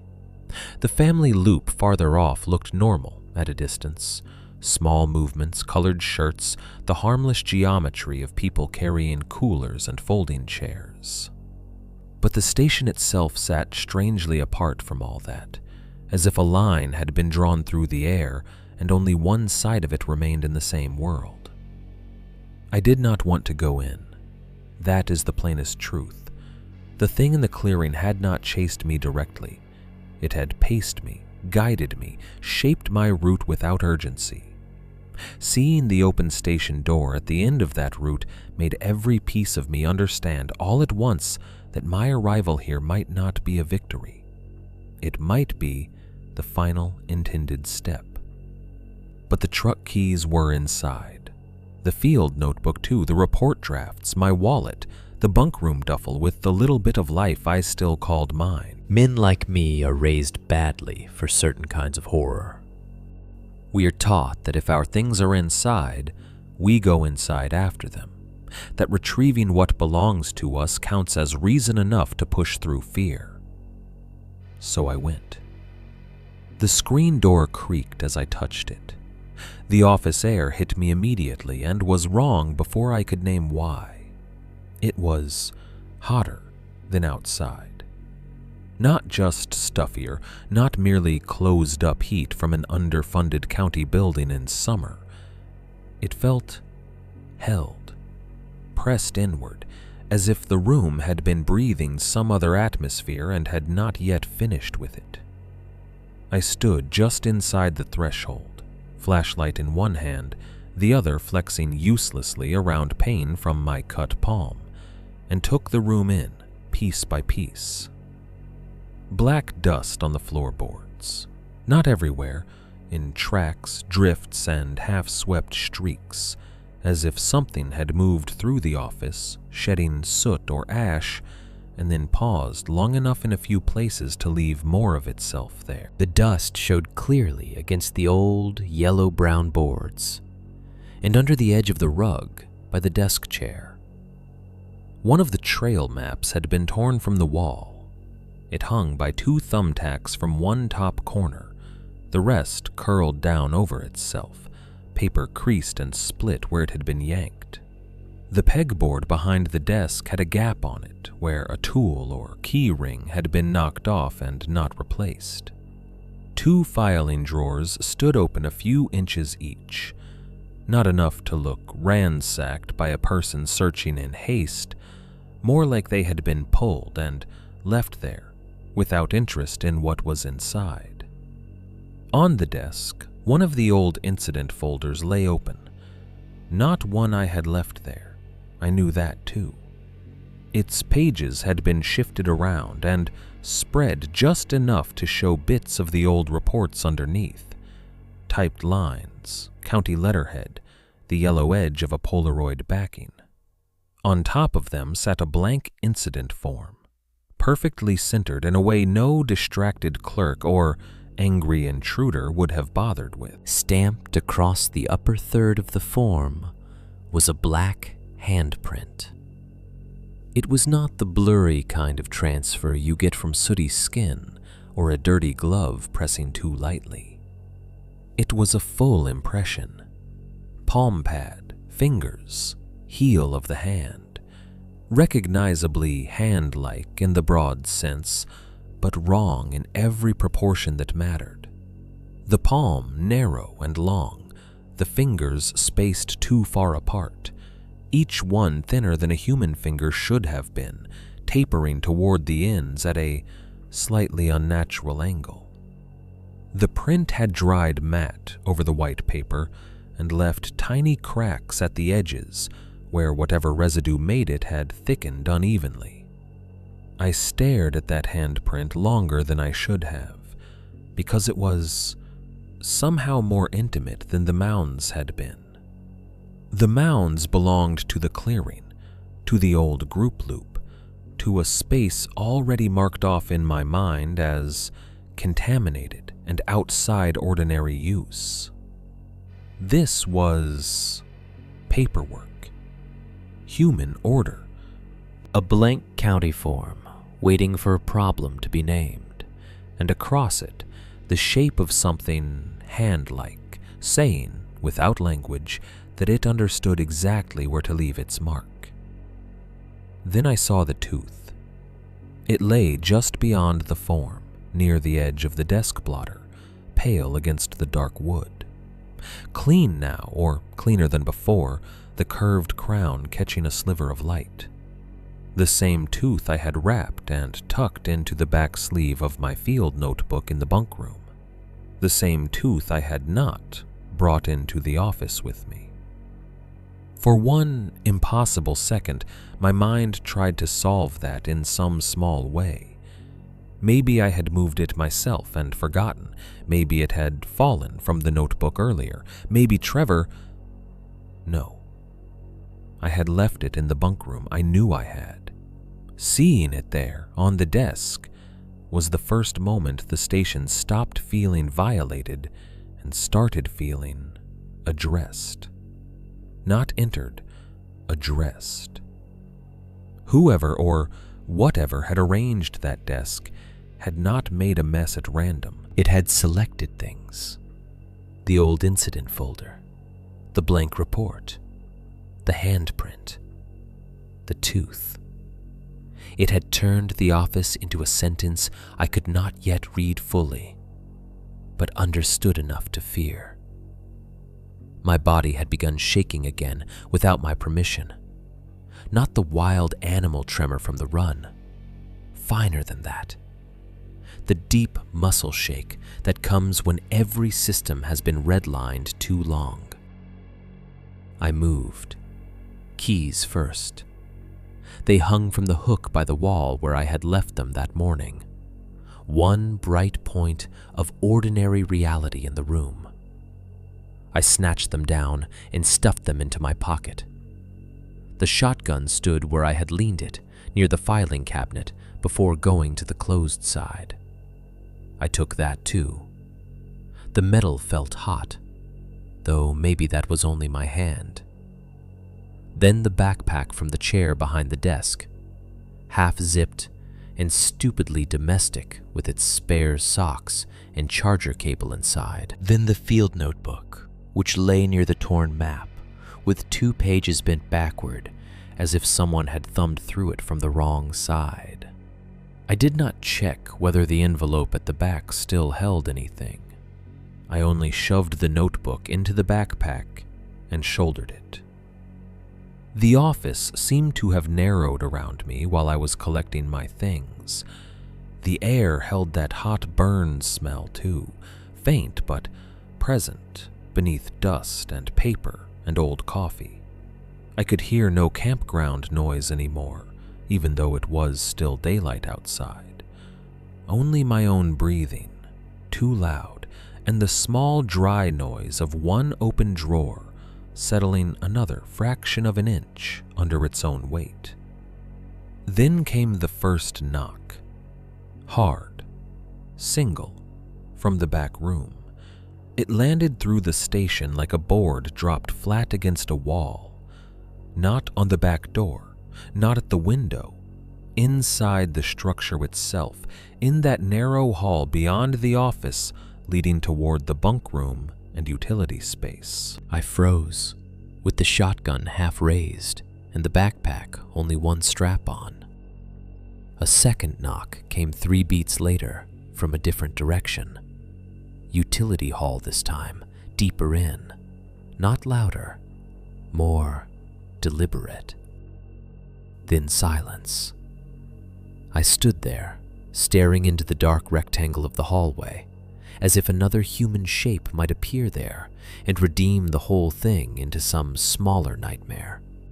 A trespasser, a county prank, Trevor playing the cruelest joke possible.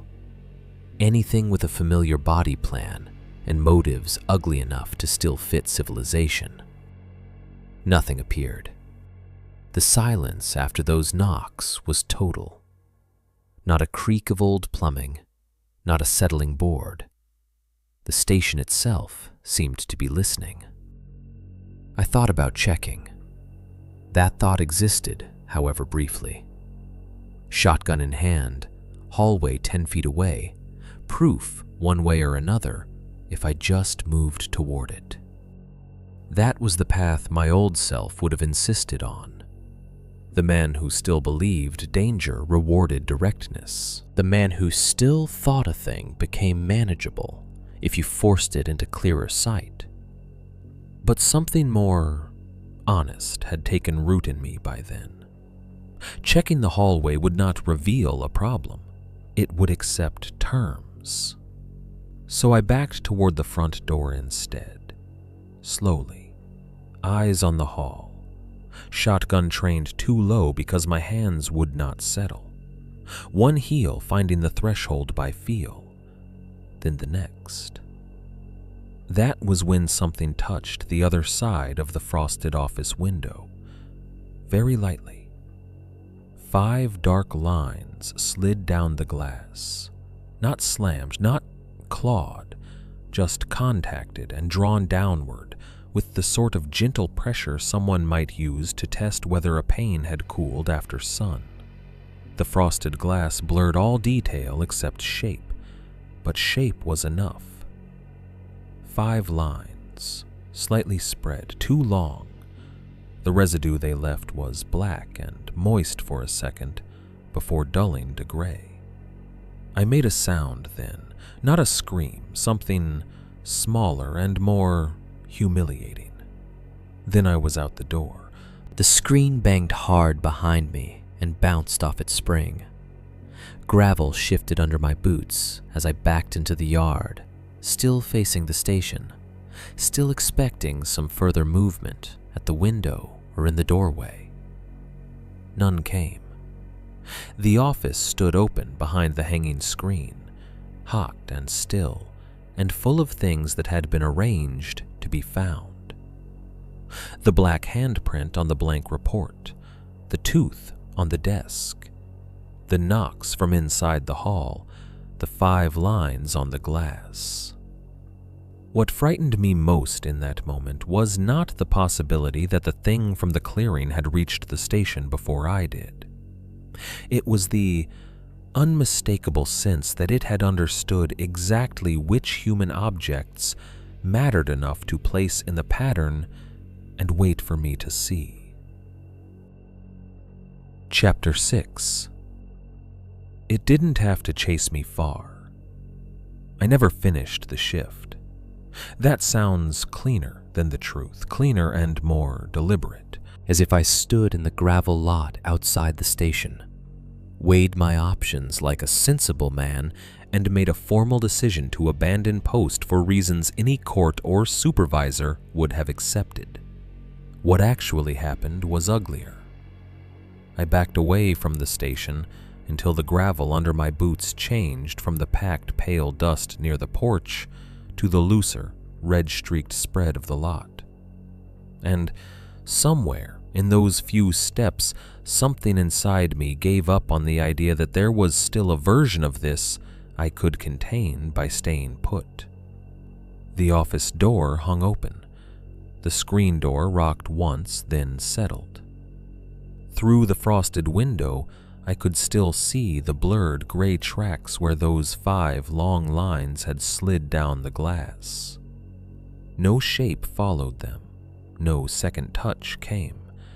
The whole building just stood there in the afternoon heat, low and warped, and suddenly more hostile to me than the clearing had been. My truck keys were in my pocket. The shotgun was in my hand. The backpack cut into one shoulder. The station, my station, for however brief a county season it had been, had just informed me, as plainly as anything at Raven Gap ever informed anyone of anything, that it was no longer a place I understood well enough to occupy. I turned, got into the county pickup, and nearly wrecked it before I hit the road. The gravel at Raven Gap had always been bad at the exit curve, loose in dry weather, rutted after rain, and banked wrong where it joined the county road. I knew that. I had driven it 6 times already. But panic eats road memory the way fire eats paper. I threw the truck into reverse too fast, overcorrected when the rear fishtailed, clipped one of the little split rail posts hard enough to shutter the whole bed, then slammed it into drive before the engine had fully settled. The pickup shot forward in a spray of red dust and loose stone. I took the first bend so wide the right tires dropped into the shoulder gravel, and found air for one brief, sickening instant before hitting back down hard.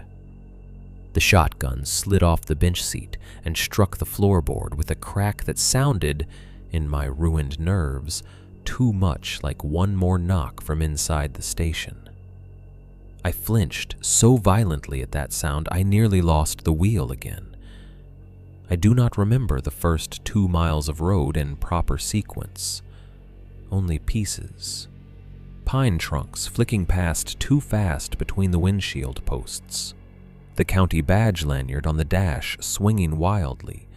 My own breathing, loud and wet in the truck cab.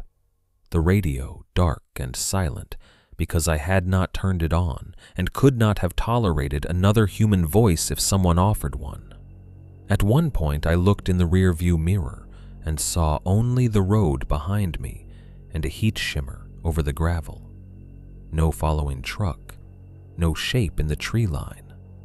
Nothing. That should have helped. It didn't. By then the worst fear had ceased to be that I was still being chased. The worst fear was that I had already been let go on purpose. I did not stop until I reached a gas station nearly 12 miles away. It was one of those half-rural, half-transit places at the edge of a small town, where the pumps stayed newer than the bathrooms and the coffee tasted like hot cardboard no matter the hour. Bright sodium lights outside, harsh fluorescent tubes inside, lottery signs in the window, a rack of windshield fluid and charcoal stacked too close to the ice freezer. It could not have been more ordinary if someone had staged it for my comfort. I parked crooked across 2 spaces and sat there for a full minute with both hands on the wheel. The truck cab smelled like dust, old vinyl, and my own sweat. Something else, too. Faint, but there. That bitter hot wire tang still trapped in the cloth of my shirt, or the fibers of the backpack, or the inside of my own nose. I did not trust myself to know which. When I finally got out and crossed under the station's exterior lights, the glare flattened everything into ugly clarity. I saw myself in the dark glass of the front door before I went in. Ash in my hair, gray and fine at the temples and over one shoulder where I must have brushed against myself with a filthy hand. Black smears on my jeans across both thighs and one knee, dried in ridges where the dark fluid from the mounds had mixed with dust. Blood on my right sleeve. Not much, but enough to show as a dark, stiffened streak near the cuff from where that partial hand had fallen free, and my arm must have gone through the residue without me noticing. My face looked older than it had that morning. Dirt in the sweat lines. One thin red scrape across the cheek.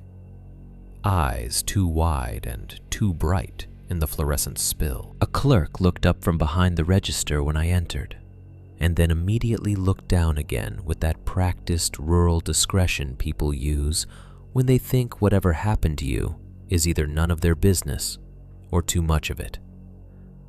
I went to the sink in the men's room first and washed my hands 3 times. The water ran gray at first, then gray-black. Fine residue swirled in the basin like diluted chimney sweepings. I scrubbed until the cut in my palm reopened and striped the foam pink. The mirror over the sink showed me a man trying too hard to restore evidence of personhood through hygiene. It did not work. I stood there afterward with wet hands braced against the chipped counter and considered calling the police. Then County. Then Trevor. Every option failed on the same point. What exactly would I say? Not the truth, not all of it. If I told the truth straight through, 7 smoking mounds made of roots and bones, a thing too tall and bark-skinned, putting them back. My office door open, a handprint on a blank report. Knocks from the back hall, 5 dark lines sliding down the frosted glass. I would sound either insane or intoxicated, or both. Even if someone took me seriously enough to send a deputy, by the time that deputy arrived, I had no confidence anything in Raven Gap would still present itself in a way a legal mind could use. That is how places like that survive. They do not have to erase the event. They only have to make sure the event reaches ordinary authority in language that arrives already broken. I bought a bottle of water I did not want just to justify standing under the lights another few minutes. My hands shook badly enough at the register that the clerk pretended not to see the coins slip from my fingers. Back in the truck, I pulled out my phone and called Trevor. The call screen lit his name. It rang once, twice. I hung up before it could connect. Cowardice, maybe, or mercy. I did not know where he was, who he sat beside, what real emergency had pulled him away. I only knew that once he answered, I would either have to tell him enough to make both our lives irreparably stranger, or lie in exactly the style I had already come to despise at Raven Gap. I drove to my apartment in town after that, without really deciding to. It was a cheap second-floor rental over an insurance office, the kind of place divorced men and traveling laborers and underpaid teachers occupy because the plumbing mostly works, and no one asks whether you plan to stay. I had been there 6 weeks, long enough to know which stair creaked and which kitchen cabinet only opened if you lifted before pulling. Not long enough to make it feel claimed. I ignored County's first call at 6:14 p.m., ignored the second at 6:31. By the third, I had silenced the phone and dropped it face down in the kitchen table next to the packet of takeout soy sauce I'd never thrown away from some earlier sad dinner. The apartment looked brutally normal under the overhead light. Sink, fridge, folded laundry on a chair, boots by the door, a paperback on the coffee table where I had left it days earlier. Every object belonging to the plain little life of a man who still expected tomorrow to be solved by paperwork and coffee. I stripped off the dirty clothes in the bathroom and stepped into the shower before I had fully decided whether I meant to wash or just stand there until the water ran cold. The first rinse went gray. Streams of pale soot and darker grit ran down my arms, legs, chest. Thin streaks of residue came off my hair and tracked along the tile in branching lines before circling the drain. I watched them too closely, as though color alone might tell me what was forest dirt, what was ash, what was blood, what was something else from the mounds I had no business carrying into plumbing designed for ordinary lives. The hot water did nothing to warm me. I was bent forward with both hands braced against the wall when something tiny hit the tub with a distinct, hard clink. I froze. The sound was too sharp for grit, too heavy for bark fleck. For a second, I could not make myself look down. Then I did. Near the drain, caught in a little eddy of gray water and hair, lay a small tooth. Not the first one, the one from the trail-side black ring was still, I thought, in the field notebook shoved into my backpack in the other room. This one was different, smaller, more rounded at the crown. Pale in the fluorescent bathroom light, with one side darkened where residue had clung to it until the water loosened it free. A child-sized molar. I knew that without expertise. Knew it the way the body knows when proportion crosses from one category of horror to another. I tried, automatically and stupidly, to think how it might have gotten there. Some contaminant from the station, something caught in the cuff of my jeans, debris from one of the mounds I had dragged close enough to myself without noticing. I remembered falling on the trail, remembered one knee in the dust, the hand into shade, the black fluid on my boot leather. I could not remember picking it up. That was somehow worse than if I had, because intent gives shape to contamination. Unknowing contact means the boundary has already failed. I turned off the water, knelt, and picked the tooth up with a wad of toilet paper, as if skin contact still mattered after everything else I had carried home. Then I wrapped it twice more and took it straight to the kitchen trash can. I almost took the trash out then and there. Didn't. Another small failure. I slept maybe 2 hours, maybe less. Exhaustion eventually outmatched terror, because biology has its own ugly priorities. I remember lying in bed, with the apartment window cracked half an inch because the AC unit rattled too loudly when it cycled, and I could not stand one more mechanical sound in my skull. I remember city-town summer noise filtering up from the street below. One car, then another, a far-off siren, somebody laughing as they crossed the parking lot out back. Then I woke at 2 a.m. to a dry click at the bedroom window. Not a knock, not a branch tap, a click. Small, precise, close enough that my whole body went rigid before my eyes even opened fully. I lay absolutely still. The room was dark except for the pale sodium wash from the parking lot light cutting in around the blinds. I could hear the refrigerator in the next room cycling on. A truck passed somewhere below, tires humming soft on the road. Nothing else. For a long 10 seconds I told myself, settling noise, insect on the screen, building shift. Then the click came again, slightly lower on the window this time. I did not get up.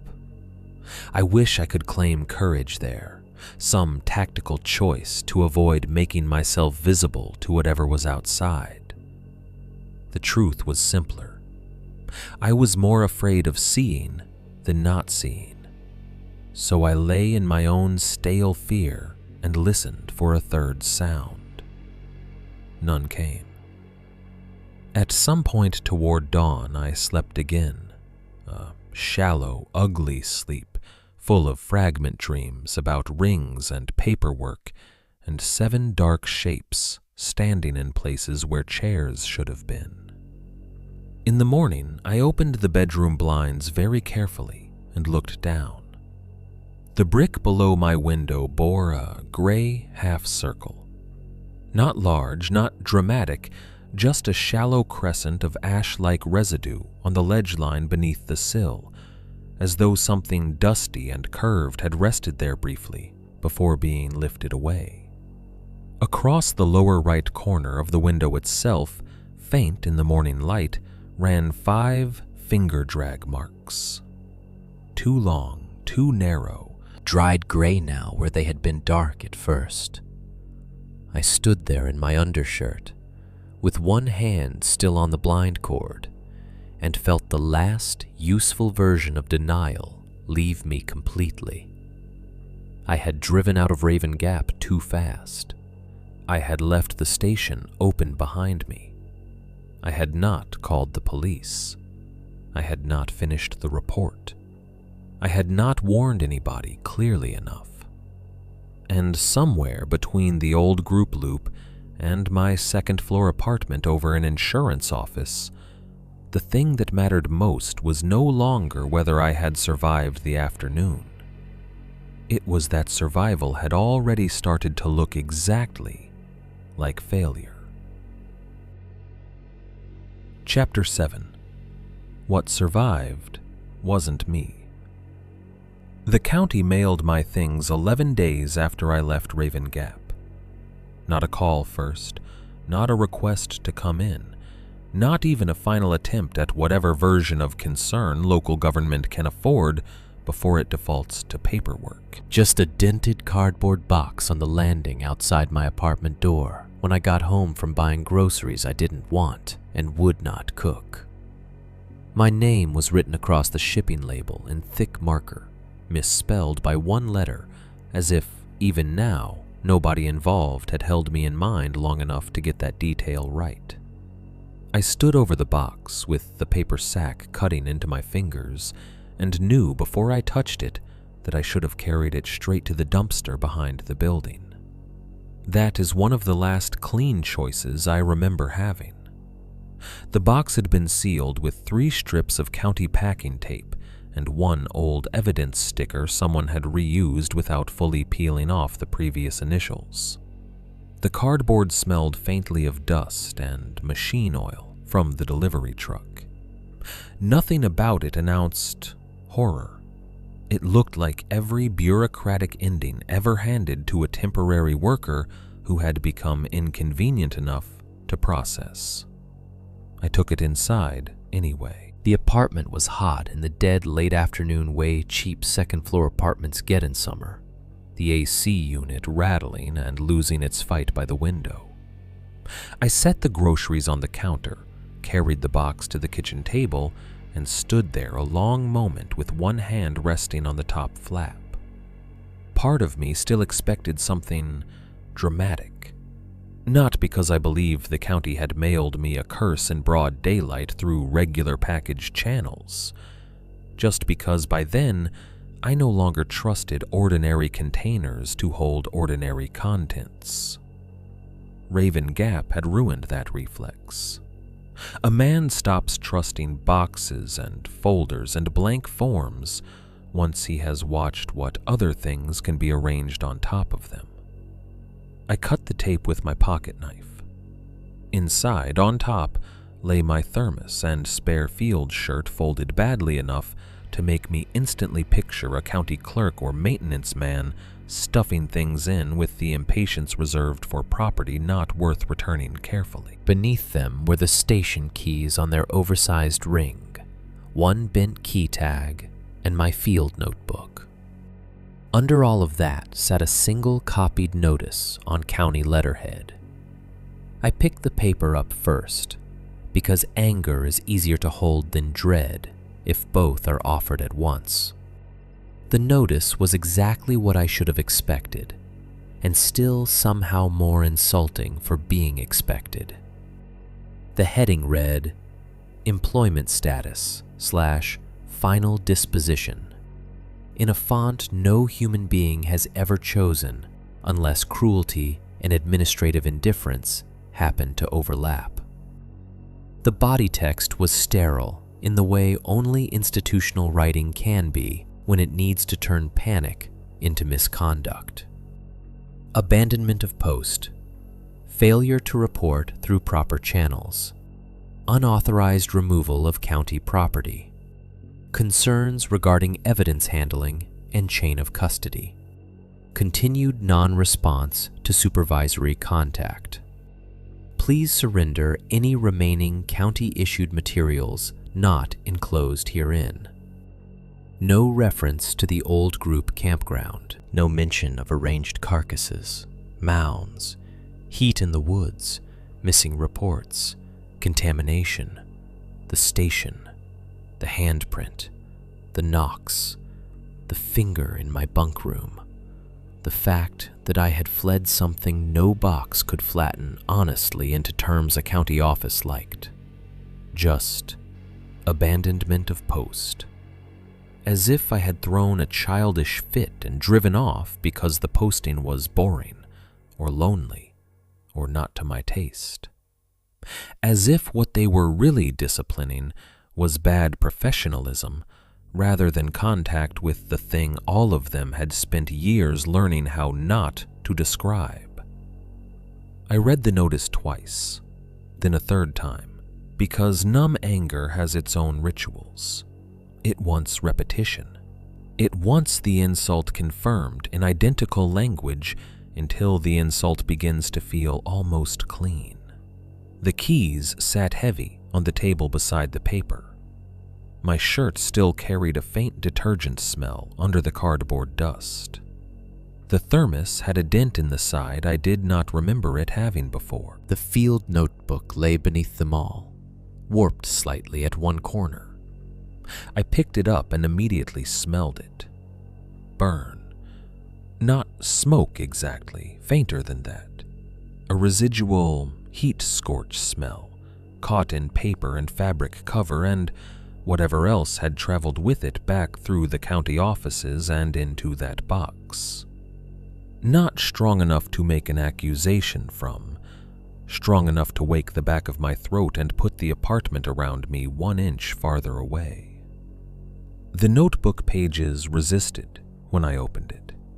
Several near the middle were stuck together along the lower edge as if something damp had dried there and sealed them lightly. I sat down without meaning to and turned the notebook sideways in my lap, the kitchen table pressed against my thighs. Outside, someone's car stereo passed on the street below in a blur of bass.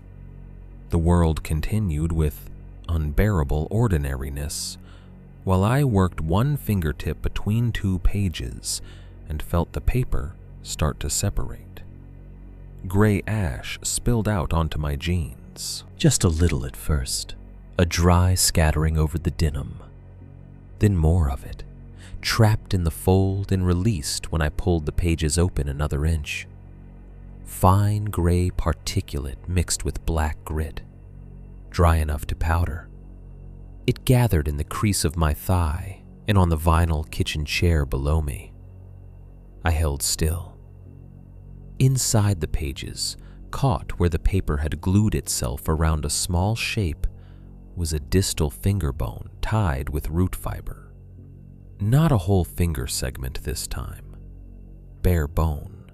The last joint only, no bigger than the end of my thumb, pale and slightly yellowed, except at one end, where something dark had stained the porous cut surface almost black. The root fiber around it was thin and tough, and wound twice through the notebook fold to hold the bone in place, like a keepsake or marker. For a second, I couldn't make my hands move. Then I laid the notebook flat on the table with absurd care, as if sudden motion could somehow make the thing leap categories and become less what it was. The bones sat there in the gutter of the pages, ugly and tiny and intimate in a way larger horrors never are. A full skeleton in a morgue can still be filed mentally as remains. A small hand bone tied into a notebook with roots belongs to an intelligence. It belongs to selection. I do not know how long I stared at it before I noticed the page beneath. At first I thought the ash had obscured some of the writing. Then I realized the writing was not mine at all. Drawn on one page in rough, dark strokes was a circle with 7 marks spaced around it. The marks were not artistically done. They looked like quick field notation, someone trying to preserve arrangement rather than beauty. A central circle for the old fire ring, maybe, and 7 larger strokes around it in the same pattern I had seen in the clearing. The line quality looked wrong for my pen, and wrong for the notebook altogether, darker and more mechanical than the rest of my field entries.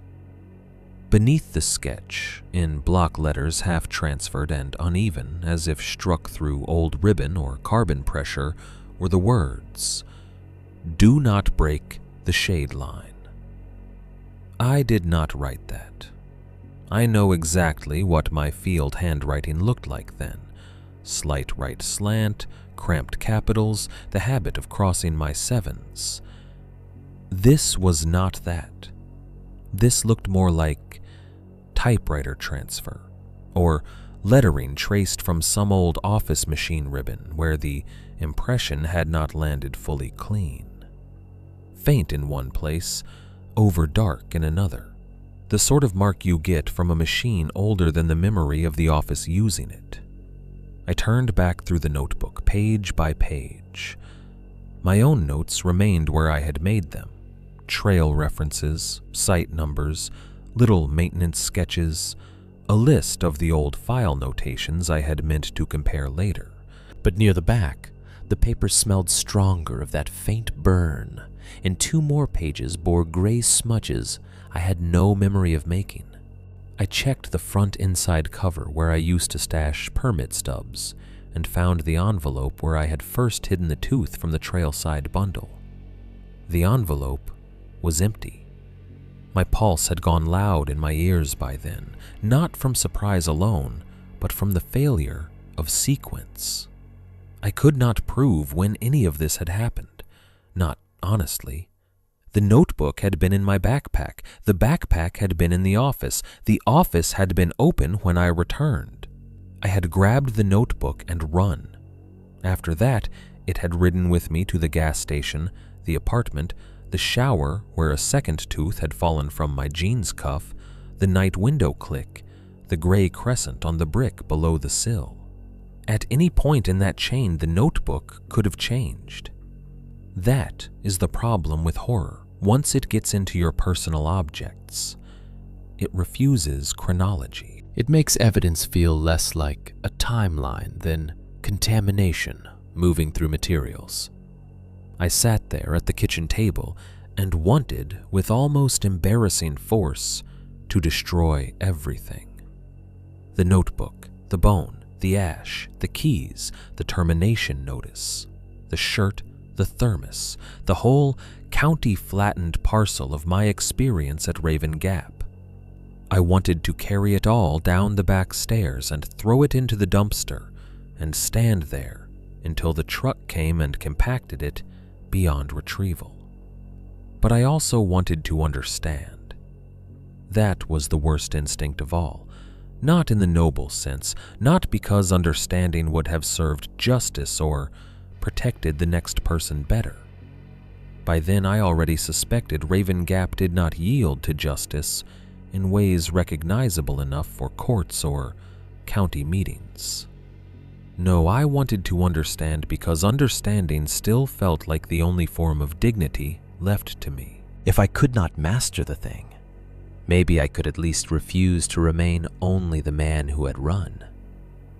So I chose neither path well. I did not destroy the box. I did not take the notebook to the police. I did not mail copies of the hand-drawn circle and warning phrase to the county office with a letter demanding explanation.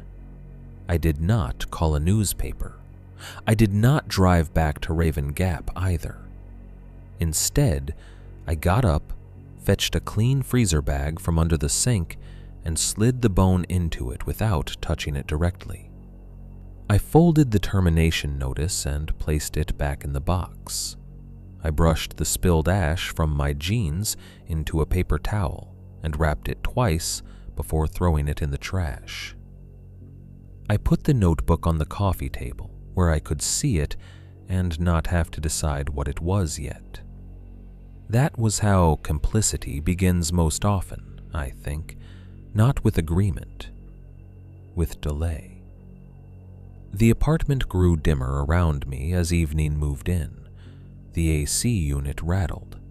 Somewhere downstairs, the insurance office cleaner vacuumed for a while and then stopped. On the table, the county box sat open, with my spare shirt and keys and thermos arranged like harmless remnants of a job gone bad. On the coffee table, my field notebook waited, with its ash-stiff pages and the words, "Do not break the shade line," sitting inside it like a rule from some older office than any county government had ever staffed. I must have read that line 15 times before full dark. Each reading changed what I thought it meant. At first, I took it literally. Don't roll the mounds into shade. Don't interrupt the sun exposure.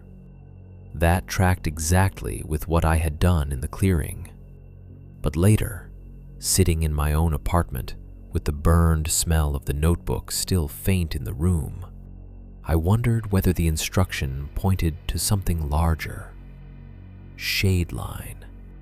Not just where shadow begins, but where one condition becomes another. Where process starts or stops. Where a place ceases being ordinary and becomes the thing beneath the ordinary. Raven Gap had been full of lines like that. The old spur, the edge of the loop, the shift from living noise into dead stillness. The station itself, before and after it became part of the pattern. I wanted to know who had written it. I wanted even more to know who had learned it the hard way first. And because I chose neither destruction nor disclosure, the notebook stayed with me. That, more than any county language in the termination notice, is the reason I can't fully pretend what happened at Raven Gap was only done to me. Part of it was carried forward by me, boxed and bagged and filed away with the same weak practical motions everyone before me had probably used when they could not bear to say the whole thing out loud. Chapter 7. What survived wasn't me. By late autumn, I was working in a county supply warehouse 40 miles east of anywhere you could honestly call woods. That was not an accident. The job came through a cousin of my ex-wife's brother, which should tell you how far down the food chain I had drifted by then. It paid less than field work, offered no dignity worth naming, and took place in a long corrugated building behind a highway maintenance yard where everything smelled of cardboard, dust, pallet wood, and diesel. We moved road signs, boxes of bolts, safety vests, chains, cleaning solvent, line paint, and whatever else local government bought in bulk, because local government believes anything can be controlled if it is labeled and stacked correctly. I took the job because nothing there had a tree line. Not a real one, not the kind that could hold silence behind it. The yard was gravel and chain link and sodium security lights, with a drainage ditch out back and a storage lot full of damaged guardrail. Even at dusk, it stayed legible. Even at night, the sounds made sense.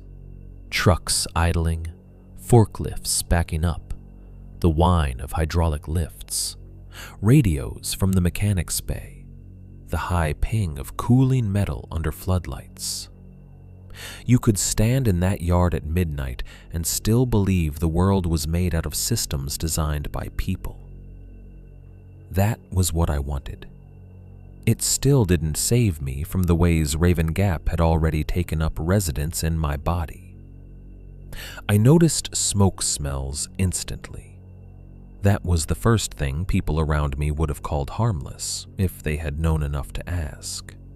Somebody in the warehouse would fire up a propane heater too early in the season, and I'd smell the difference between ordinary fuel burn and anything sweeter or more electrical before anyone else even looked up. A truck coming in hot from a downhill run with brake pads just this side of trouble would hit me in the back teeth. Once, 3 aisles over from where I was inventorying reflective tape, I caught the faint smell of scorched extension cord insulation from a frayed cable under a fan unit, and had the plug yanked before the warehouse manager finished insisting nothing was wrong. They thought I had gotten sensitive to smells. That was how people put it when they wanted a symptom without the shape around it. I could not eat barbecue anymore if the grease smell turned sweet. That one I learned in public, at a volunteer fire fundraiser where a man in a red apron handed me a paper tray piled with pulled pork and beans and smiled like he was offering summer itself. I made it halfway through the first bite before the sauce and smoke and rendered fat crossed in the wrong way and became, all at once, the clearing again. Scorched grease, old blood, sweet rot, heat.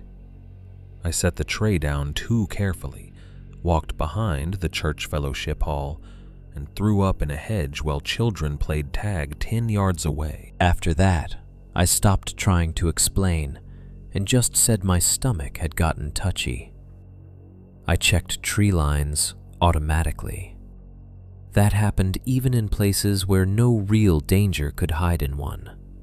Grocery store parking lots with decorative shrubs, the ragged line of pines behind the warehouse lot, motel strips off the interstate where the grass gave way to drainage woods and litter-caught brush. My eyes went there first every time I got out of a vehicle, the way some men check exits and some women check who's standing nearest them. It was no longer a thought. It was an allocation of attention my body made before I had any say in it. I stopped leaving windows cracked at night, stopped sleeping with blinds open, stopped camping completely, though when people asked, I called it outgrowing the novelty, in the same easy tone men use when they want to sound practical rather than damaged. I would still go fishing once in a while on open water or exposed banks where the land around me stayed honest. But campsites, picnic shelters, public fire rings, trailheads after dusk, those all began to feel less like recreation than baited places, prepared places, arrangements waiting for some version of night to finish them. And I never, ever answered unexplained knocking after dark. that one became a rule faster than all the rest. A delivery I wasn't expecting, a neighbor at the wrong hour, someone tapping on the warehouse side door after close instead of using the lit main entrance. If I couldn't identify the reason for the knock before I moved, I did not move. I would stand in a room, breathing through my nose, and let the sound happen without me until it either revealed itself or stopped. You can call that paranoia if you want. I won't fight you hard on it. But there are forms of caution that only look irrational from outside the incident that taught them. The real change, though, was not sensory. It was moral. That took longer to understand. For the first few months after Raven Gap, I told the story in pieces, and only when drink or fatigue or some accidental trigger loosened the edges enough that I forgot to keep it trimmed. Usually, I gave people the version easiest for them to digest. Closed campground, dead animals staged weirdly, something in the woods that looked wrong in bad light, corrupt county paperwork, maybe some local criminal mess nobody wanted to own. That version always got nods, sometimes concern, sometimes a joke designed to reassure both of us that we still lived in a world where ugliness stayed recognizably human. A few people said, "Sounds like a cult thing." A few said meth heads. One man at the warehouse who used to hunt feral hogs told me I probably spooked some diseased bear and let the rest of it build itself in my imagination afterward. And every time I almost corrected them, I edited instead. I left out the hand. I left out the half skull packed with black fibers. I left out the station window and the 5 dark finger lines sliding down the frosted glass. I left out the bone tied into my notebook with root fiber. I left out the fact that the thing from the clearing had not chased me like prey, but guided me like something less important than that. Most of all, I left out how calm it had been. That calm is impossible to explain to anyone who hasn't seen intelligence in a place where appetite should have been. Tell somebody a creature screamed or lunged or came at you with obvious violence, and they know where to file their fear. Tell them it restored a ring of smoking bone mounds in daylight and treated your presence like a temporary inconvenience to its work, and you can watch their understanding fail in real time. So I spared them the failure. That is how I justified it. What I was really doing was becoming exactly the sort of person I used to despise. Before Raven Gap, I had no patience for half stories and old local warnings that evaporated under direct questioning. I hated the culture of muttered knowledge around certain rural places. The shrug, the changed subject, the phrase, "folks say," used like a shield against accountability. I thought if something was wrong, then saying it straight was the first obligation you owed the next person. After Raven Gap, I still believed that in principle. In practice, I began editing my own experience into something smaller every time it approached language. A weird county posting, bad scene at a closed campground, something in the woods. I quit after it got too strange. That was the version most people got, and because I gave them that version, they never had a chance to refuse it or demand more. I preemptively flattened the horror for them and called the flattening practicality. It took me months to notice the pattern outside myself, too. The warehouse had one old desktop computer in the break room with a browser barely fit for current websites. But late afternoons in winter, it was sometimes the only place quiet enough to dig without interruption. I started searching local archives then, Not because I expected a headline reading Appalachian bone creature tins mounds in county campground, but because once you have seen a thing survive by omission, you begin looking for the omissions first. There were more than I expected, not about Raven Gap specifically, at least not in any single clear way. About places like it. County campgrounds, trail pull-offs, old recreation areas near timber lines and creek bins. Little pockets of public land where use had declined and explanation had grown loose around that decline. Articles about animal deaths appeared separate from articles about site closures. Minor disappearances got broken away from local rumors and filed under weather, rough terrain, off-leash incidents, teenage risk-taking. Reports of smells, noises, vandalism, and dead livestock lived in different columns and different years and different counties, each one too small on its own to demand shape. A dog vanished here, 3 dead animals placed near a picnic ring there. Unexplained campground closure due to maintenance concerns. Local hiker reports strange heat and smoke smell after rainfall. Family leaves site early after repeated nighttime disturbances. Missing attachment in a county report. Redacted follow-up. No response from Parks Department. No confirmed link between incidents. Read one at a time, they meant little.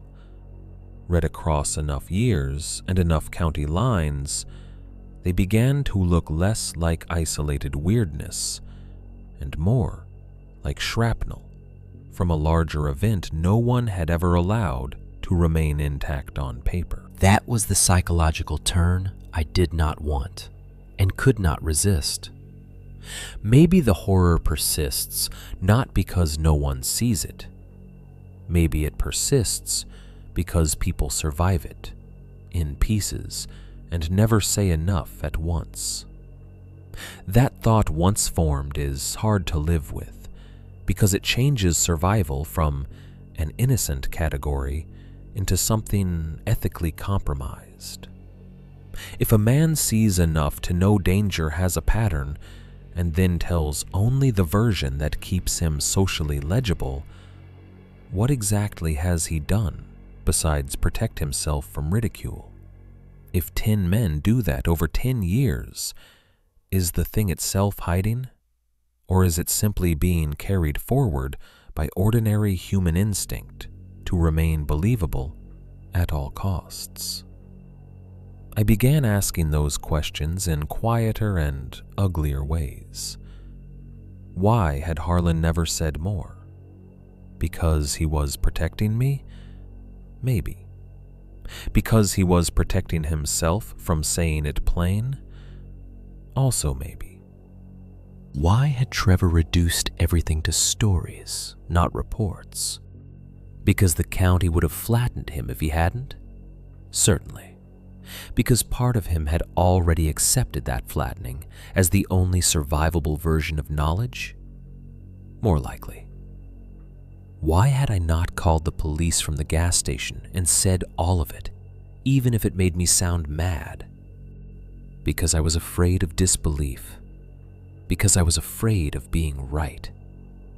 Because some part of me already suspected that plain speech would not destroy the pattern, only isolate me from anyone willing to witness it with me.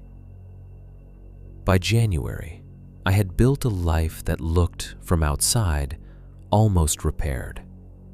Warehouse job, cheap apartment, grocery runs on Tuesdays, laundry on Sundays, coffee from the same gas station where no one knew what I had once looked like under their fluorescent lights, with ash in my hair and blood on my sleeve.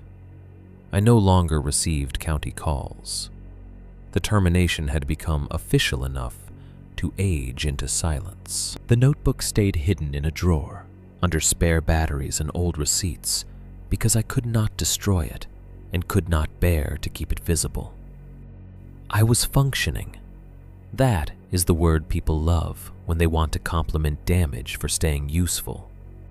But Raven Gap had changed the pattern recognition part of me too deeply for function to mean health. By then, I knew this much with certainty. The worst thing that had followed me out of the woods was not only fear.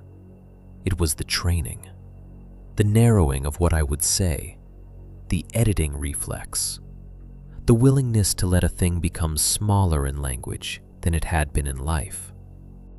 Once you learn that move, you can feel it happening in yourself, like a hand reaching automatically for a light switch in a room you no longer trust. And after enough repetitions, you start to understand a colder possibility than any creature story by itself can offer. A place like Raven Gap may not survive because it is hidden well. It may survive because it teaches its witnesses how to hide it for themselves. Chapter 7. What survived wasn't me. It was the following June when I saw it again. Not at Raven Gap, not in any forest worth naming, not in some hidden hollow where people could still pretend old land kept its own rules. I saw it at a highway rest area outside Roanoke on a bright, ugly afternoon with minivans in the lot and diesel fumes hanging over the parking spaces, and two little girls eating melting ice cream under a picnic shelter while their mother argued with someone on speakerphone. That was the worst part of it. Not the thing itself, the normalcy around it. I had left work early that day because the warehouse AC unit on the south side had died again, and the manager finally admitted the building had crossed from uncomfortable into stupid.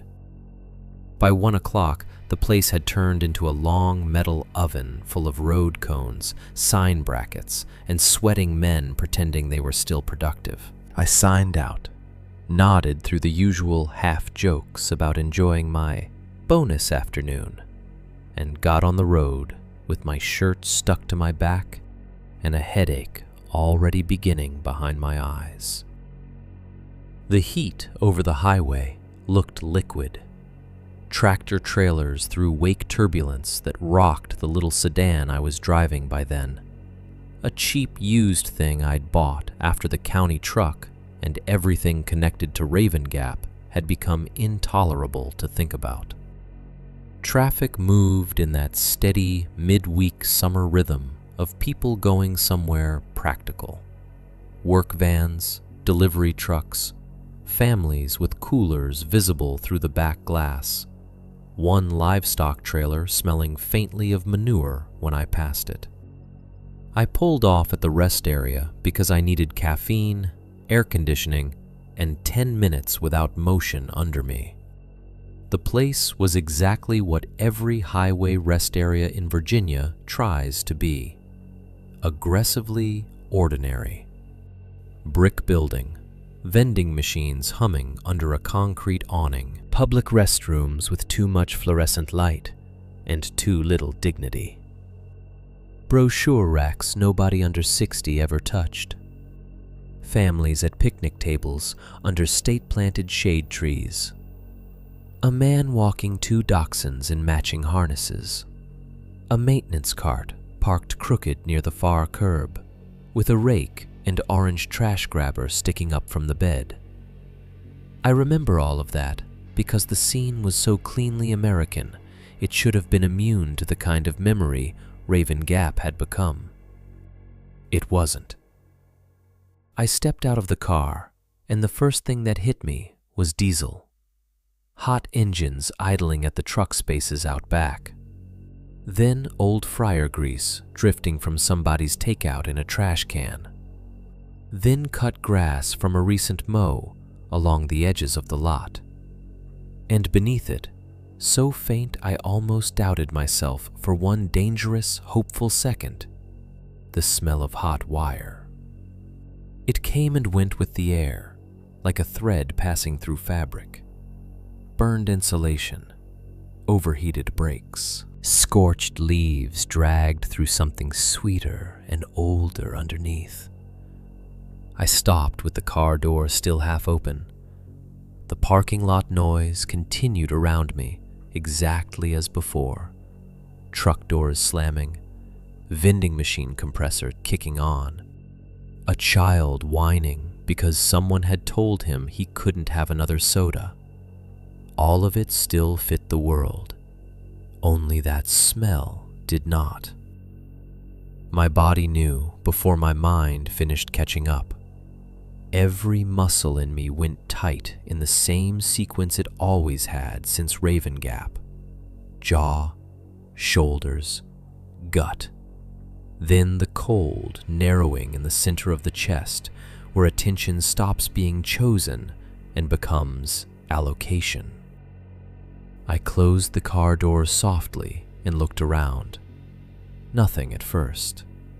People moved through the lot in little, ordinary patterns. A man in reflective sunglasses came out of the restroom with a paper towel in one hand and a phone pressed to his ear. A family unpacked sandwiches at the nearest picnic table. A truck driver stood by the vending machines, studying the buttons as though the choice mattered morally. Then I saw the brush pile. It sat near the far edge of the property, beyond the picnic shelter, where the maintained grass gave way to scrub and a service lane cut behind the building for county use. Nothing dramatic, just a pile of trimmed branches, stormfall limbs, and roadside brush stacked for later hauling. Exactly the kind of thing no one notices, because public places are full of temporary heaps created by maintenance men and forgotten until some larger truck comes to erase them. At the near edge of that brush pile, in full afternoon sun, sat a black, round bundle, faintly smoking. I knew what it was before I consciously admitted it, not because I could see every detail from where I stood. I couldn't. It was too far for that.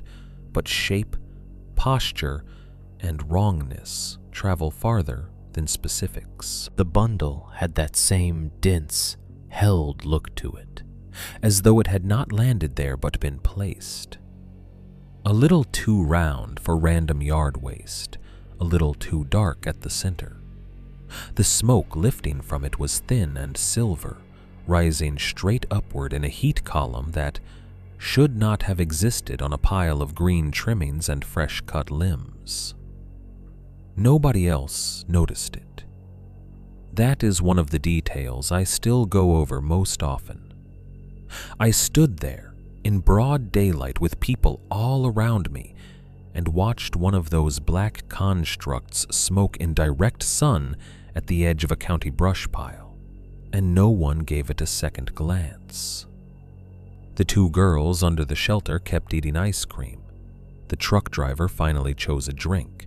The mother by the picnic table laughed once, sharply, at something on the phone. The rest area remained what it had been 5 seconds earlier. Ordinary. I started walking toward the brush pile before I had decided to. Maybe 6 steps, no more than that, close enough to see a little better. The black thing sat partly embedded among the lower branches, maybe the size of a basketball again, maybe slightly larger, with cut brush and weed stems piled loosely behind it. The outer surface looked fibrous even at that distance, dark root-like strands, bark or bark-colored strips. Something pale buried deeper in the mass, where one seam had opened just enough to catch the eye, if the eye already knew where to look. One pale fragment, not large enough to identify from where I stood, and that made it worse. When uncertainty belongs to ordinary life, it comforts. Here it sharpened. Bone? Plastic? A snapped branch end stripped of bark? My mind offered all three and believed only one. The hot burn smell strengthened. A county maintenance worker stepped out from behind the building, carrying a rake. He was young, maybe early 20s, broad through the shoulders and sunburned at the back of the neck, where his hair had been cut too short to protect him. Work gloves tucked in one back pocket, earbuds hanging around his collar. The sort of seasonal laborer I had been not very long before, underpaid, dehydrated, and trusting the day to remain whatever shape it had taken that morning. He walked toward the brush pile casually, not directly to the black bundle, to the pile in general, maybe to tidy the edge or drag a few branches farther from the service lane. He had not seen it yet. Or if he had, it registered to him only as one more lump in a workday full of lumps. I stopped walking. The words rose in me immediately. Don't go near that. Or maybe, that's not trash. Or simpler still, leave it in the sun and don't touch it. The problem with warning people about impossible things is that your mind reaches for a version of the warning that will still leave you sounding sane. In the second or two I had before that worker got close enough to see the black shape himself, I went through 3 or 4 possible sentences and rejected each one for a different weakness. If I said it looked contaminated, he might use the rake and bring it closer for inspection. If I said it was an animal nest, he might laugh and kick it. If I said nothing but urgency, "Hey, stop!" then I would still have to explain what I had seen, and my body already knew I was not going to explain it fully. Not in that parking lot. Not to him. Not with a mother and 2 children 10 yards away and diesel engines idling behind us and the whole ordinary world watching without knowing it was watching. Then another thought, colder and more humiliating than all the rest, arrived beneath the words. What if it isn't for him yet? I hated myself for that thought even as it formed, hated the speed with which my mind had learned the grammar of these things. Not simply danger, but timing. Not merely witness, but process. The black bundle smoking in the sun had become, in my thinking, not an object to expose, but a stage in a cycle I no longer trusted myself to interrupt without making something worse. That is how training feels from inside. It does not announce itself as corruption. It presents itself as caution. The worker reached the brush pile, planted one boot against a fallen limb, and leaned the rake into the branches to pull some of them aside. The black bundle did not move. He still had not seen it properly, I think, or perhaps he saw only a lump of tangled roots and debris and gave it the amount of attention maintenance work gives most things in the lower half of a pile. I opened my mouth. No sound came out. That was the true moral failure. Not that I made the wrong argument or lacked evidence or feared ridicule. Those are all later excuses. In the only moment that mattered, I had language available and did not use it. The worker scraped the rake once through the brush, frowned at something in the pile, then left it and moved on to the next cluster of branches. Maybe the tines had snagged and he lost interest.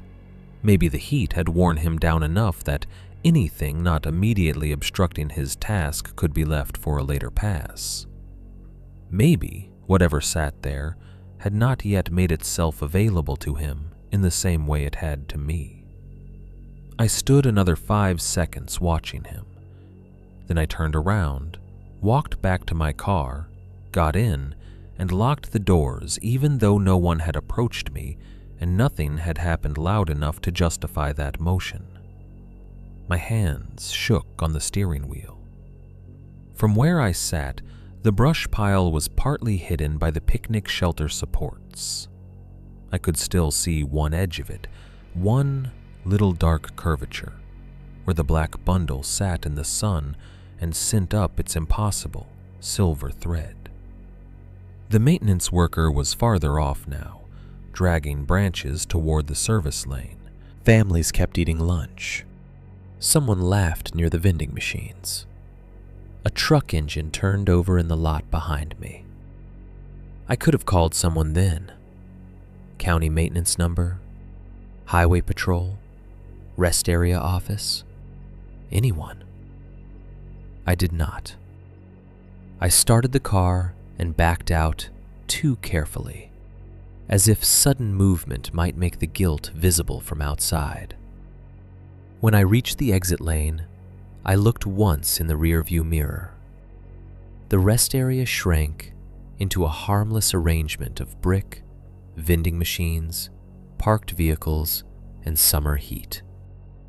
Nothing in that view would have convinced a stranger that anything older or uglier than infrastructure was operating there. That was the point. By then, I finally understood the coldest truth Raven Gap had been working toward from the first day I took the job. It was never only Raven Gap. Not the campground, not the old group loop, not the little county office with its missing attachments and stale coffee and half-erased staffing board. Raven Gap had only been one place where I saw the process clearly enough to be damaged by it. One place where the arrangement had become visible in daylight before anyone finished flattening it back into paperwork and rumor. And whatever had left those mounds, rebuilt those circles, marked that report form, and touched the window outside my apartment, had not needed me dead. Death would have ended my usefulness too quickly. What it needed, what the place itself seemed built to produce, was something colder and more durable than a corpse. It needed me trained, careful, observant, unable to hear a hot wire smell without feeling my whole body narrow around it, unable to see a black bundle in sunlight without recognizing the shape, and, most importantly, unwilling to speak clearly enough, soon enough, while there was still a chance to change anything. One more survivor carrying the pattern forward not by belief, but by silence. I drove back onto the highway, with the AC blowing too hard on my face and the rest area dropping behind me, mile by mile. And I did not call anybody before the exit disappeared in the mirror. That is the ending people expect me to resist when I tell this now. They want the final dignity of confession to undo the earlier failure. They want me to have turned around or called it in, or at least screamed across the lot to the county kid with the rake. I didn't. When I saw that bundle smoking by the picnic shelter, I knew exactly what it was, and I kept driving anyway.